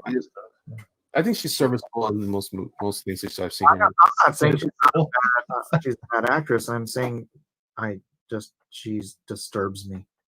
Yeah. Looks like a Skeletor or something. I don't know what it is. Like Skeletor Ginger? Is that what you're saying? Yeah. Red-haired people? Yeah. So, Cursed orange heads? I never want to see her in anything ever again. She was good in Assassins with Antonio Banderas. And that I don't remember that. I gotta go back and check that out. Antonio Banderas and Sylvester Stallone. Sylvester Stallone. I like It was written by the Wachowski brothers. Actually, it was really good. When they had a pair. Oh, literally. I liked her in the Jurassic Park movie. Oh yeah. The second one? Yeah, I think the second one. With Vince Vaughn? Yes. Oh yeah, that was the best Jurassic Park movie of all time. She was okay in Hannibal. Oh, I've never seen that one. Really? She was a better Jodie Foster than Jodie Foster. She's all right, Michael. She's all right. Like her accent was more regional correct. All right, I'm ending the stream. She's no Jodie Foster, but she's close. Dr. Lecter. Jodie Foster, did you see The Brave One? I've never seen The Brave One. What's that? That's pretty brutal. I was in that film, but I never watched it. That one where she gets her I was kid busy complaining about Hannibal and being replaced by a ginger. No, that was the Panic Room. That was that you're thinking of the little kid. No, the one where she gets the one. Where's the one that Julianne Moore got her kid taken away by aliens? That's like 4 or 5 movies she's in a row where she's searching for her children. Like she was. I just remember the trailers where it's like, I'm looking for my daughter. Yeah. And it's like 3 or 4 different movies in a row. She's just a bad mother. She keeps losing her. Yeah, she's a horrible mother. I'm like, is this a film series about a lady that just can't have a kid? She's like, I can't do this anymore. She never had a kid. She's getting. And at some point during the trailer, there's always a cop like, "Did you actually have a child, ma'am?" Oh crap! A lot of people make this stuff up for attention. I just saw for the first time the other day. I had it playing in the background. With Beatty. God, what's that movie? Dick Tracy. Oh my God! Yeah, I'd never seen it, and Madonna. I'm not a big fan of Madonna, but I couldn't believe how well casted she was for that film. Yeah, and she really made it because she looked like an old time, like 1930s club singer. Like she was great. I couldn't believe it. She had the problem with that. Her role was mostly relegated to singing, and I don't think she's a very good singer, but man, she was beautiful in that movie. Beautiful. Yeah, great. And the only problem with it being Dick Tracy is they crammed like 30 years of Dick Tracy comic strips into like an hour. Yeah, but then like the opening scene, they kill like what 20 of his villains. Yeah, At the yeah. poker table. Wait, they weren't going to make a second one for sure. You could tell. I think they were just they killed like every single famous villain. Lips died and right away and stuff. But they were Flat Top, who stole the movie, died. Yeah, Flat Top. I met him in real life. The actor. William he's Forsythe. amazing actor. I met him in Vegas. He's awesome, man. That guy is awesome. We talked to him for like an hour. Like my brother and I were just talking about like.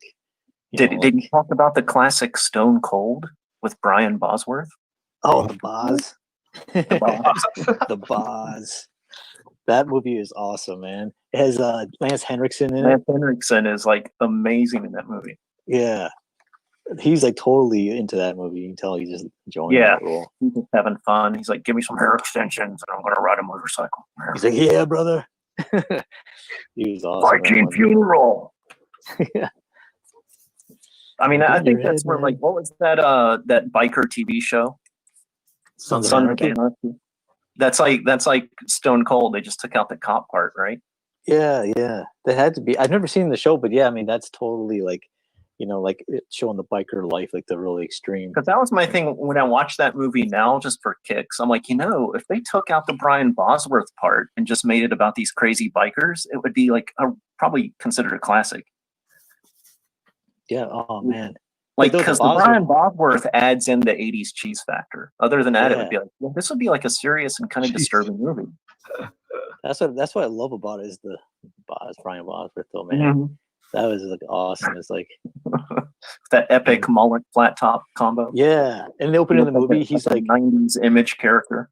Yeah, in the opening of the movie, he's used to like pouring coffee, like day-old coffee, like ice cream, like candy bars and stuff in a blender, and then whiskey or something. And then he looks like he's gonna drink it, and then he gives it to his pet iguana. Oh yeah, awesome. He's like, this won't help me cheat steroid test. I'll give it to the lizard.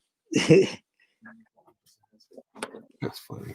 That's weird. A professional football player was like in an action movie, and they kind of did the same thing with after the movie, right? Because in college he got booted because of steroids. Oh, was it? I knew it. Yeah, but he wasn't even professional NFL. He was in NFL. Yeah, he was in NFL for a little bit, but I think by the time he went, he was kind of like, rusty because he hadn't played in a couple years. That's what they did with the wrestlers from WWC, or WE, right? WE, where they had different wrestlers become action star actors, like John Cena. Or the Marine is a classic. Everything blows up twice. I've never seen that one either. The Marine. Yeah, I haven't seen those at all.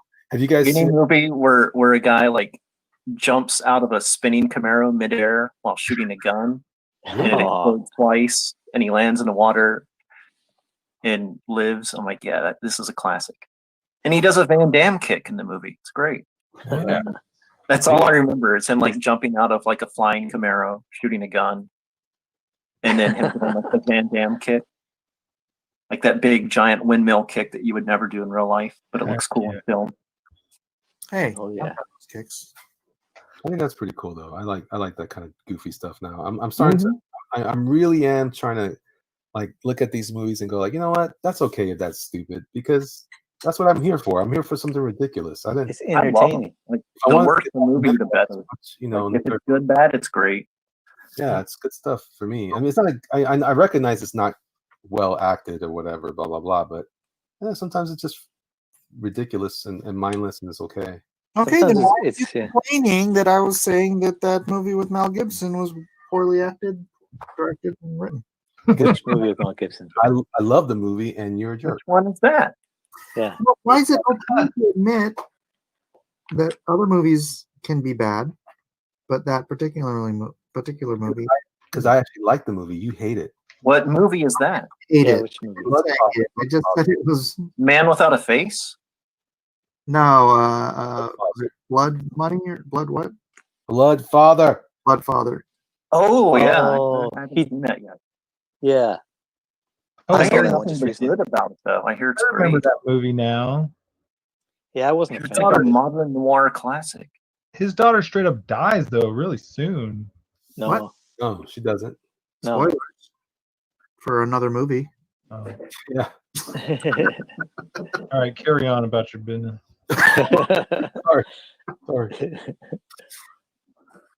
No, man, those movies, I'm telling you, I love those movies because they're entertaining and like no matter what the acting abilities of some of those actors, they're more enjoyable to watch than some of the like popular, artiste actors. Like they're more fun to watch. Like it's just like they have a screen presence and a likability where you're just like, this is fun Yeah, to watch. I mean, like this thing. Lance Henriksen has never been bad in a movie. He's been Yeah, in bad dude, yeah. movies, but he's never been bad in a movie.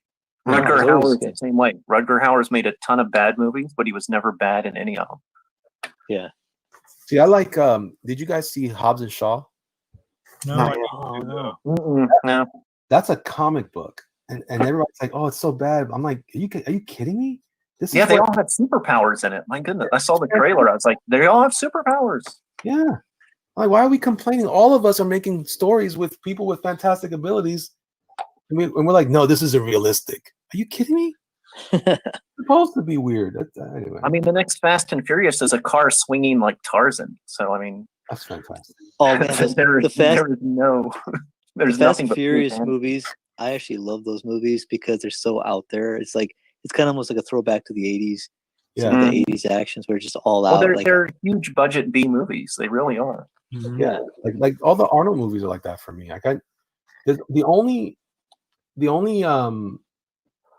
Arnold movie that I think is well acted actually is Predator. I think that's awesome. Yeah, I think that was his best acting. What One of his best films, I think. What about Commando? He feeds a deer with his hand. Like What a about Norman Hercules? Rockwell thing. Dude, the green little deer. Dude, a Predator. See, the director was like partially to thank for that one, John McTiernan, because he purposely hired Carl Weathers to put in that movie alongside Arnold because he knew it would bring his game up, like being around. Because Carl Weathers is such a good actor, Yeah. So he He's brought him acting in, best. and he said you could see because he said Arnold's competitive, so Arnold was trying to like compete, acting like trying to really bring it up with Carl Weathers there, and yeah, it was pretty cool. It's like, yeah, he did totally like the expressions and everything, like subtleties awesome. with Arnold. I just when I watch that now, I mean, I know it seems like a throwaway movie, but like when I watch it, I'm like, man, I'm intrigued by how well he did in that movie, and that was early in his career. Yeah. Versus some of the other ones, I'm like, it's all right. He sold it. His performance in that one like crazy. It was like you were totally enthralled, like whoa. And did you know that Van Damme was in that too?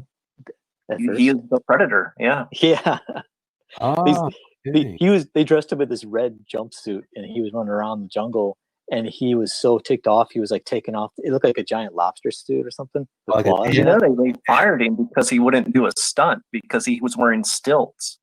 Oh, he was so ticked off though. The director said he was like tearing off the suit, cursing and They were in Mexico, and it was like 130-degree days too. Yeah, and he said his agent rubber suit. Yeah, well, his agent told him that he was going to be in a movie with Arnold Schwarzenegger, so he was like, yes, and then he's like wearing a suit. He's like, this is. Opie Dog in the chat mentions Conan. Conan was a great movie, but I don't think that was his performance though. He was still kind of like budding. I think he sort of reacts in that movie. Yeah. But but this is one thing. It's very subtle. Like a lot of those guys like him, they have one thing that a lot of guys, they have screen presence. Yes. They command it. Conan is all about his eyes. He does the bug eye thing great. Yeah. The last moment where after he takes off Tulsa Doom. James Earl Jones, Tulsa Doom's head, that's great. And he's sitting on the stairs.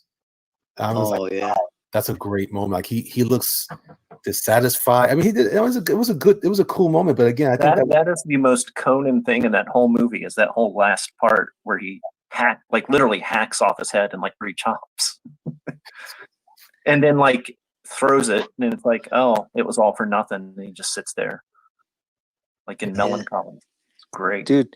And then John Milius, right? The writer. I mean, not the writer. He didn't. He directed it. Sorry. The first co-wrote one. Yeah, was it Oliver Oliver Stone of all people. Yeah, Yeah, that's crazy. Oliver Stone. Wow. because Oliver Stone was obsessed with like Nietzsche, so he's like, "Oh, I'm going to put all that stuff in the movie." Conan killed JFK. I think that's what happened. Yeah, that was the best part. Yeah. Yeah. Oh yeah. Updog says Conan has a great soundtrack. Heck yeah. Oh, Oh yeah, my I got God. that on Yeah, the yeah. CD. Come on, give me the power to kill Yeah. JFK. Basil Papadopoulos or something like that. Yeah, yeah. Palladorius, yeah. Yes, yeah. Amazing. He's the same guy that did RoboCop, another great soundtrack. Yeah, RoboCop. Oh, that's the best. Yeah. Bum, bum, bum, bum. Yeah, I saw that in a theater. My dad took me cool. because he was thinking like, "Oh, it's a robot cop movie. This will be good for the kid." Yeah, that movie scarred me when I was a kid. I saw that like on DVD or VHS, and I was just like, that when he got his hand shot off. Oh my gosh, I was sick Yeah, to my yeah. stomach. That Yeah. it didn't bug me at all because I was just like, "When's he going to turn into a robot?" Like I was Oh, just man. like, "Oh, this is going to be cool," because I was just all I could picture was the poster. I think That's what made it all I worse knew for about the me. movie. What made it bad for me was how they like were mocking him while he was in pain and dying. That Yeah, like really yeah. that made me like sick, and I was just like, and then you want to see them die, and that's what it also made me realize in the story you got to have a really good reason to make you want to see these criminals die in the way they died. Well, You're that like, was, okay, that was now the crucifixion. Well, wait a minute. Was that the movie where or was it the second one where the kid like takes a jackhammer to him and oh, that was the disassembles second him? one. That's the Oh. second one. Frank The Miller evil wrote that. jugular kid. Oh, Frank wait, Miller. describe Now, the first one is literally it's actually Paul Verhoeven filming the crucifixion.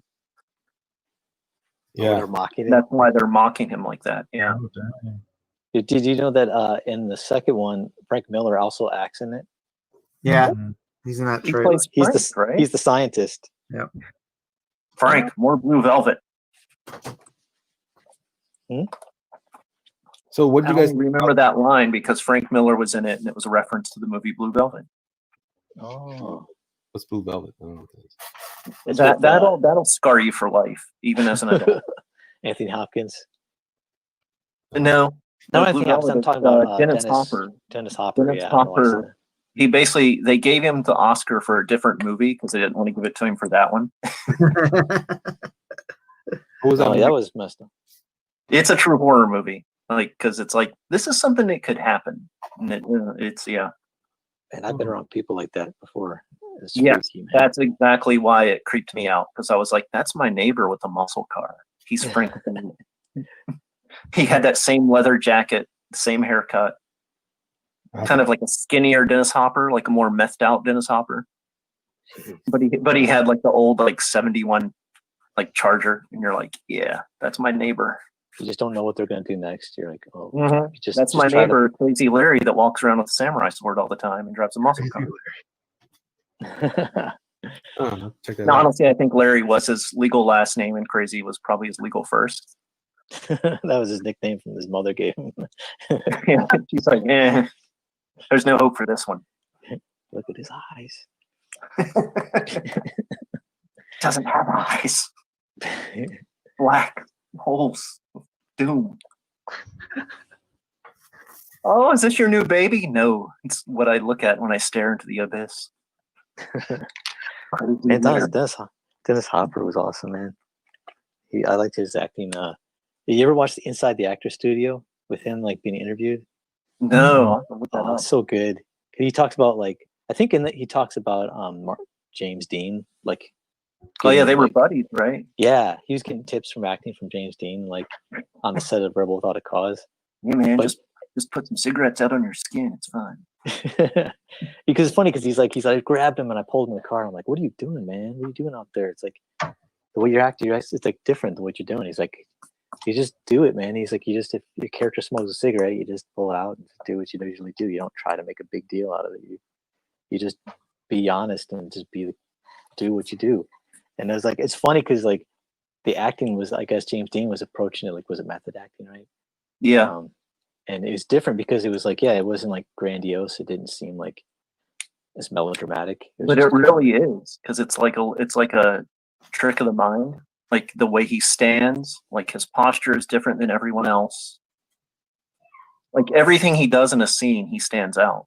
Yeah. He does like little tricks where it's like what stage actors do. Like Orson Welles used to talk about like he was in a play where he was basically an extra, and the next day they wrote it, like the reviews all wrote about the fourth guy from the left. And basically every time he was on stage, he would be like tapping his foot or shaking his leg or like moving one finger, like tapping one finger. And it was like he would just do little things like that, or he would stand really funny. And no one noticed, but then when the reviews came out, they're like, "Oh, that young actor in the background, he was amazing." Yeah, it's funny. Like he would like tell you like different things that like what was it? Gregory Peck. He said that when he he said you act natural, but then you ham it up just a little bit, you know. Yeah, and that's probably what he means, you know. That's cool stuff. You give it like an iconic feel too. It's like drawing like characters. You want to draw what's happening, like, but you want to give a little bit of a flair to the character you're drawing, right? Luckily, it's to make it like everything is a little bit heightened. Yeah, it's like classic cartooning where everything's just like a little bit off. Yeah, that's what I have to do with my stuff. Is I always have to like, when I'm drawing something, I start getting bogged down in proportions and trying to get that right. But then I'm like, wait, I got to make this look something like more dynamic or interesting looking, not just try to be correct with the anatomy or whatever. I got to do something to add to it that is memorable for one little strain, like you said, like the acting, the way he stands or taps his foot, something that you can add to it. That's kind of like when I taught myself to draw. That was like the thing that broke down the barrier, which is figuring out that nobody has good posture. Yeah, yeah. Because I've drawn all my life, but then like 2008 or 9, I was in a car accident, and it gave me amnesia. Whoa, really? And it wiped out pretty much everything before that time. Whoa. Which it's no big deal because you don't remember anything, so it's not like you're losing anything. Whoa.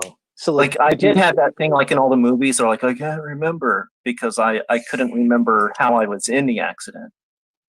Which is normal in any accident. You always forget how but it happened. Knew like what your favorite ice cream was or what your name was, right?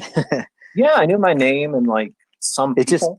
It's just like what happened know before. Connections to people. Like my dad came to the hospital and I knew he was my dad, but I didn't know like my connection.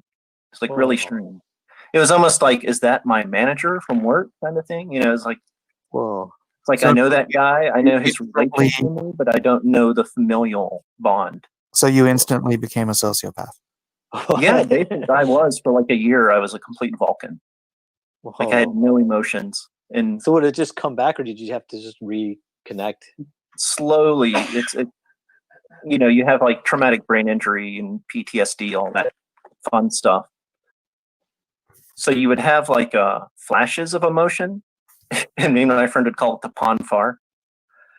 When the Vulcans have their like crazy time. Ponfar, yeah. I went back to work like really quick, like probably quicker than I should have. But I was like, I need money and stuff, so I'm going to work. I got to do something with my days.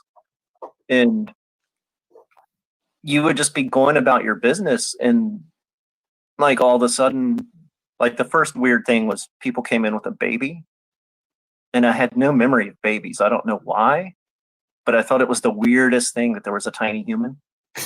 And I'm just like staring at their kid, like, what is that thing?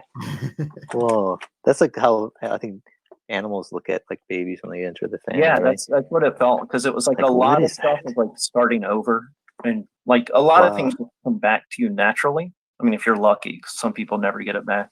Something on the way. Did you like celebrate when you remembered stuff? Yeah, because I met a friend, and we were working on a comic thing together because he found out I could draw, and he liked to write and stuff, and he would just be talking about something. I'd be like, oh yeah, like it was just like, that reminds me. It would just, a memory would just pop into your head.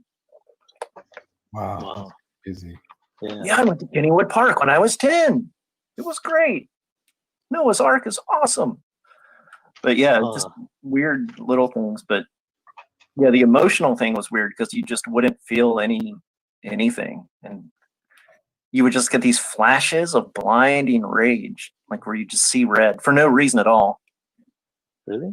What was Or that? you would get these flashes of like, I want to go cry now for no reason. Is it just part of the brain injury, or is it? Yeah, it's just a brain injury. I mean, it's pretty common with any kind of head injury kind of thing. But yeah, that was the hardest because it was just like, I don't even know how to handle this as a human. And you're younger too, right? I mean, so Yeah, it it's was like 10 years ago. So okay. Oh, so you weren't. I mean, you're an adult, right? yeah, I was an adult. So but I didn't know there was any memory loss. The only memory loss I knew was I remembered, like it happened on a Saturday. I remembered Friday day, like at 2 p.m., looking at the clock and it was 2, and I had a migraine. And I'd laid down to take a nap because my head was killing me. And then I woke up in a car the next morning that had been crashed. And I was like, and that was frustrating because you're trying to figure out, like, how did I get from point A to point B? But other than that gap, I didn't know I had any memory loss. Dang. And the first clue was I got a W-2 in the mail from a job that I had no memory of. Whoa. I went to sleep the same day. Yeah, the same day I met people that I worked with, and they're just like, "Oh, Elrod, what's going on?" I'm like, "Oh, hi, person." Whoa. And then I was like, "Wait, I know I'm bad with faces or I'm bad with names," but it was like, "No, I don't know these people." Whoa, that's They know you were having trouble. No, and then I was like, I was honest because I was just like, "Listen, I don't know who you are. Whoa. You'll have to clue me in because I've just figured out I can't remember a bunch of stuff." Dang. And they're it's just like, they're "Oh, like, well, we worked at this place." Da, da, da, da, da. and you like owed me $20 from last week. You said you're gonna pay me. Yeah, that was my thing too. I was like, yeah, I wonder if I owe money to anybody. That would have been me. Like, yeah, you remember you owed me that 20? No, But I man, was that's kind of lucky because the girl I was seeing at the time was worked at Walter Reed, and she did their arts and crafts department. So you So I saw got to hang someone out that there you a lot. So I got to see guys who were in really bad shape. So Because apparently how with long? amnesia, there's like the pre-accident amnesia where you can't remember stuff before, and then everything after is fine. But then there's the post where that's where you have like the I forget where I'm the goldfish memory. Whoa. And I got to meet a lot of those guys that were just coming back from the war, where they would come in and they'd be like, "Oh, you're drawing pictures?" I'm like, "I'm trying to." And we'd sit there and talk for like the whole day. And then, that'd be Monday. Then they come back on Tuesday and be like, "Oh, hey, I've never seen you here before." And you're just like, "Oh man, that has to be hard." Like I couldn't imagine going through life like that. That's like remember that movie Memento? Yeah, With Guy yeah. Pearce? There were guys like that where it was like they were the blank slate. Man, that was crazy. That movie. That's like because it starts from the end of the movie, but yeah, he doesn't remember. Like what is it? 20 minutes, 30 minutes ago, or something like that. So he has it written on his body, what happened, or something, clues, so it can piece together what's going on. And this, yeah, that was that. Cause I was thinking, man, is that? I wonder if that people have that. I can't remember what it's called. It's like their short-term memory was damaged or long-term memory was damaged. I think long-term memory, right? And so they can remember like just what happened like a few minutes ago or whatever, but they can't remember beyond that. I'm like, man, because like I seen a special too where they kept telling this guy they had to tell him that his mom died, but it was like 15 years old, and so he started crying. There would be guys like that too that would come in and they would just like break down in tears because they found out like their grandmother, their dad died or something, and it's like their first time hearing it, and you're just like, I couldn't imagine. Like, it's got to be horrible. Have you seen 50 First Dates? Yeah, it's like that. Like that's the lighthearted part of it. There would be guys like that where every 24 hours, like they'd go to sleep and they'd reboot and restart, have no memory. It's so sad. Have there been any advances in that at all? I don't know. Is it still what it is? Wow, that's nuts. I mean, they're finding out stuff. I mean, like remember that one article where that one kid, he was in a coma for like 12 years, But no, it was his body started shutting down, where he couldn't move, but he was in a coma for the first 2 years, and then after that he was fully awake, but he couldn't like move, talk, and he could hear everything that people were saying around him, but they thought he was in a coma, but he was totally conscious, and they kept playing Barney, and he said he hated Barney, and they kept playing Barney shows, and he was like, no. But then the worst though is his mom was like, their family would say things that you would never say to the person, and they didn't know he was hearing them. It's like, yeah. But he learned to say to forgive him, because he's like, I mean, it's frustrating. You're sitting there with someone you love and you can't even talk to him. I'm claustrophobic. I can't even imagine not being able to move my body, but be completely aware of everything around me. Yeah, he said it was like you were trapped in the body, like a prison. He said it was. He said it was. But yeah, he said it was like, I forget. He said like you would just. Yeah, I can't remember exactly in the article you were saying how he dealt with it, but it was just like one day would blend into another sometimes, and yeah, I bet it like, would, because it would be like being like anesthetized, where you just don't know what day it is, and there's no day or night. Yeah. Oh man.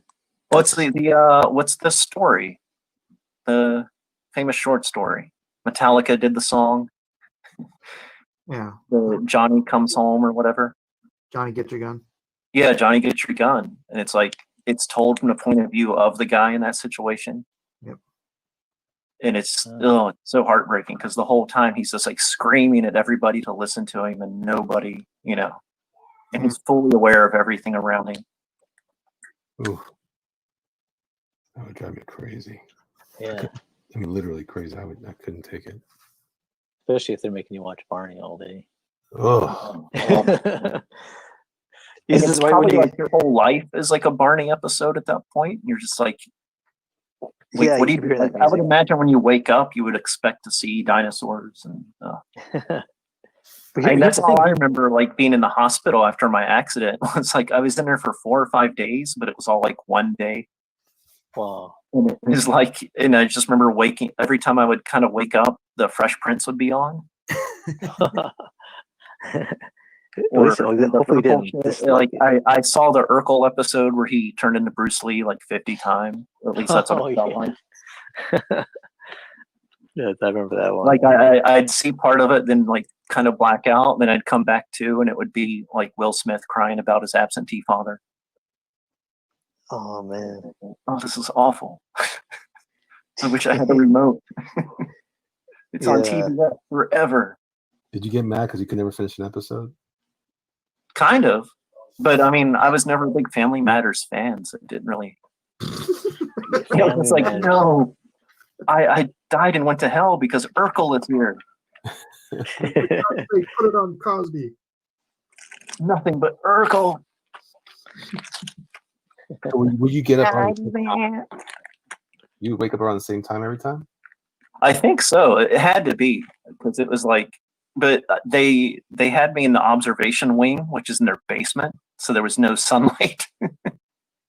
So you never knew if it was day or night, and that made like the day, like I didn't know if I was there 4 or 5 days, because it was like, basically I would wake up because the nurses would come in to poke you with needles to make sure that, you can feel your legs and toes and all that. So they wouldn't let you sleep very long at all, to make sure that you would not go into a coma or whatever.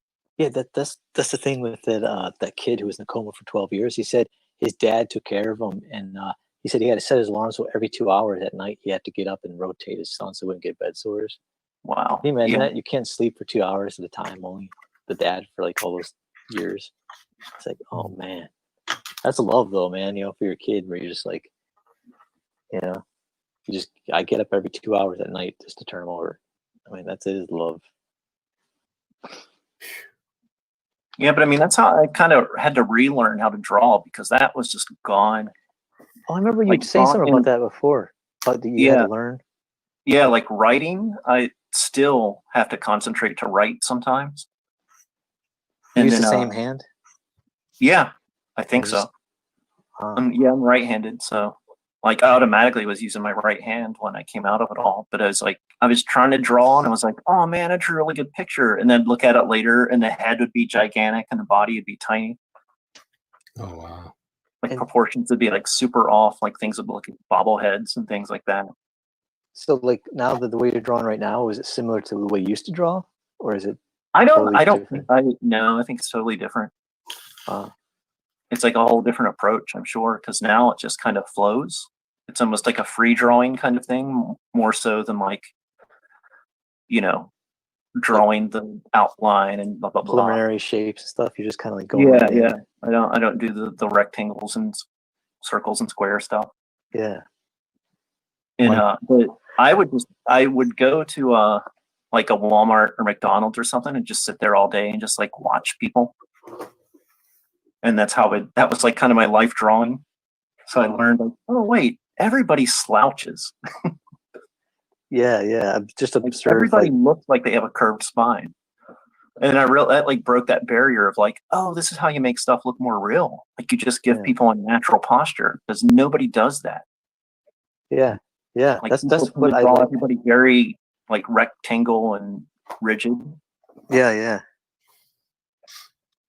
And it was kind of cool too, because I went to the awesome like art college of in Baltimore. There's a pop culture museum that Steve Jeppy owns, and basically it's like Steve Jeppy who owns Diamond. He used to own it. He made his fortune like running comic shops and conventions and stuff like that. But he basically he opened a museum that's like his life collection of stuff he got over the years. Oh, that's cool. And it's just like stuff that you wouldn't even imagine. Like, oh my god! Like there was Alex Raymond art, which I was totally like shaking when I saw it. Oh, Alex Raymond, yeah. He had the classic. It's like in all the textbooks and stuff. They always use that same Flash Gordon page of the Hawkmen like swooping down from one side, like in a crescent formation. Oh.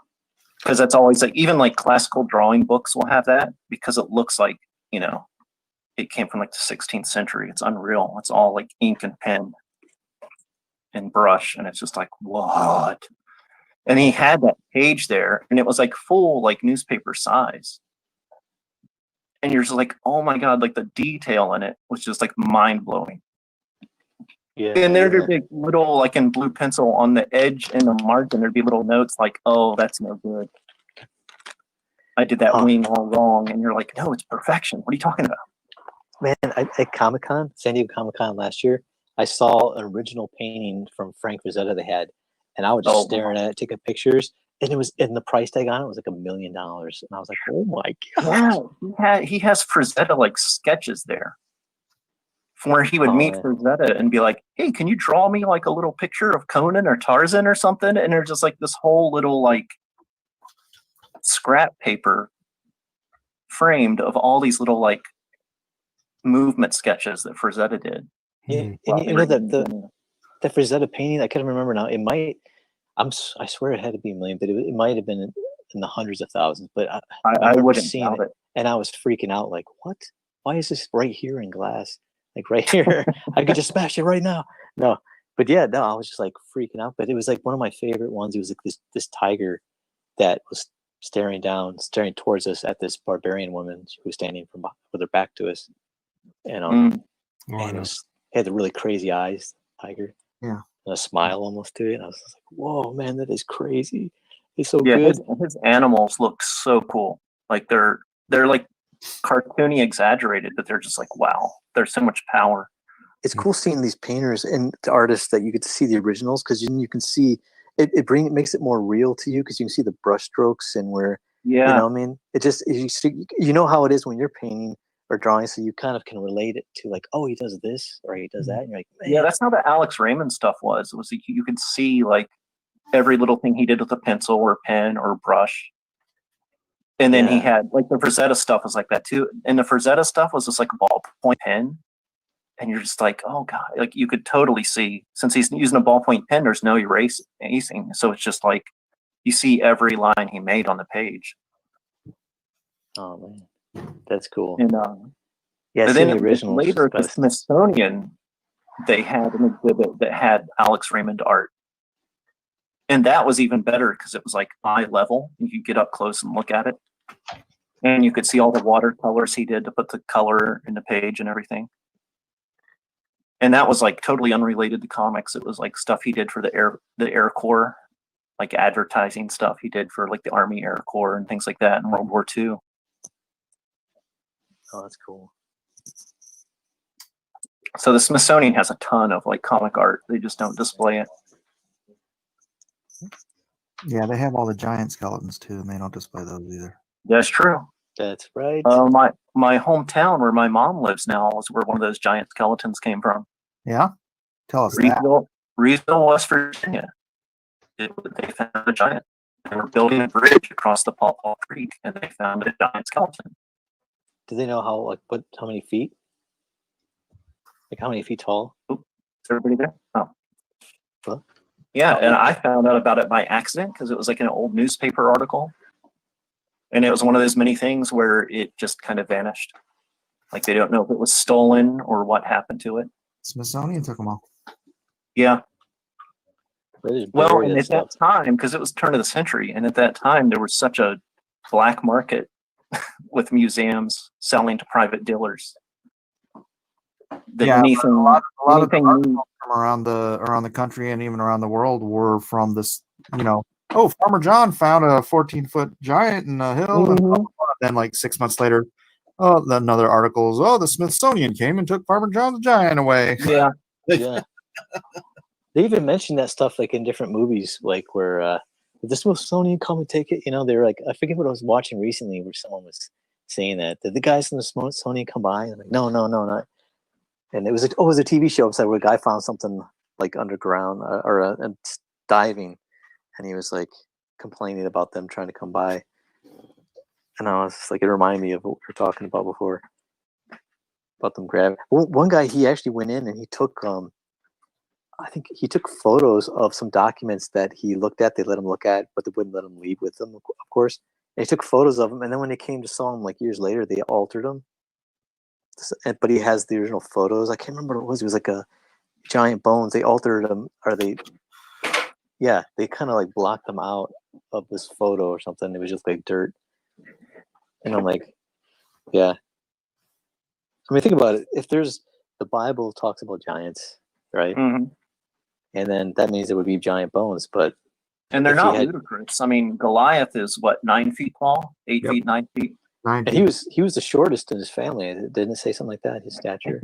Yeah, he's like a Lithuanian, where it's like, I'm only 6'3". I'm the little one. I knew a guy who was 7 foot, and he was like, I think he was just under 7 foot, just under. And he said he was the shortest one in his family, and I'm like, oh my gosh. Yeah, I met a family like that because apparently in Greece there's a ton of like 7-footers. That is funny because they did DNA tests on the Philistine grave sites they found, and they're from Greece. That would make sense. Really? Because to this day they have that's why they dominate like in the Olympics and basketball, and then like European leagues they dominate basketball because they have like tons of 7. Like the women are like 6'5". Whoa! They have And we used to work at a Greek place, and like the family that owned it, there was like the guy's sister would come in, and she did like catering, and she used their kitchen, and she'd bring in her daughters, and they were both like 6'4". Did they have 6 fingers? No. Did you see that? They did that one. There's on YouTube. You can check it out. There's a family that all has 6 fingers, like every family member except one. Is Nephilim? Yeah, They had a Nephilim. dude, it is freaky because it's like 6 fingers on each hand. It's like, Dude, they holy work. cow! Yeah, Are they working digits or just like a no, like it usually- works. It's like fully formed fingers. You look it on YouTube. It's like they're family from a South American country, and they're all like I'm the looking freak for of the the family is 6 5. man. It's crazy. Mike, better get on that. What? What was it? Get on it. Yeah, find that video. Let's do it. Yeah, man. Oh, South American family. And they're like showing play guitar and stuff. I'm like, holy cow. Oh, they have to be the best at guitar, right? Yeah. They're like Van Halen times 1,000. Imagine if they play with their toes. I don't know. They didn't have 6 toes though. They said 6 fingers. But one man I'll play band. 6 toes and be so good at like climbing trees. But imagine that. This is pretty stupid, but you couldn't flick anybody off, really, right? I mean, technically. Well, you would actually have a middle finger, though, right? Well, I guess if it's in the middle, your It would thumb's be not literally counted, the right? middle because you'd have an even number, Yeah, that's crazy. right? Oh wow. But you would still have to decide like which middle finger is the middle finger. Right. Yeah. There's that. You could just say that line from Jack Black where he's like, "Read between the lines." You could pull up 3 fingers. The 3 fingers. Another classic film. Yeah. Is that School of Rock? Yeah. Love it. Yeah. Love A it. School of Rock or High Fidelity? School of Rock. Yeah. That's High after you get Fidelity was funny too. He's like, I'm going to flip you off and make it PG-13. I like to see when they're beating that guy down. They're all like taking their belts off and like kicking him and beating him with belts. And then the guy, he grabs that giant air conditioner and just throws it down. It's like Tim Robbins. That's who it is. They're beating Tim Robbins up. Oh, yeah. Get your patchouli sneak out of my store. Yeah. Oh, man. And Tim Robbins is so great in that part. That's like my favorite Tim Robbins role because he just looks like every creepy ex-hippie. He's got like the weird ponytail, the glasses. Because he's playing himself. The corduroy Yeah, jacket. Yeah, he's playing himself. He's reprising his role from Howard the Duck. Oh, he was in that. I forgot. Yeah. Yeah, George Lucas classic. Another George Lucas classic. He was on a roll. He had Howard the Duck and Willow within a year of each other. Oh, man. Yeah. Howard the Duck. I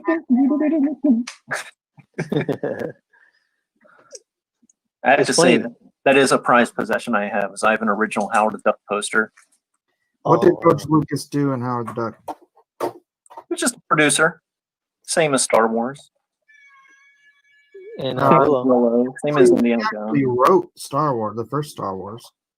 Yeah. Technically, Yeah, he wrote that, but then he also he was behind the scenes, like he was helping ILM get built up, and like yeah, he's building a up Lucasfilm. excellent organizer, man. He's like the world's best organizer. Because he was getting all of the state of the art stuff going, so that he helped develop the camera with Sony for the episode 1 that they use now for a lot of the films. Yeah, he's strong on. He did his mafia tactics too, and strong armed the movie theater industry.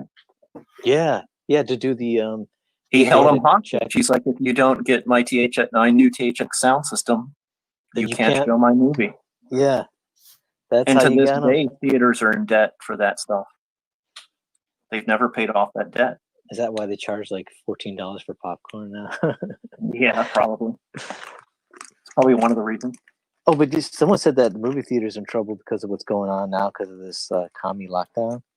Oh, They yeah, said that- because, I mean, no one can go, right? Yeah, well, know what? I found out. I didn't know this. The AMC Theaters is owned like 30% of it's owned by a Chinese company. You know that? Man, that ticked me off. I heard that. The constitutionalist strikes again. Freaking commies. The Chai comms, man. The Chai comms Winnie are at it the again. Pooh! They got their fingers and everything. Get him, Matt. I'm turning up my Stubbs card, man. I'm just glad I'm on the case. It's on. No more Yeah, Stubbs they're rewards. the ones that bailed out Valiant Comics was the Chinese. Really? Yeah, that's who owns them now. It's like some Chinese investment company. Darn it. It's Chinese, That's, man. that's why all of their quality like took a dip like really fast. See, Americans are selling Because they out, took man. over and they fired everybody there. That's funny because all the other American companies look like crap too. Yeah. No, Sorry. but they took like a massive like dip in like quality. Man, That's why I wonder if Marvel's owned by China now. Well, Disney. So I mean, Disney is in the pocket of China because they won't do anything without China's go ahead. Yeah, actually, yeah, all these movies like cater. I don't know why do they cater to China. Yeah. Do you know the remake of Red Dawn? They have to edit their SJW crap out of the movies just to put them in China.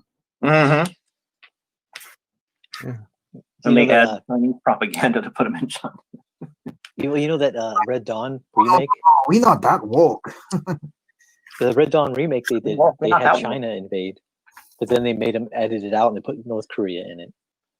And that changed like 3 or 4 times, right? Because they were trying to stay current with the news and all the times it was delayed. because China's like, you're not going to put us as the enemy, or we'll never show them. I'm like, dude, who cares? Don't show in China. Just show in the U.S. and Europe. China's too big a market, man. Yeah. Yeah, but they take all the money anyway. Like when I don't get why they take a lot of the profit from the movies. So I'm like, I don't get why they're even doing it. That much profit if they're willing to do the movies and change them for that market. Yeah. They're the ones paying for the movies to get made too. They're where the budget comes from. Yeah, that's they should be freaking some laws against that crap. It was like Iron Man 3 has like the Chinese cut where they inserted like Chinese actors into it. Are you serious? Yeah, that was like the first one that made news. That was like the first like Chinese meddling in a movie. Because they paid for Iron Man 3, and it was like there's literal scenes where it's like randomly a Chinese guy shows up, and it's like some famous actor from Hong Kong. Chen Yao Fa, like like Jackie Chan just shows up, like, hey Iron Man, how are you? I'm Jackie Chan. I'm China's famous actor Jackie Chan. Gosh, the Chinese Weinstein. I protest. As much as that ticks me off, I'd want to see that. I've seen bits of it. It doesn't change the movie at all. It's just like there's just like a scene where he gets out of a car, and instead of like Stan Lee making a cameo appearance, it's like some Chinese guy. Fat. Yeah, it's like Chow Yun Fat. Gosh darn it, man! I'm telling you, man. I wouldn't let anything like that make a movie in China. No, nothing. Mine would be like, yeah, no China influence. I like Chinese people. If I cater to any market, it would be India. I don't know, man. Because they've got all the viewers. It's weird. It's like, is that Bollywood's huge? But I mean, yeah, is their market big enough to like compete with Hollywood, or is it bigger? No, because rupees really don't have much dollar value. Okay, yeah. It's like 1 million rupees. It's like 50 cents. I mean, China and India aren't that far apart. People make about $1 a day, so yeah, got an awful lot of Chinese buying movie tickets for it to make a splash. Mm-hmm. Did you see that one? What was that TV show with that British guy who he goes around the world? Ricky Gervais like pays him money to go to all. Carl Pilkington. I think he goes to like Bollywood to be in a Bollywood movie, and he just hates this. And they go, "What do you think about India?" And he's like, "It's a dump." You know? Oh, is that Idiot Abroad? Yeah. My ears are sweating. This is terrible. It was the best because he just says what you're thinking. He's just like, "This place is a dump." I love the Brazil one because he's in the cab and they haven't even gotten out of the cab yet, and he's like, "This is the worst experience of my life. My ears are sweating. Ears aren't supposed to sweat." Oh man, yeah, it's so hilarious because he's just a guy who doesn't want to be out of his house, but he's forced to go around. And he goes to all the third world countries, and stays in like the the exact opposite of tourist areas, right? Like in hostels and stuff. Yeah. He's like, he makes him sleep there, and he's like, he's trying to kill me, and it's like, it's hilarious. It's just because he always gets on the phone with Ricky Gervais, and he's like, "There's a mistake here. They gave us this like place. It was like a prison. They said it's a hotel," and he goes, "That is your hotel." and then he's just like hilarious because he's up straight up, and then Ricky Gervais is just dying laughing on the other line. He's just like, "Look, you're gonna jump from this bridge with the bungee, or you're not going to get the money to do this," or blah blah. And he's just like, "I'm not doing it." Yeah, my friend got me into that show. He was a big Ricky Gervais fan. Oh, the Ricky Gervais radio show is great. It's funny, I never really, wasn't aware of him until my friend and showed me The Office, the original Office, some of the episodes. That's where Carl Pilkington came from, he was their radio engineer. And they just asked him a question one day and he answered it, and it's so honest and funny that they're like, "Oh my God, we're putting him on the show every week." It's like, do you ever see the Triumph the Coward? Was it the Triumph the Dog? The Insult Dog, where they showed him, he was at Comic-Con and he was asking people questions, and then he goes, "What is that called? The robot thing?" And then the guy he's interviewing didn't know, and the cameraman was like, "It's called Skylon." And he's like, "What'd you say?" The dog turns around. He's like, "I didn't say anything." He's like, "Oh, because I don't know anything about it." He was like, "Oh, you know everything that I know about it." Like he's getting ready to make fun of him, but he was like, I don't know anything. I don't know anything about it. It was the best. He's like about to rip into the cameraman. To talk to all the woke college students. Oh, I never seen that. My God, it is so freaking hilarious. Is that on YouTube? You think maybe? Oh yeah, I gotta watch that now. it's obviously my kids are. Yeah. Oh my gosh, dude, he makes such good. One of them was like, "Do you believe in do you believe in God?" And I don't even want to say. And the girl's like, "No." He's like, "Oh, well, what do you scream out when you're having sex?" Oh my God. And then he goes on this whole, I can't even remember what it was, just this long ranting, like, oh, non-existent thing in the universe, a random choice in the universe. Oh, it's so funny, dude.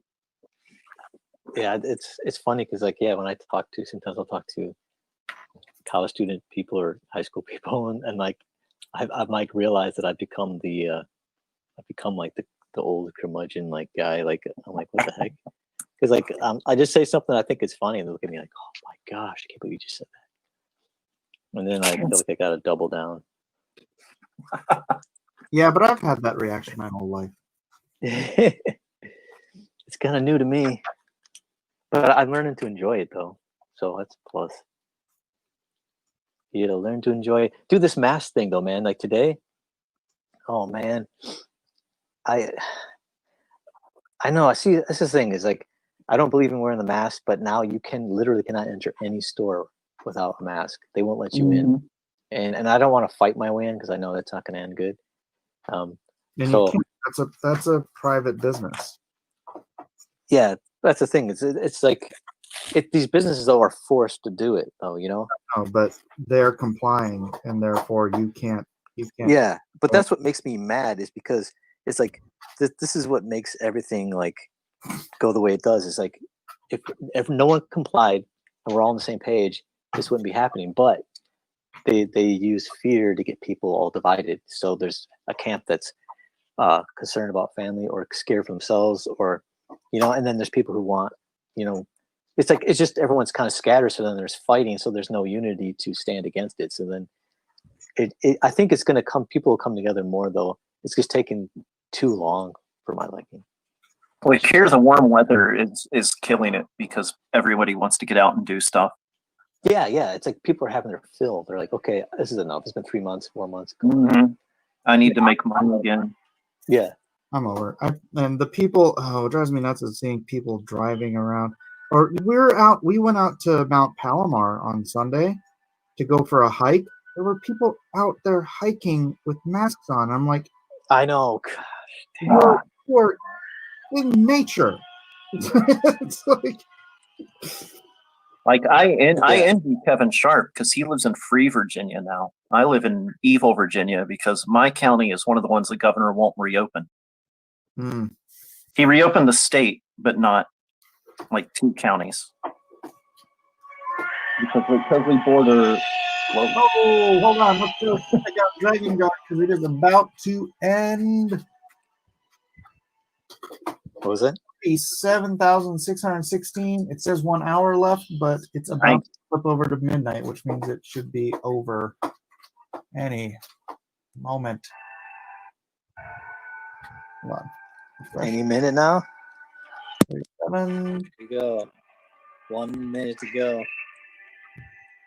Counting down. 595 backers. Wow, he jumps up almost like 100 backers like in the last.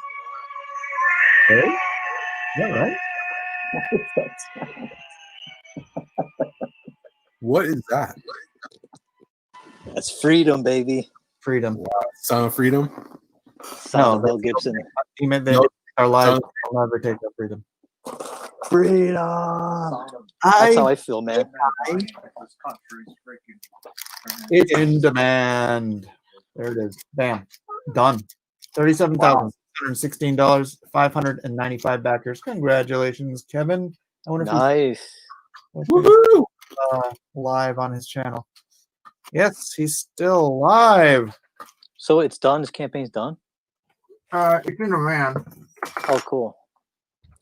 What was the number it ended at? Can I just get my freaking quill, man? To 36,000. There's 7, right? Wait, let me refresh again. Awesome. Yes, 37, Kevin. 6, 16. Wow, that's awesome. Sweet. Good, Kevin. Mike, hey, what's up, buddy? Very nice. Hey, dude, glad to see you in here. I'm winding down. I don't know if you heard, but reason I didn't catch your link or didn't get a chance to come in for the show or for the hangout is because I had posted the links You guys for are. my stream. And since you're counting down, I didn't want to kind of lose out on people that might have been new and then come to the channel and not know to go to yours. So I wasn't trying to stand you up, so I apologize if it got, slow and wanting to come in there. Is he crying? I wasn't trying to be fair. Nah. I would. Even some of these jokers in the chat, though, they were trying to be rude. You should have heard the things they were saying about you, man. It wasn't cool. Very nice. Very nice. Yeah, Mig was over there all night. Wait, did Migs pop in here at all? I wasn't even reading the They chat. were killing me. I've still got on screen. I'm doing Profire, and then I've got the rest of the book here. There's like probably 6 more sketches, and then Whoa.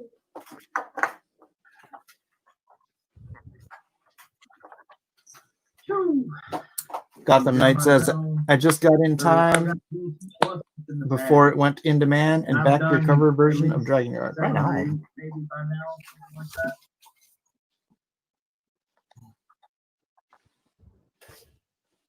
Horatio says he got the Mike Miller cover too. Now I gotta go see how many people got the Mike Miller cover. Valentine says, which game is it? At least 3. Yeah, 3. I did what we were talking about was Hey, 30. Nice. a mini comic that came with it. 30 so far. That's not bad. Version. And you got the special steelbook version of it, steelbook. It had a comic with it, and the only place that I can find it right now is eBay. It's harder to find. Now, I don't own a copy. I never got a copy because it's a video game, and I'm sure for whatever reason Marvel couldn't, or who was manufacturing, and Marvel, I don't know why, but they couldn't get me a copy of it. Now we're all just I listening never to saw Kevin. that actual result of it. So Marvel didn't give him the video game because he worked on the video game art. 13 after I did the gig, and then somebody came to a New York show and slapped down on the table, asked me to sign it, and I was like, whoa. And that was it. Horatius is in there. He says, I just resubbed to your channel, Mike. I forgot I unsubbed from a bunch of people back in 2018.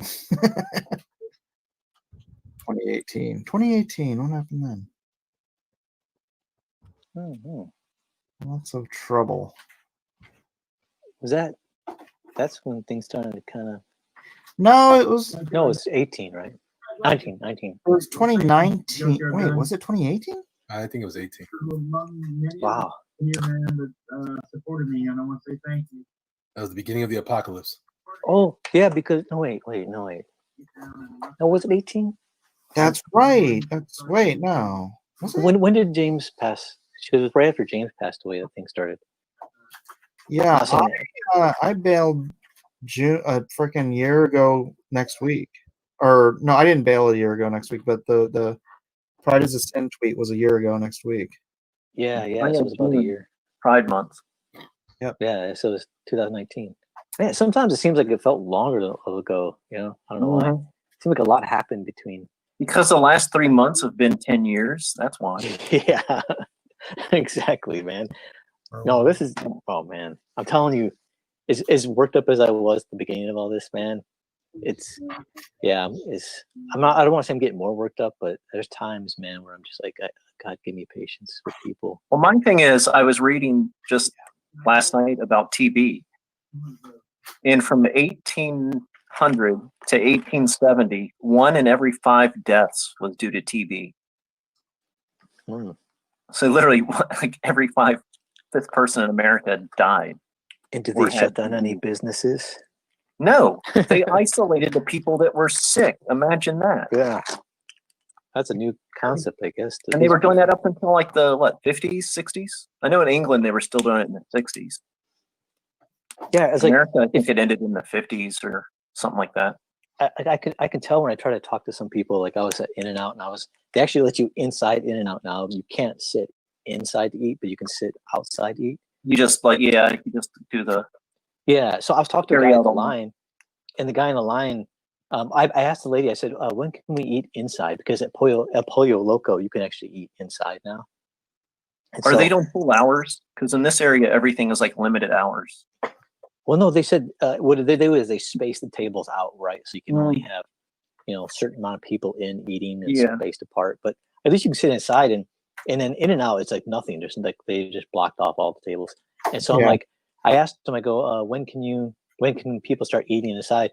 And then there's like a plexiglass in front of me, and when I asking the question is almost like like how dare I ask a question like that? It was like it's like if her family just died and I'm asking when I can move into the grandma's house. Because it did, because she's like, we know we're going to close down in a month because 25% capacity won't keep the lights on.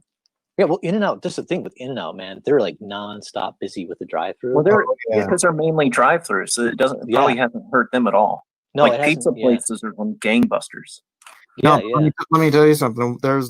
We went to this ramen noodle place, Menya Ramen, for Micah's birthday, and it was the first day they opened up restaurants in San Diego. And usually it's almost impossible. You have to get there early, put your name in while you're there, and then wait and hope that they don't run out of noodles, because they're all handmade, fresh. Every day they hand make their noodles, and then when they're out, they're out. But my wife called, and they're like, and she said, "Oh, we'd like to come in. We have a party of 7," and they're like, "Come on in," because that's just like you were saying, they have limited space, so they don't want to waste it on like party of 1, right? See, that was my thing when they were talking about, we're going to open a limited capacity. I'm like, you realize when a restaurant's at 100%, 25% of those people don't pay or are so cheap it doesn't matter. Yeah, but so now the risk is when you open up a limited, are you going to get the good people to pay or the bad people that are cheap? Yeah, but the people are still going to get pickup.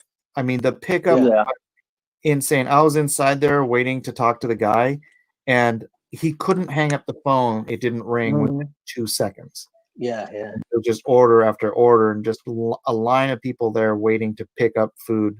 Yeah, Postmates too. The people still want the food, and they'll order it. Yeah, here everything is carry out only.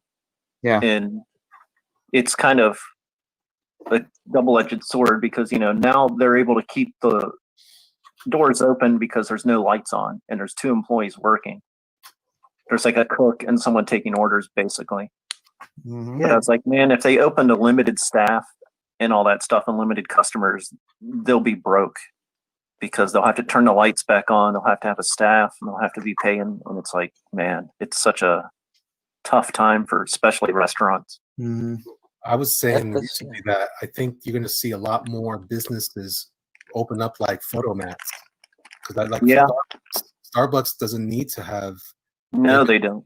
They've been servicing everybody through the drive-through. You don't need that space anymore, But it all depends if they want to keep the mystique of their business, as like a place to hang out in the coffee shop. It could have an interesting benefit if you think about it in a certain way, because like maybe you won't have as many of the people that think in those type of terms always congregating in places like that, planning the demise of the conservative. They don't have their meeting place anymore.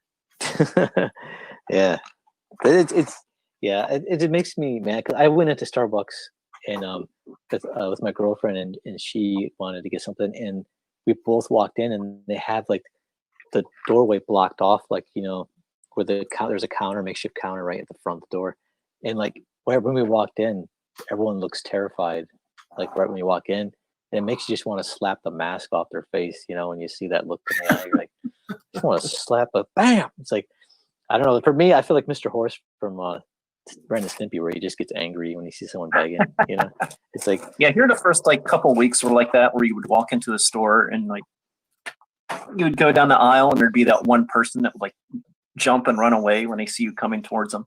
oh man, yeah. I was like, man, God's showing me how to work on my patience and patience with people, and just to walk in love. Because I'm like, man, it's rough. So because I'm like, it's almost easier to walk in love to people who are mean. It's like, but it's like, yeah, I don't know. This is when I try to talk to the guy in and out, because the guy was like, well, you know, people are doing what they can to try to stay with the rules, and I'm like, screw your rules. No, I felt like saying, but I was just like, Rules, here's rules. but he's like, the guy was telling me like, they're burying mountains of bodies and covering them in like mass graves in like South America, and all this. I'm like, where are you getting your news, man? National Enquirer? Is that the normal in and out greeting now? Yeah, that's the customer. He's Welcome like, to In and Out. Did you know they're burying mountains of bodies in South Yeah. America? Would you like fries with them? everywhere? I'm like, I know these people are scared, like literally scared, like, and I'm like, yeah, just to make me mad. But at the same time, I'm thinking all the information they're getting is like, it is fear mongering. It's like a lot of fear, man, every day, just through the news, and the act of wearing your mask every day makes you conscious of it every day.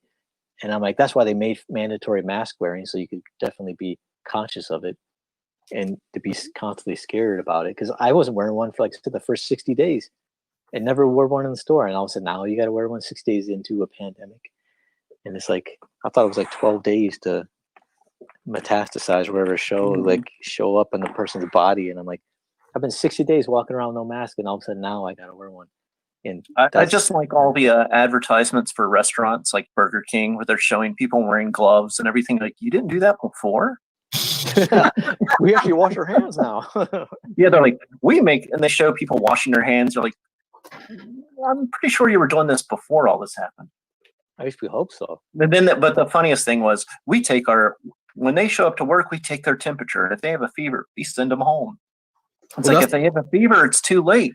That's the new economy. I was talking earlier on a live stream on Instagram. I was saying how I did a mission trip one year to Peru, and I went to this prison in this it's like a little town in Peru, and to do some work there. And I remember it was like the prison was weird. It was like the rest of the property was all like demolished, and there were these weird checkpoints, but they weren't really checkpoints. You just had to walk to this one spot and walk to this other spot and then come back to that spot. It was weird. There was nobody there to watch me. I didn't get it, but that's what it felt like when I went to the Apple store to get my Beats that were in the I could finally get my Beats back from the store that had been put into for repair. And by the way, they're not repaired yet. I just found out that they're not working the same. It's still not fixed. Oh. So I'm like, are you kidding me? So the guy, I get to the mall, there's a young guy. I'm like, is this the new economy that they opened up a bunch of jobs of faux security guys to check my temperature? Are you kidding me? I was Oh like, my gosh. They're doing checking your temperature? we're people here are excited. They're like, oh man, I can't wait to get out of here. But there are a lot of people wearing masks outdoors, and I'm like, guys, it's gonna be all right. You're gonna if you're old, put it on. That's fine. Yeah, that's what I'm saying. It's like, if you're someone susceptible or immunocompromised or have health problems, that makes total sense. But if the mask does work, then you shouldn't be worried about me not wearing one because you have one, right? Right. You're going to be protected. But it's like, no, they're just like, yeah. And that's what gets me is people are like, well, you know what? If you don't like it, just order stuff online. I'm like, no, see, I'm the one that's no problem going out in the open. You're the one that does. You should stay home and order online. Now is not about fear. It's more like trendy. Yeah, I know there's some people it's gotten to that point where it's like, look at my cool fashion mask. Yeah, and there's some people who are like, I'm so ugly now I could blend in with everybody. I can hide my face. That's actually been finally the case. People with bad teeth can fit in. That's actually been the case in Japan for a while. That masks have become a fashion item. Yeah, yeah. Well, China too. They've worn masks for ages. But here's it's hard to breathe. So bad. I thought you couldn't wear a mask. It used to be you couldn't wear a mask in public because what if you were disguising your identity and you can't go out there And what if you're going to hold up a business or something with a mask? Now everybody's got a mask. Dude, I got pulled over by the cops once because my roommate was wearing a hoodie, and he had the hood up. He had the hood up, so they pulled us over and they're like, "You need to take that hood off." And you're like, "What? Dude. Serious?" It's like, "Yeah, it's like wearing a mask. You're not allowed to wear those in a car."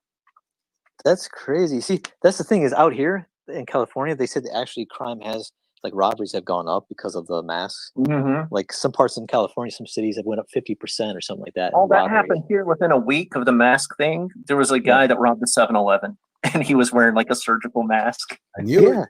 I knew it was going to happen. And he just walks in, you blend in with the crowd, and you leave. Yeah. So that was the other thing too. They're like, "Oh, we have all the security camera footage, but it's no good because it's like completely featureless person." Yeah. We roughly know how tall he is, and that's it. And I went inside, and they say, "Well, I just need to see your ID." I'm like, "Well, you don't even know what I look like. How do you know I have?" Yeah, exactly. What the jerks? You guys know? Yeah, it makes it easier to steal IDs. That's true. You guys know Japan ended its state of emergency, never went into lockdown, and only has, I think, 650 deaths. Yeah, that's what I was telling the guy at the In-N-Out. He didn't want to hear it because he liked to hear the story about the mass bodies being bulldozed over. It's like, yeah, I'm like, dude, Japan, they don't have the legal right, the government, to shut down businesses, which they don't have here either. But we allow it because we're like trying to play along. Well, they did it the American way. They isolated people who were sick, not people who were healthy. Yeah, the people were like, yeah, and then they shut down schools for a month, but then I think that was it. And then so now they just lifted the state of emergency, and yeah, I was telling somebody that, and they just didn't believe it. But I'm like, dude, there's a science article I was just reading that talks about that. They were actually scolding Japan for not, shutting down sooner and shutting things down, and they didn't. And I'm like, dude, they already open now because everything's already under control. But this is they wanted to do this because they want to try to prolong it, because look at there's many reasons, but one of the reasons, not the reason, but one of the reasons is look at the presidential debates. If they don't have to have live debates, then guess who won't look like a fool, right, on national television? It's like, all right, I'm ending this now. Hey, I said guess who? I didn't say who. Do a quick round the world, and hold on a second. Let me get back to the thing here. Matt Weldon, are you even there? He's muted. All right, we'll save him for last. He's eating. Elrod, how do people follow you? Oh, sorry, it's in the other room. On Instagram is elrod.elrod. Sounds like spelled like sound. Twitter, they can follow me if they want. I don't really do anything there, but laugh at people. But no, Rhaegar's not getting too political. I'm done with my page, and it's 12:18 a.m., so I'm going to go spend some time with my wife. Elliot Fernandez. What's up, everybody? Welcome one, welcome all to Blacklist Universe. I am just the Jerkmonger. You can find me over on Instagram on the Jerkmonger. Actually, Elliot Fernandez _art, but I also have some new accounts. One is Jerkmonger Animated and Jerkmonger Illustrated. You can check it out. Join up, watch out. And if you are a backer on Doom Kicker, you can also join this. Go to official Doom Kicker backers, and you can follow me there and request to follow so I can confirm that you are a backer, and I will let you in. That's it. All right. Yeah, like, subscribe, share to all these guys. Matthew Cosine. Yeah, you can find me on Twitter, Instagram, and on YouTube. And I just want to give a shout out to the people I owe artwork to. Yeah, I'm sorry I've been really late on getting these things out in the mail, so I'm working on that right now. I've been working on that tonight, and tomorrow I'll be mailing out the late stuff with some extra goodies and as an apology for the lateness. But I thank you for everybody for your patience. He's been too busy fighting constitutional crimes. I'm telling you, it's a full-time job. On top of my full-time job. Matthew Weldon is not there. There's this beautiful Tadia piece, which is for the Tadia book coming out from Matt and Quinn from Quinn's Ideas. Do go check it out. Get on Tadia on Indiegogo. Sign up for the sign up page, and you can get some cool goodies that you can't get otherwise. Peanutbutter.org. Peanutbutter.org. That is not the correct thing. Unapologetic Mike. Oh, that's me on the other computer. And then there's me. I finished up my page here for the secret project. Keep an eye out for that. We'll be announcing it soon. Make sure you sign up at maga7.com for my next project coming out July 4th.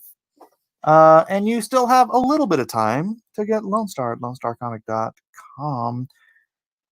Join the Discord. If you don't have the Discord, then sorry. I don't want to put the link in. If somebody else wants to put it in, whatever. But we're good. We're all good here. So I'm going to go ahead and wrap this up. I got to go to the other computer. But thanks, everybody. Thanks, everybody in the chat. Junkyard, Rhaegar, Migs, Draken, Jim O'Reilly, everybody else that's here. I'm just looking at the thing. God bless you guys. We'll see you later for something. I don't know. Peace. Latest. Later. Oh yeah. Are we out? So We- Glory road.